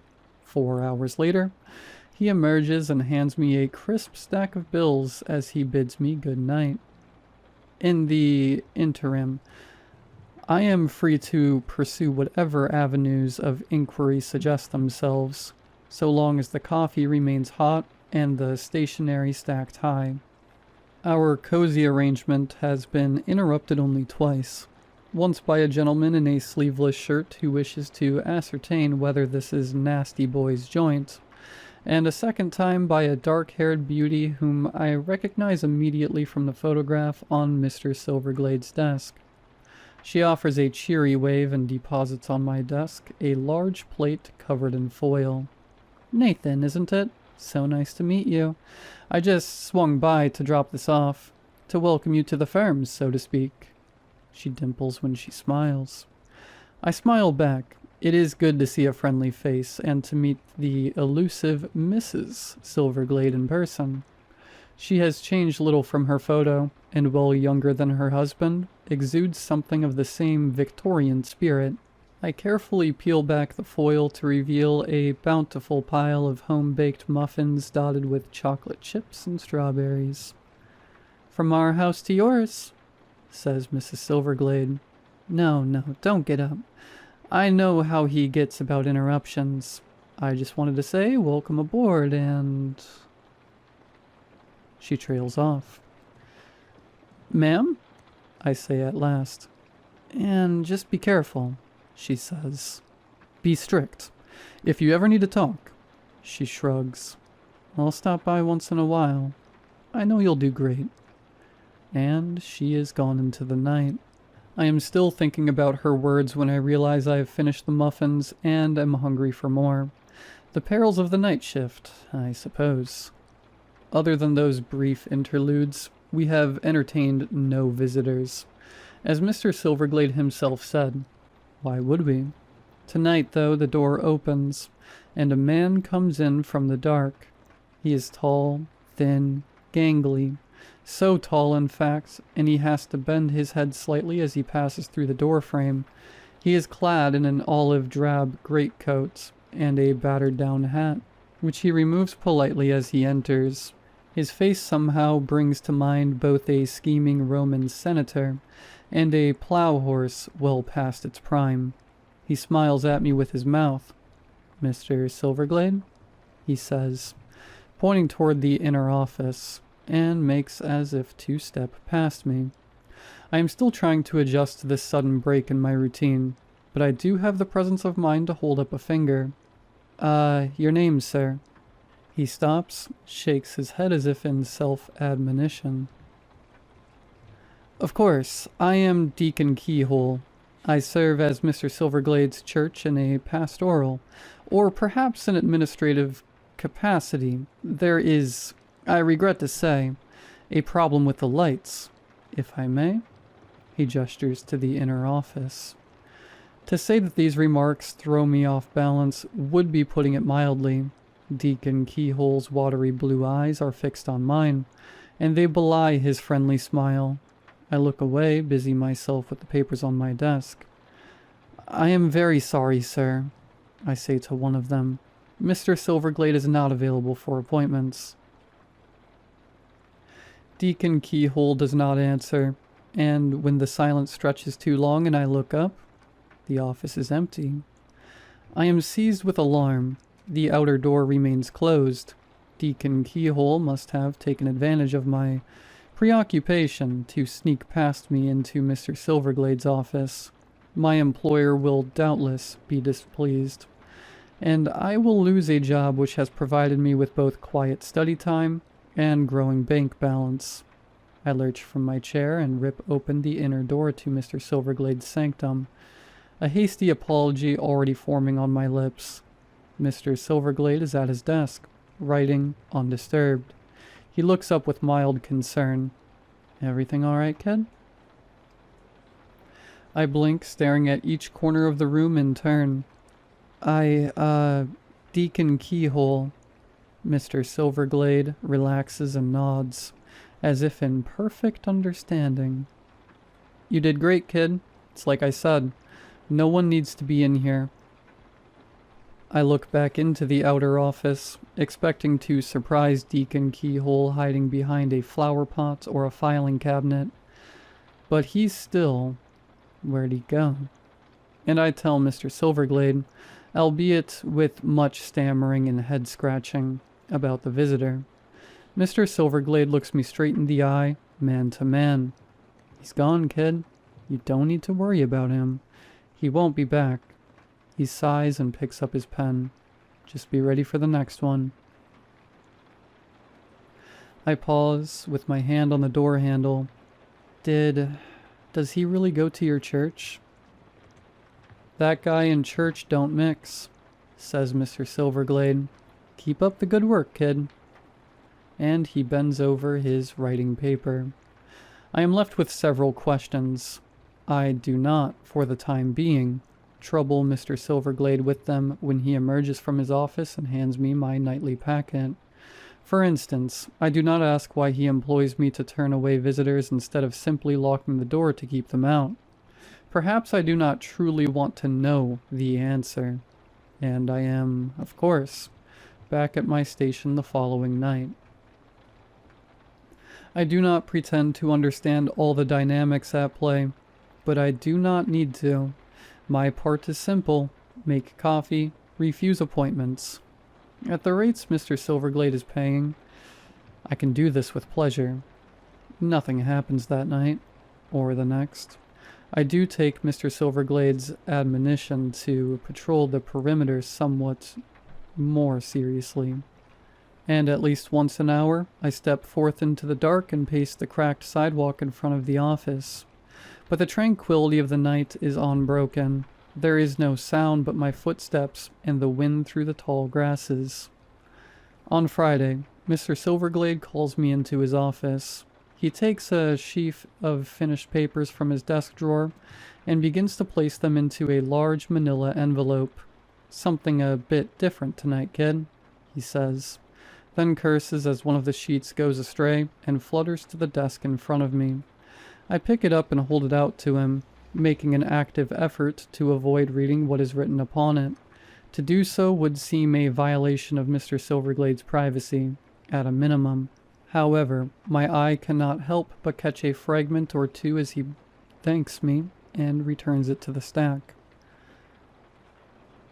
"Legionnaire's daughter and the Duchess are especially dangerous. Guardian can be neutralized only by used to open directly to the orangery, but on my most recent visit." Mr. Silverglade seals the envelope and slides it across the desk to me. "You're gonna take this to a guy named Saul. Good guy, friend of mine. Don't give it to anyone else. Here's the address." He scribbles a few lines on an index card. "You shouldn't be bothered, but if you are, meet me here." He scribbles on another card and passes it to me along with my night's salary. The stack of bills seems slightly thicker than usual. "You can head home when it's done. See you Monday, and keep those cards. We do this every week from here on out." I stand and put the cards in my wallet. "Yes, sir. How will I know Saul?" "He's gonna ask you if you like steak. You're gonna say, 'Only if it's cooked right.'" He grabs his coat and hat from the coat rack. "Don't write that one down. It's gonna change every time." I think of asking why it will be necessary to use a passphrase once I know what Saul looks like. Instead, I nod and ask, "Leaving early tonight, sir?" He shrugs. "You'll be gone. Someone might come in." I follow him out into the night, and though the breeze is warm, I feel a chill. The delivery goes without incident. Saul, a quiet man with a firm handshake, meets me in an empty function room beneath a busy downtown hotel. He asks after my health and slips the envelope into a secure briefcase, and within 15 minutes, I am safely home. On Monday, the fire alarm goes off. It is just before midnight. I have settled in with my schoolwork and a large coffee, iced indifference to the late spring heat. Suddenly there are footsteps pounding down the stairs from the upper level, a sharp and jarring smell of smoke, and the wail of a klaxon piercing the air as a fully clad firefighter emerges into the office. He is a middle-aged man, red-faced and winded, with a long dark mustache and an air of brisk competence, frayed by great pressure. His eyes bulge when he sees me. "Buddy, you can't. Is there anyone else still in here?" He clicks his shoulder radio, speaks into it. "Control, Suite 7 is not clear. I repeat, not clear. I need additional hoses over here now." His alarm is infectious. I glance over at the door to Mr. Silverglade's office, but it is as ever. A vague shadow bent over a desk. I rise from my chair and the firefighter is there, standing at my shoulder, urging me toward the door. "This place is going up, buddy," he shouts over the alarm. "Get out there and get across the street. You ain't got much time. Sprinklers ain't even working right. Go, go." I gulp, look around the office. My boss. The firefighter glares at Mr. Silverglade's office, shakes his head. "You gotta be... he deaf or something?" Something tickles at the back of my mind. "I'll get him," I shout. "You go on. We're right behind you." He shakes his head. "No time, buddy. You gotta go now. He in there?" He points at Mr. Silverglade's office, steps away from me and toward the inner door. But he does not open it. I stand there in the smell of smoke, with the alarm klaxon drilling into my brain, and I try to think. I take a deep breath and look the firefighter straight in the eyes. "Mr. Silverglade," I say, "is not available for appointments." The alarm stops, the air is clear of smoke, and a smile begins to spread across the firefighter's face. He places both of his rubber-gloved hands on my desk and leans in close. "Do you want to see?" he asks. "What my eyes really look like?" I do not, and before I know it, I have stumbled away from him and out the front door. In the parking lot, all is quiet. There are no alarms, no smoke, and no fire trucks. Of course. Why would there be? My battered Dodge Charger awaits nearby. I fumble in my pocket for the keys, still staggering backwards, expecting the firefighter to emerge any moment, to emerge and show me his eyes, but he does not. No one does. And as my hand finds the keys, I realize Mr. Silverglade is still in his office, with the firefighter. I stop, breathing hard, and I force my body to walk back to the office. The door hangs open. I grip the frame hard with both hands and peer inside. The outer office is empty, and Mr. Silverglade's door is still shut. Through the frosted window, his shadow writes on. I collapse into my desk chair and begin to shake. I do not know how long I would have remained that way if I left it to myself. And in any case, I am eventually roused by a soft voice at the door. "Nathan? Nathan!" Mrs. Silverglade enters, another foil-covered plate in her hands, and hastens over to my desk. She sets the plate aside in a single practiced motion and takes my hands in hers. "Oh no, poor Nathan. Was it bad?" I am still breathing hard, but her presence is calming. I tell her, as best I can, about the firefighter. I don't. Who are these people, ma'am? And what do they want with your husband?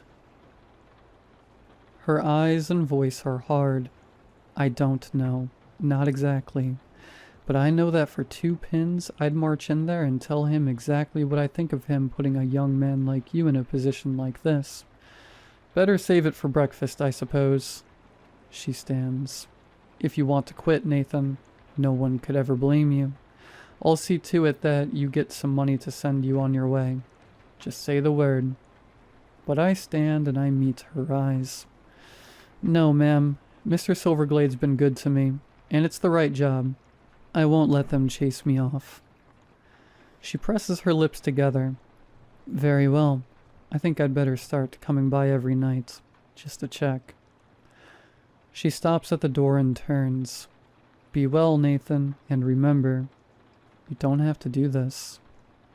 Yes, ma'am, I say, but she is already gone. The next evening, there is a detour. A water main has burst, it seems, beneath one of the city's busiest streets. Traffic is routed several blocks to the west, and I decide to walk. I park the Charger in front of the neon-lit Mexican restaurant, and a man steps out from beneath the awning. Nathan? He says. Nathan... I spin around. The man is tall, thin, well-dressed. He holds both hands up in a gesture of peace. In one of them is a leather billfold with an ID inside. He offers this to me with a smile.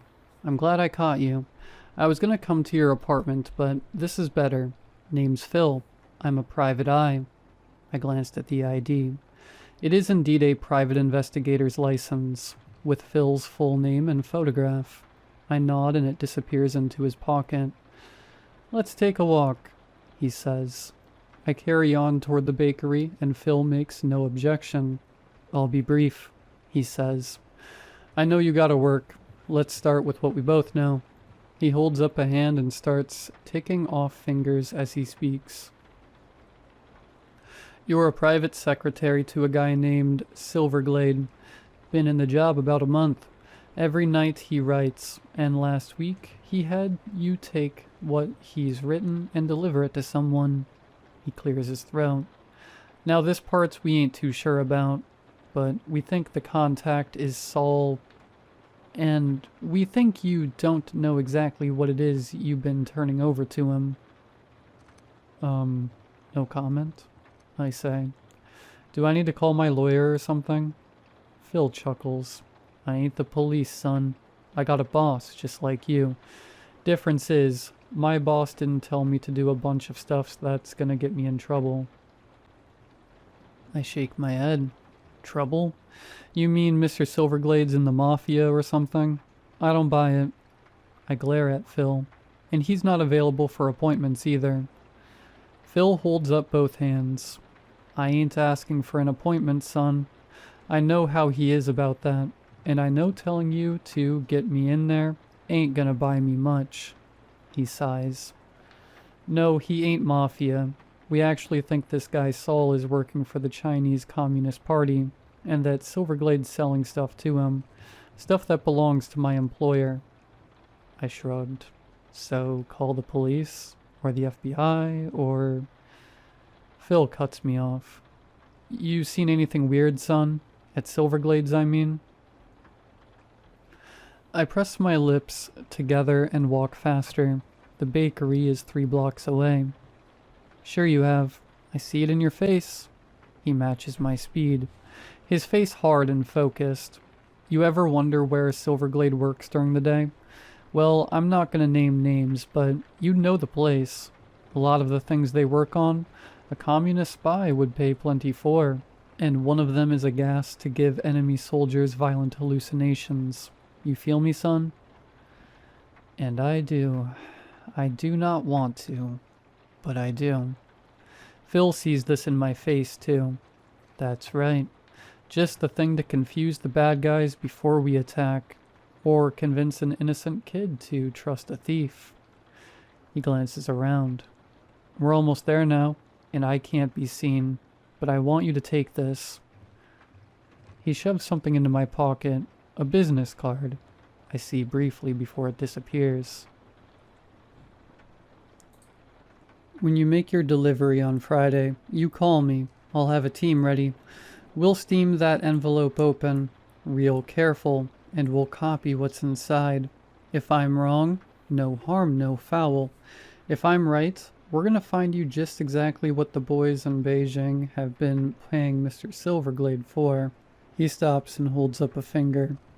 We are close to the bakery now. It is clear he will come no further. Why do you do it? 2 reasons, son.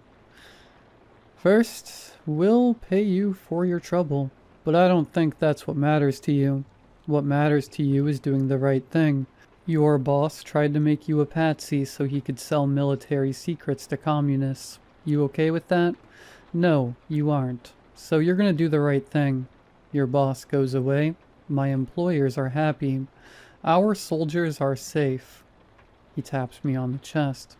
Friday, you hang on to that card. You call me. He turns and is gone into the gathering dusk. Friday arrives and I'm not ready. A powerful thunderstorm grips the city, and I awake with a pounding headache that dogs me throughout the afternoon. Even migraine pills and strong black coffee only dull the discomfort.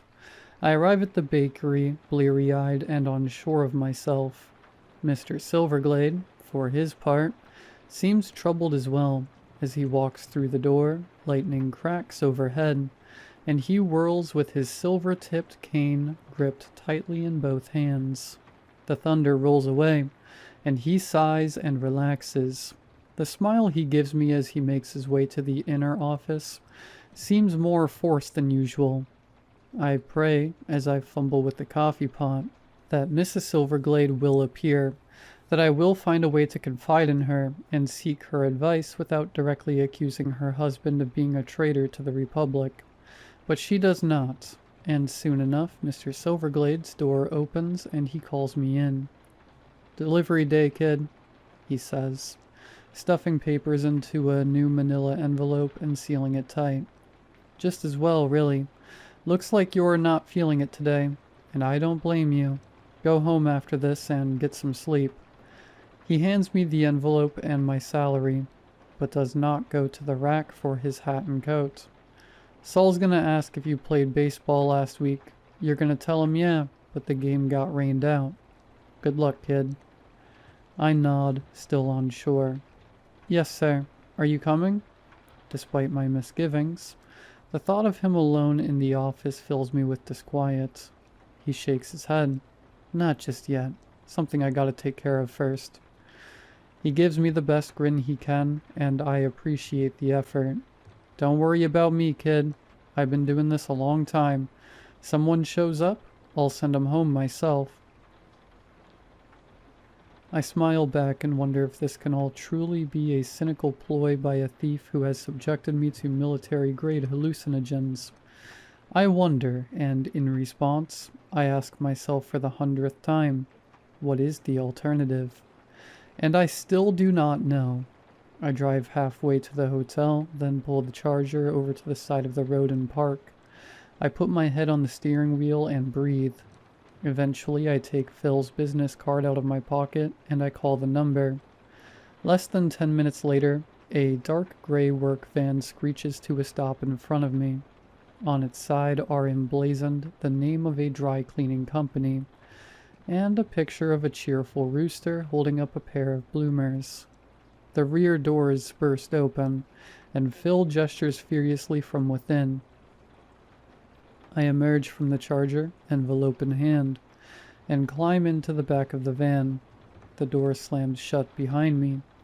3 other operators are here as well, all sharply dressed, all bending over screens or other specialized equipment. One pushes a metal cart carrying a small copier into position, and Phil takes the envelope from my hand and places it flat on the top. He nods at me. "Thanks for calling, son. I know it wasn't easy, but you're doing the right thing." As he talks, he runs a small pen-like device over the seal of the envelope. Steam issues forth, and in short order Phil is opening the flap and drawing out Mr. Silverglade's carefully written sheets. Phil rifles through them, whistles in satisfaction. "Oh yeah, this is the stuff all right, son. You did real good." It is dim in the van, and Phil is moving the papers around as he speaks, but I try as best I can to catch a glimpse of what is written upon them. If the pages are truly full of military secrets, I wish to see this with my own eyes, and thus convince myself that I have done right. As before, though, I can only see fragments. Crystal-capped skyscraper just north of the former city center. There are always beauties in the lighthouse. There are always shadows in the corners. Underwater facility, former Imperial Skyway, sunken Mechtunamoth. I can make no sense of it, and despite my best efforts, I am not comforted. Phil perceives this, perhaps, for he claps me on the shoulder as his compatriot runs the sheets through the copier and returns them to the envelope. "It's all right, son," he says. "It's all right. The hard part is over. Here." He takes from his pocket a fat roll of bills. Press them into my hand. "For your trouble. That's as much as Silverglade would have paid you in 6 months, and you can keep what he gave you." The other operator has finished resealing the envelope, and Phil takes it from him and returns it to me. "Hold up 1 second, he says, and makes a call on his smartphone. "Special Agent, it's Phil. We got it all. I mean the full deck. The boys are transmitting now. Yeah, I'll ask him. Okay." He looks at me.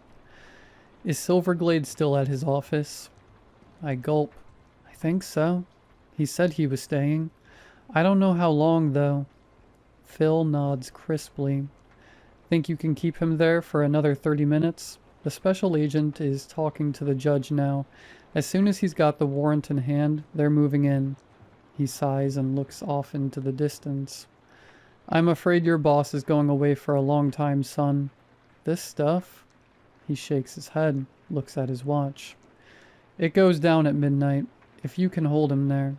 Tell him there was a problem with the pickup. Tell him, I grip the envelope tighter and try to stand straight. "I'll tell him Saul didn't say the passphrase." Phil clasps my shoulder again. "Good, that's good, son. Thank you. For everything." He opens the van doors. "Get going. I'll see you after." I run back to the Charger, start the engine, peel out onto the street. It's 10 minutes back to the bakery. I flip a quick U-turn across the center line. Ignore the outraged honking. Watch from the corner of my eye as the gray van tears away from the curb. The Charger's engine roars as I accelerate through the sporadic late-night traffic. I glance at the clock on the dashboard. It's 11:35. If I can get to Mr. Silverglade in time, if I can keep him there for midnight, for the appointment at midnight, my stomach drops. I slam on the brakes, coming to a complete stop in the middle of the still busy thoroughfare. A car whips around the Charger, roars past with the blast of a horn, and as I sit, the full horror settles over me. I realize, at long last, and surely very belatedly, what I have done. I have made an appointment for Mr. Silverglade. One that now takes place in less than 23 minutes. My hands shake, and I will them to stop. There is still time. I can still fix this. I must fix this. I say out loud, and I know it's true. I put the hammer down and the Charger leaps forward into the driving rain. I scrape and bounce into the bakery's parking lot, a bare 5 minutes later, screech to a halt just outside the office, and launch myself from the car. As I scramble into the outer office, I am already shouting, "Mr. Silverglade? Mr. Silverglade! I am so sorry. I made a mistake. You have to..." And I stop short as Mrs. Silverglade stares at me nonplussed from the visitor's chair. On my desk in front of her sits a plate of muffins. She stands, her beautiful face creased with concern. Nathan, whatever's the matter? You look like... I wave my arms at her like a crazy person. I made an appointment, I shout. I didn't mean... It doesn't matter. We have to warn him. I glance back at the outer door, expecting to see a SWAT team crashing through at any moment. But for now, there is only rain. She breathes in through her nose and out through her mouth. Okay, it's going to be okay, Nathan. We'll do it together. She glances at the inner door. I'll go first, all right? He might take it better coming from me. This is my screw-up and I should take the heat, but I am grateful for the support. Okay, I say. Thank you. It's my pleasure, Nathan, she says. She turns, grasps the knob for the inner door, flings it open. She strides through and I am close behind. Tu ye elephant, she shouts as she crosses the threshold. Keeper of... Oh. She stops and I stop behind her, for Mr. Silverglade is not at his desk. In his place sits the upper half of a department store mannequin, clad in a fraying top hat which superficially resembles Mr. Silverglade's. The photo of Mrs. Silverglade is gone from the desk, and in its place sits a single sheet of cream-colored paper covered in large block letters. You're bothered, it says. The paper is turned so as to be easily readable by someone walking in the door as we just have. Mrs. Silverglade regards the scene, and she hisses. She marches over and crumples the paper viciously in one hand, and the room is filled with a sudden bang, bang, bang as the rear door to the street, locked and bolted as it always is, judders in its frame against a series of brutal impacts. With a final massive blow, the lock bursts from its moorings, and as the door swings open, Phil charges through the gap. His suit is immaculate as ever, and his eyes are blazing. "To ye Oliphant," he roars, "keeper of the tunnels, I offer this..." He stops, stares, takes in the tableau. His eyes fix on Mrs. Silverglade, and in them I see only hate. "You," he spits. Mrs. Silverglade steps to the side, as if to keep both Phil and me in her field of vision, and her lips curl. "You," she says, and her voice drips with contempt. Her resemblance to the kind woman who brought me muffins is growing slighter by the minute. "I should have known. Do you really think... Never mind." She shakes her head, smiles a poisonous smile. "Here we stand," she tells Phil, "and here it begins. We are heard." She raises her hand, points at the east wall. A doorway has appeared where none was before, a battered wooden frame, yawning open to reveal a dark, cramped space filled with dusty crates. It should not be there. Behind that wall, I know, are the offices of the variegated travel agency. Painted in bright, appealing colors and festooned with pictures of sailboats. What I look upon now is something else entirely. "So we are," says Phil. He drops into a fighting stance. "Let's get you two acquainted." "Age before beauty," the former Mrs. Silverglade replies. Her hand darts into her coat pocket. There is undoubtedly more, but I do not hear it. I have, I think, at long last, and surely very belatedly, understood enough of the situation to plan and execute my next move. It is, in brief, to step quietly back out of Mr. Silverglade's office and make my way to the front entrance. As I pass through the doors to the parking lot where the Charger awaits, the lights in the front office begin to flicker and dim. I close the doors behind me, and moments later I am roaring out of the parking lot. In my hand is the second index card that Mr. Silverglade gave me, the one that tells me where to go when I'm bothered. 30 minutes later, I'm sitting at a secluded booth in one of the finest steakhouses in the city. Across from me, Mr. Silverglade sips from his wine glass and then raises it in greeting as the Maynard once again approaches us. "Reginald," Mr. Silverglade says. "Thanks again. I'm sorry to put you to the trouble." Maynard Reginald bows and smiles slightly.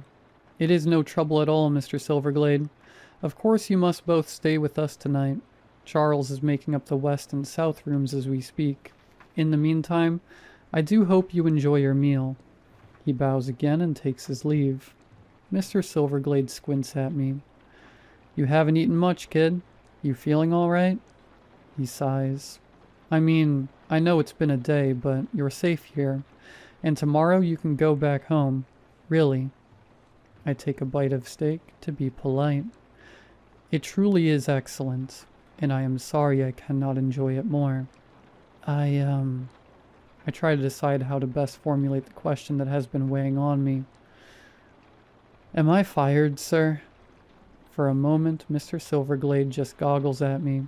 Then he throws his head back and laughs. "Fired? Is that what's eating you?" He puts his glass aside and leans forward. "You know the worst part of this gig, kid? It's trying to balance what I can tell people to keep them safe, and what's going to make them write me off as a nut. Because if they write me off, they don't take it serious, and someone gets hurt." He makes a brushing gesture. "You and me, we're past all that. You've seen behind the curtain, and you get it. And you care. The job's yours, kid. To start with, if you still want it."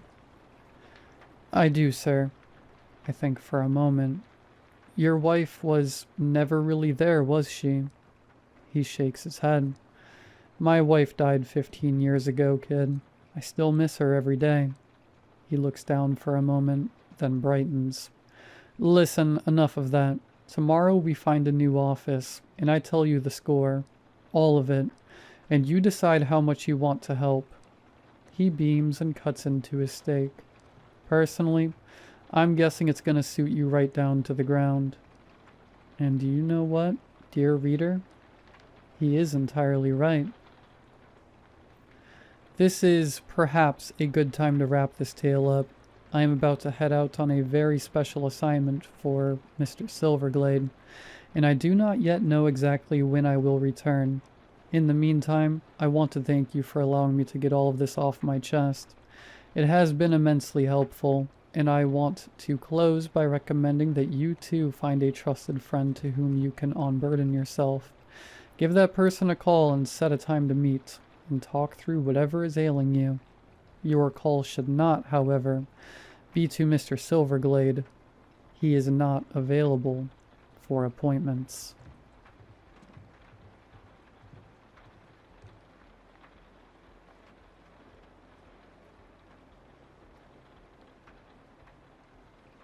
It started with a post-it, bright yellow, stuck to the inside of the fridge. I found it when I came home from work. It said, "You forgot the milk." I thought maybe I wrote it and forgot. It had been a rough week. Late nights, deadlines, not much sleep. It happens. But the next night I found another note. "Please don't lock the hatch. It gets cold up here." I live in a one-bedroom house. No roommates, no tenants. No reason anyone should be using the attic. I checked the hatch in the hallway ceiling. Locked, just like I left it. I even climbed up there with a flashlight. It was empty, but when I came back down, there was a new note on my coffee table. "Thank you." I called the police. They searched the house, said there were no signs of forced entry, no hidden cameras, nothing out of place. They left. I didn't sleep. Around 3 a.m. I heard something thump above me, a slow dragging sound, like someone shifting their weight in the attic's crawl space. I stood in the hallway, staring up at the hatch, holding a knife in one hand and my breath in the other. Nothing happened. In the morning I found a note stuck to my bathroom mirror. "I like watching you sleep." The handwriting was different this time, sharper like it had been carved into the paper. I stayed in a motel that night. When I came back the next day, the house was just how I left it, quiet, empty, until I opened the bedroom closet. There was a new note hanging on a coat hanger. Why did you leave? I'm sleeping with the lights on now. Every drawer and cabinet stays open. I check every corner, every shadow. I haven't gone back into the attic. I won't. But I can hear him up there, dragging something heavy, laughing when I cry. Tonight I found the worst note yet, folded under my pillow. I've been trying on your skin. It fits. I didn't sleep that night. I burned the note, scrubbed the pillow, left every light in the house on and kept the knife beside me in bed. But it didn't matter. At 3:09 a.m. I heard it again, the creak of the attic hatch. This time it opened.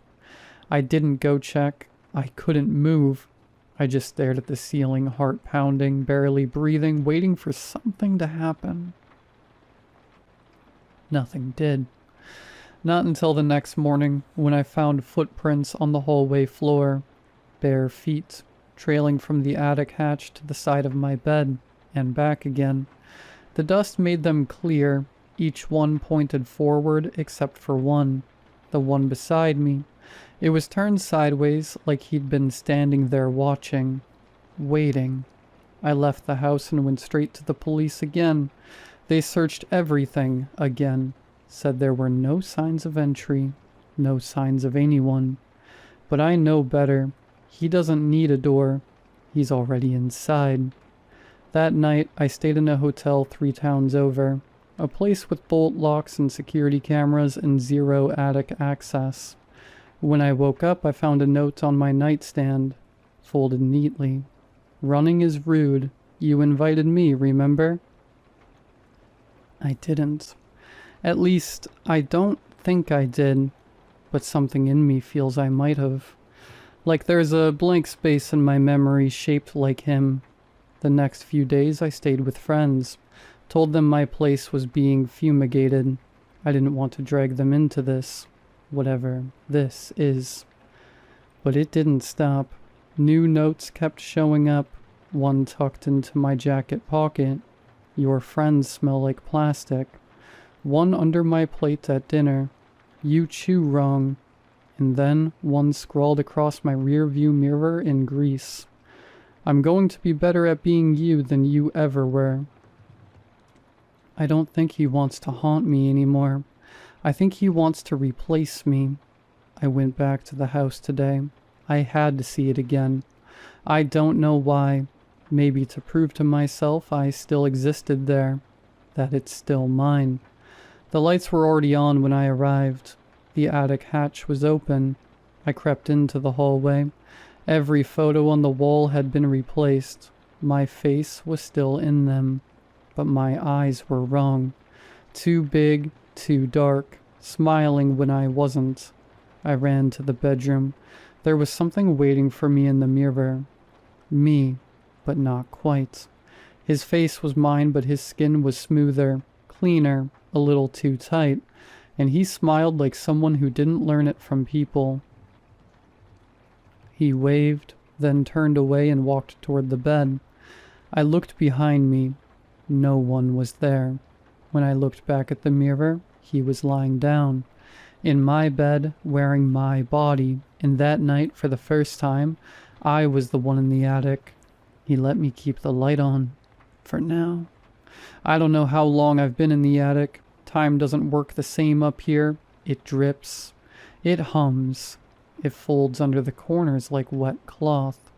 Sometimes I see flashes through the vent, the reflection of a spoon, a glimpse in the TV screen, him walking around in my body, cooking, laughing, stretching my skin like it finally fits right. He doesn't talk much anymore. He doesn't need to. Everyone thinks he's me. He's going to work, calls my friends, sleeps in my bed, smiles when people ask if he's feeling better, He's better than me now. More patient, more likable, more alive. But he made a mistake. A small one. A stupid one. He forgot about the mirror in the basement. The old one. The one with the crack in the top right corner. The one I used to check before job interviews. Before dates. The one that only ever showed the truth. I saw it yesterday. He walked past it and didn't look. But I did. From the attic, and I saw myself still there. Still whole. Still me. And I remembered something. He didn't take me. I gave myself to him.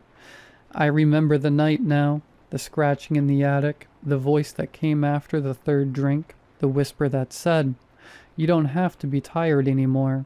And I wasn't. Not after I let him in. He promised he'd take the hard part, the pretending, the smiling, the weight of being me. And he did, but now I think he's tired too. Because last night there was a new note in the attic, scrawled in jagged, desperate ink across the wood above me. I can't do it anymore. You win. And just like that, I woke up in the bed. The lights were off, the hatch was closed. My hands felt smaller than I remembered. My skin fit again, but something felt wrong. I turned to the mirror and smiled. It was still his smile.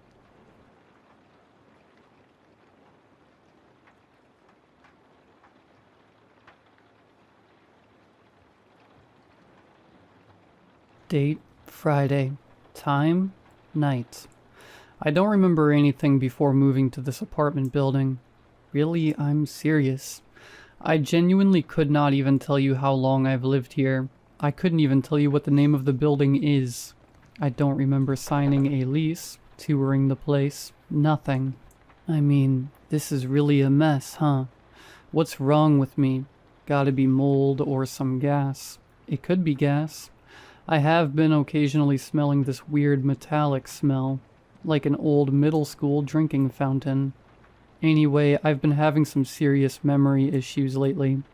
Basic information, names, etc. Entire days missing. That's why I'm starting this log, so I can look back and read what happened if I lose any more time. I'm gonna try calling a doctor first thing on Monday morning. Just a few more days, I think. I'm actually not sure what day it is. Wait, it's Friday. I know it's Friday because yesterday I talked to what's-his-name, the hallway guy. That was yesterday, which makes today Friday. Date, Saturday. Time, morning. I tried to go for a walk outside today to clear my head. Only problem is I can't find the stairs. I know it sounds so stupid. It is stupid. How can I not know where the stairs are in my own apartment building? This is getting ridiculous. I need to call a doctor now. Screw waiting until Monday. This is like an emergency. Time for action. Date, Saturday. Time. Called the doctor. No answer. The phone just kept ringing. I got pissed and threw the phone. I think it might be broken now. I can't handle this. I need to go for a walk outside right now. Fresh air. Fresh, without that gross tinny smell. The whole floor reeks of it. No excuses. I'm going to keep doing laps around the entire floor until I see the stairs. Date? Saturday? Time. Where are the stairs? I think I'm losing my mind. I must be losing my mind. I almost screamed when I came around the corner after the ice machines and saw the elevator. I had forgotten all about it. Problem is, you need a key for it. I can't catch a break. What is this? What kind of apartment building has an elevator that you can't use without a key and doesn't give you the key? I need to get to the bottom of this. Date, Thursday. Time, midday. I talked to the guy in the hallway again. I guess that means it's Thursday. I asked him if he's ever used the elevator. He said he hasn't. Didn't even notice we had an elevator. I told him I didn't either. I asked him if he knew where the stairs were. He said he didn't. He did mention the smell, though. He doesn't know where it's coming from. I can't just sit here. I need to get out and move around. If I can't leave this floor, then I'll become the master of this floor. I'm gonna map it out. Date, Thursday. Time, night. I don't know what happened. I tried to map the place out. I got a pen and paper and an ashtray as a clipboard. Put the wall to my right side shoulder and just went forward until I hit a corner. Then turned and repeated. The problem is, how can I put this? It's like, this place doesn't have a shape. It does, obviously. Everything has a shape, but it isn't. I turned left at the corner, and then later I turned right at the exact same corner. I wasn't turned around. I checked the paper. I was going in the exact same direction I was going last time, at the same pace, and the same distance. Instead of turning back in towards the rest of the apartment building, it turned out. It opened up to more of the apartment building, but it wasn't there before. Maybe it was. I guess. I need to take a nap. My head hurts. Date. Time, midday. I slept for a really long time. At least, I think I did.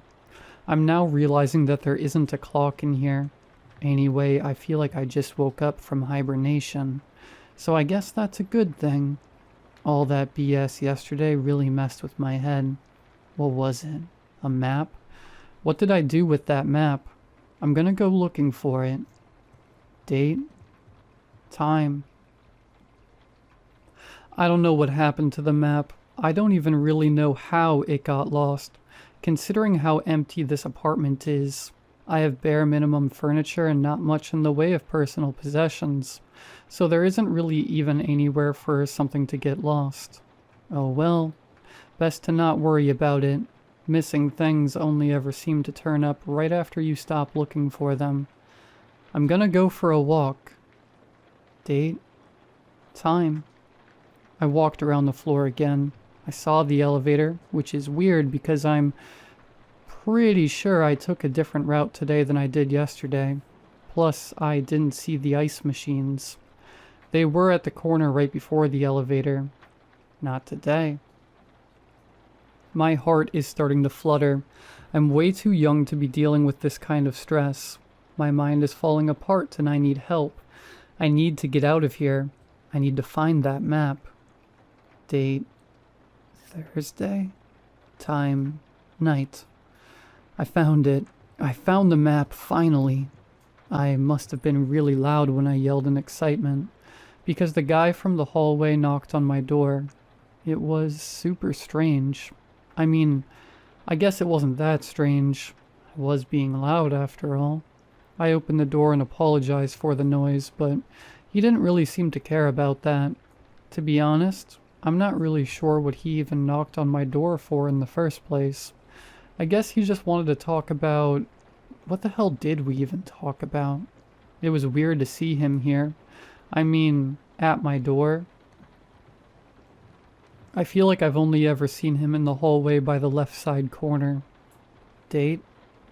Time? Night. I went for another walk with the map and pen, trying to get a lay of the land. It doesn't make sense. It makes less sense. The more I explore and map it out, it somehow gets even more confusing.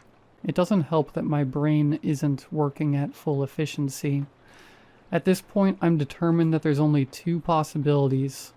Possibility 1, my mind has been poisoned beyond all reasoning by some sort of hyper-aggressive mold or chemical agent. I'm screwed and will 100% die soon. Possibility 2, there's a secret room hidden somewhere on this floor. That must be it. Wait, yes. It actually makes so much sense. One of these walls is a false wall. It's hollow behind it. I know it. I'm willing to bet that whatever's in there is probably what's causing my head to feel this way. Probably some animal that crawled into a vent and died or something, leaving toxic fumes into every apartment on the whole floor. How come the owners didn't send a maintenance dude to come deal with this? There's no way I'm the only one on this floor who's experiencing these symptoms. First thing tomorrow morning, I'm going to find that room. Date, time. I knew it. I knew it. I found the hidden room. I took the map and went to each spot one by one. That could have possibly contained another room. Knocked on the walls trying to hear the hollowness on the other side. Some of my neighbors opened their doors and leaned out to look at me. They weren't mad or anything. Just curious, I guess. Anyway, the room. I started at the elevator, took 2 rights, a left, and then 1 more right, back at the ice machines. Started knocking. Heard that unmistakable echo on the other side of the wall. Hollow. For whatever reason, I decided to try and look directly behind the ice machines. They were pressed up right against the wall, so I couldn't see anything back there. I don't know why I did, but I grabbed one of the machines and started pulling it. It was heavy as hell, but thankfully I'm pretty thin. So I only needed to move it a little bit to create an opening wide enough to squeeze through. It looked dark inside. I really wanted to go back to my apartment and grab something to use as a light source in case the lights don't work in there. But I'm not sure if I'd be able to find my way back. Anyway, long story short, it's a file room, or a data room, or something like that. There's a row of file cabinets in the back, a round table in the center with 4 desktops arranged in a circle around it, with monitors and mechanical keyboards. I immediately went to turn on one of the computers. It was functional, but totally empty. Not a single app or file on this hard drive. It's a dud. I checked the other 3. They're the same. These have either never been used before, or they were recently wiped. I tried to read the files, but it was way too dark in there, and the lights didn't work. I thought about reading them in the hallway, but then I got hit with a random sense of fear that I would get caught by someone and get in trouble for entering a forbidden area and reading files. I can't afford to get evicted, or worst case, arrested. I need to do this in private. Plus, the metallic smell is worse in this room. I grabbed as many files as I could fit under my shirt without causing too much of a noticeable file-shaped bulge. Moved the ice machine back into place, and I speed-walked back to my apartment. I have no idea how, but I somehow managed to make it back without getting too lost. Date. Time. I read the files. I mean, not all of them yet, but I made it through a folder and a half, in a few hours or so. Not too shabby. It's people. The files are like, just people. I mean, names, dates of birth, dates of death. It's files and files of random people. Why? It's not just names and numbers either. It's whole essays. Like, this one goes into pretty excruciating detail over how this one guy would beat his wife up. It's like I'm reading a textbook or something. It's all so matter of fact. What's the point of it? Here's another one. This one is just a sweet old lady. But it's everything. From the day she was born through to the day she died. Every major life moment and relationship she ever had. Who the hell is this old lady? Who are these people? They aren't famous or anything. I'm pretty sure they're just normal people. Why would anyone need this information? I'm gonna call it a night on these files and get back at it tomorrow. First thing in the morning. I won't stop until I start to piece this whole thing together. Date, Thursday. Time, morning. Went for a walk this morning. I was in a good mood. Even the hallway guy seemed to be in a good mood. I almost forgot all the BS I've been dealing with for the last time period. Everything was fine. We just chatted about whatever. When I left, he didn't say a word, which was weird because he usually says goodbye. When I turned the next corner, I saw something that made my heart jump. It was a maintenance guy. I couldn't believe my eyes. I had never seen an employee at this place ever. At least, not that I can recall. He had a hand truck, and he was unloading a brand new ice machine from it. My skin went hot, and my blood flushed. I knew I was screwed. I looked back at the wall where the hole opens up to the file room. It wasn't there. I mean, the wall was there. The hole wasn't. The hole was gone. They'd repaired the wall, which means... I could have sworn I was gonna die in that moment. I swear to God, I was so scared. I couldn't move a muscle. I couldn't even say why. But for some reason, every single cell in my body was screaming at me that this maintenance man was about to lunge at me, wrapping his hands around my throat and snuffing out my life in an instant. I stared at him for so long. I was too terrified to blink. I was convinced that if I moved a muscle, even an eyelid, I would be dead before I could react. He didn't even notice me. Just unloaded the ice machine, plugged it in, turned it on, and left. Didn't say a word. Didn't even glance in my direction. I sprinted home.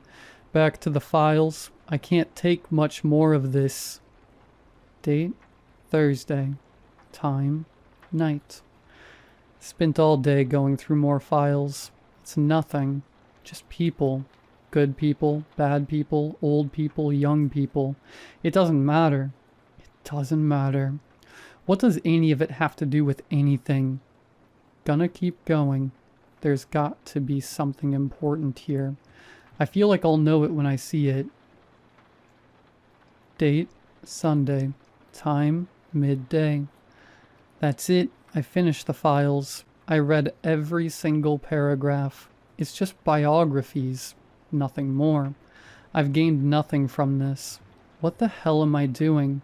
I tried calling the doctor again. Still no answer. Infinite ringing. Are my calls even leaving this building? I'd have no way of knowing. If I could figure out a way to... This smell is making my head spin. I'm starting to be able to taste it. Date. Time. Night. It's the middle of the night and I woke up screaming. I was having a horrific dream. Like so bad that it made even this BS I'm dealing with seem like a walk in the park. It was... I can't almost even describe it. I was totally helpless and... Never mind. Just glad it's over. There's no way I'll be able to go back to sleep tonight, so I guess I'm going for a night walk. Date, Thursday. Time, night. I ran into the hallway guy during my night walk. Scared the crap out of me at first, truthfully. I came around the corner and almost had a heart attack. He was standing there the same way he normally does, leaning against the wall on his shoulder. He didn't say anything at first. I nodded to him and said, "What's up?" And he nodded back, but didn't speak. I walked past him and kept going down the hall. I heard him say something from behind me, but I couldn't make out what it was. When I turned back and asked him what it was, I barely was able to catch a glimpse of him as he disappeared back into his apartment and closed the door behind him. Date, Friday. Time, morning. I noticed a small little bag hanging on the hallway guy's apartment door handle this morning. I assumed an apartment employee had put it there. I didn't want to be nosy, but these apartment people are elusive, and I have to take any opportunity I can to acquire intel. I didn't open the bag, but I felt it in my hand. There was something hard, heavy, metal, stone, but it was wrapped in something soft, fabric, cloth, no clue what it could be. As I stepped back away from the hallway guy's door, I saw a laminated piece of paper posted to the front of his door. In bold letters across the top of the page said, "Eviction Notice." Date, Friday. Time, night. What the hell is going on with this hallway guy? Evicted? I need to talk to him before he leaves. He's gotta know something about the files, or the phones, or something. Date, Saturday. Time, morning. He's gone. The sign was off his door and the bag too. They even changed his apartment number. It's apartment 803 now. I don't remember what number it was before, but I know it wasn't 803. Are we on the 8th floor? Date, Monday. Time, morning. Hoping I wake up and it turns out this was all just a really, really bad dream. Date, Wednesday. Time, night. I can't do this anymore. I'm thoroughly going insane. I'm not seeing connections where there aren't any, right? There's something here. The files, these people, the hallway guy, the elevator, the smell that won't go away. It's all connected. I know what I need to do. I need to go back to that room. Date, Wednesday. Time, night. This might be my last entry. If there's something awful waiting for me in that room, I don't really have anything I could bring as a weapon, other than a dull kitchen knife. I have it tucked into the back of my pants. Hopefully I won't forget about it and accidentally stab myself in the butt. I'm going back to the ice machine and the elevator, and I'm gonna kick a hole through that wall and go back into that room. I'm gonna get answers, and if anyone tries to stop me, they're gonna get hurt real bad. If this is my last entry, it means I'm dead. Send help. There's something evil going on here. Date, time. I wish I never went back to the file room. I did exactly what I said I was going to do. I went back to the room, kicked a hole in the wall, and got my answers. There was another box in the corner that I could now see clearly due to the extra light coming in from the hallway. It was filled with files. I had a feeling that I should just lift up the files out of the box for a second. No real logical reason, but the feeling was too potent to be ignored. I lifted up the files and looked down inside the box. There was a USB drive on the bottom. I booted up one of the desktops and put the USB drive in it. Nothing happens. I opened up the file explorer just as I did before, when I saw that the hard drive was totally empty. Except now there was a folder. It had no name, but it contained 2 files. A text file and a video. I opened the text file. It was another one of those biographical files about some random, unimportant person. The problem was, this time, I was that person. I was looking at my own file. It was accurate. I'll spare you the details, but it was accurate. So accurate that it's impossible. Some of these details are things that shouldn't be known to anyone. They couldn't be known to anyone. It's impossible. But there it was, all in the file, right in front of my eyes. I started to get a sinking feeling in my stomach. The feeling that I now knew exactly what was going on. The files, the room, the entire apartment building, or at least this floor of it. When I opened up the video file, my suspicions were confirmed. Every single one of those people in the files, myself included, is in an in-between state, or at least they were. Most of them have probably moved on by now. Moved on to the next life, a life full of opportunity, if they've proven that they deserve such a reward, a life full of hardship if they haven't. I've proven the opposite. What I saw in that video file, what I saw in my dream, it's real. It was real. I did those things. Me. I did. Even if I don't want to remember them, I still did them. No one else. Just me. And those poor people, they were helpless. I don't know what's waiting for me on the other side.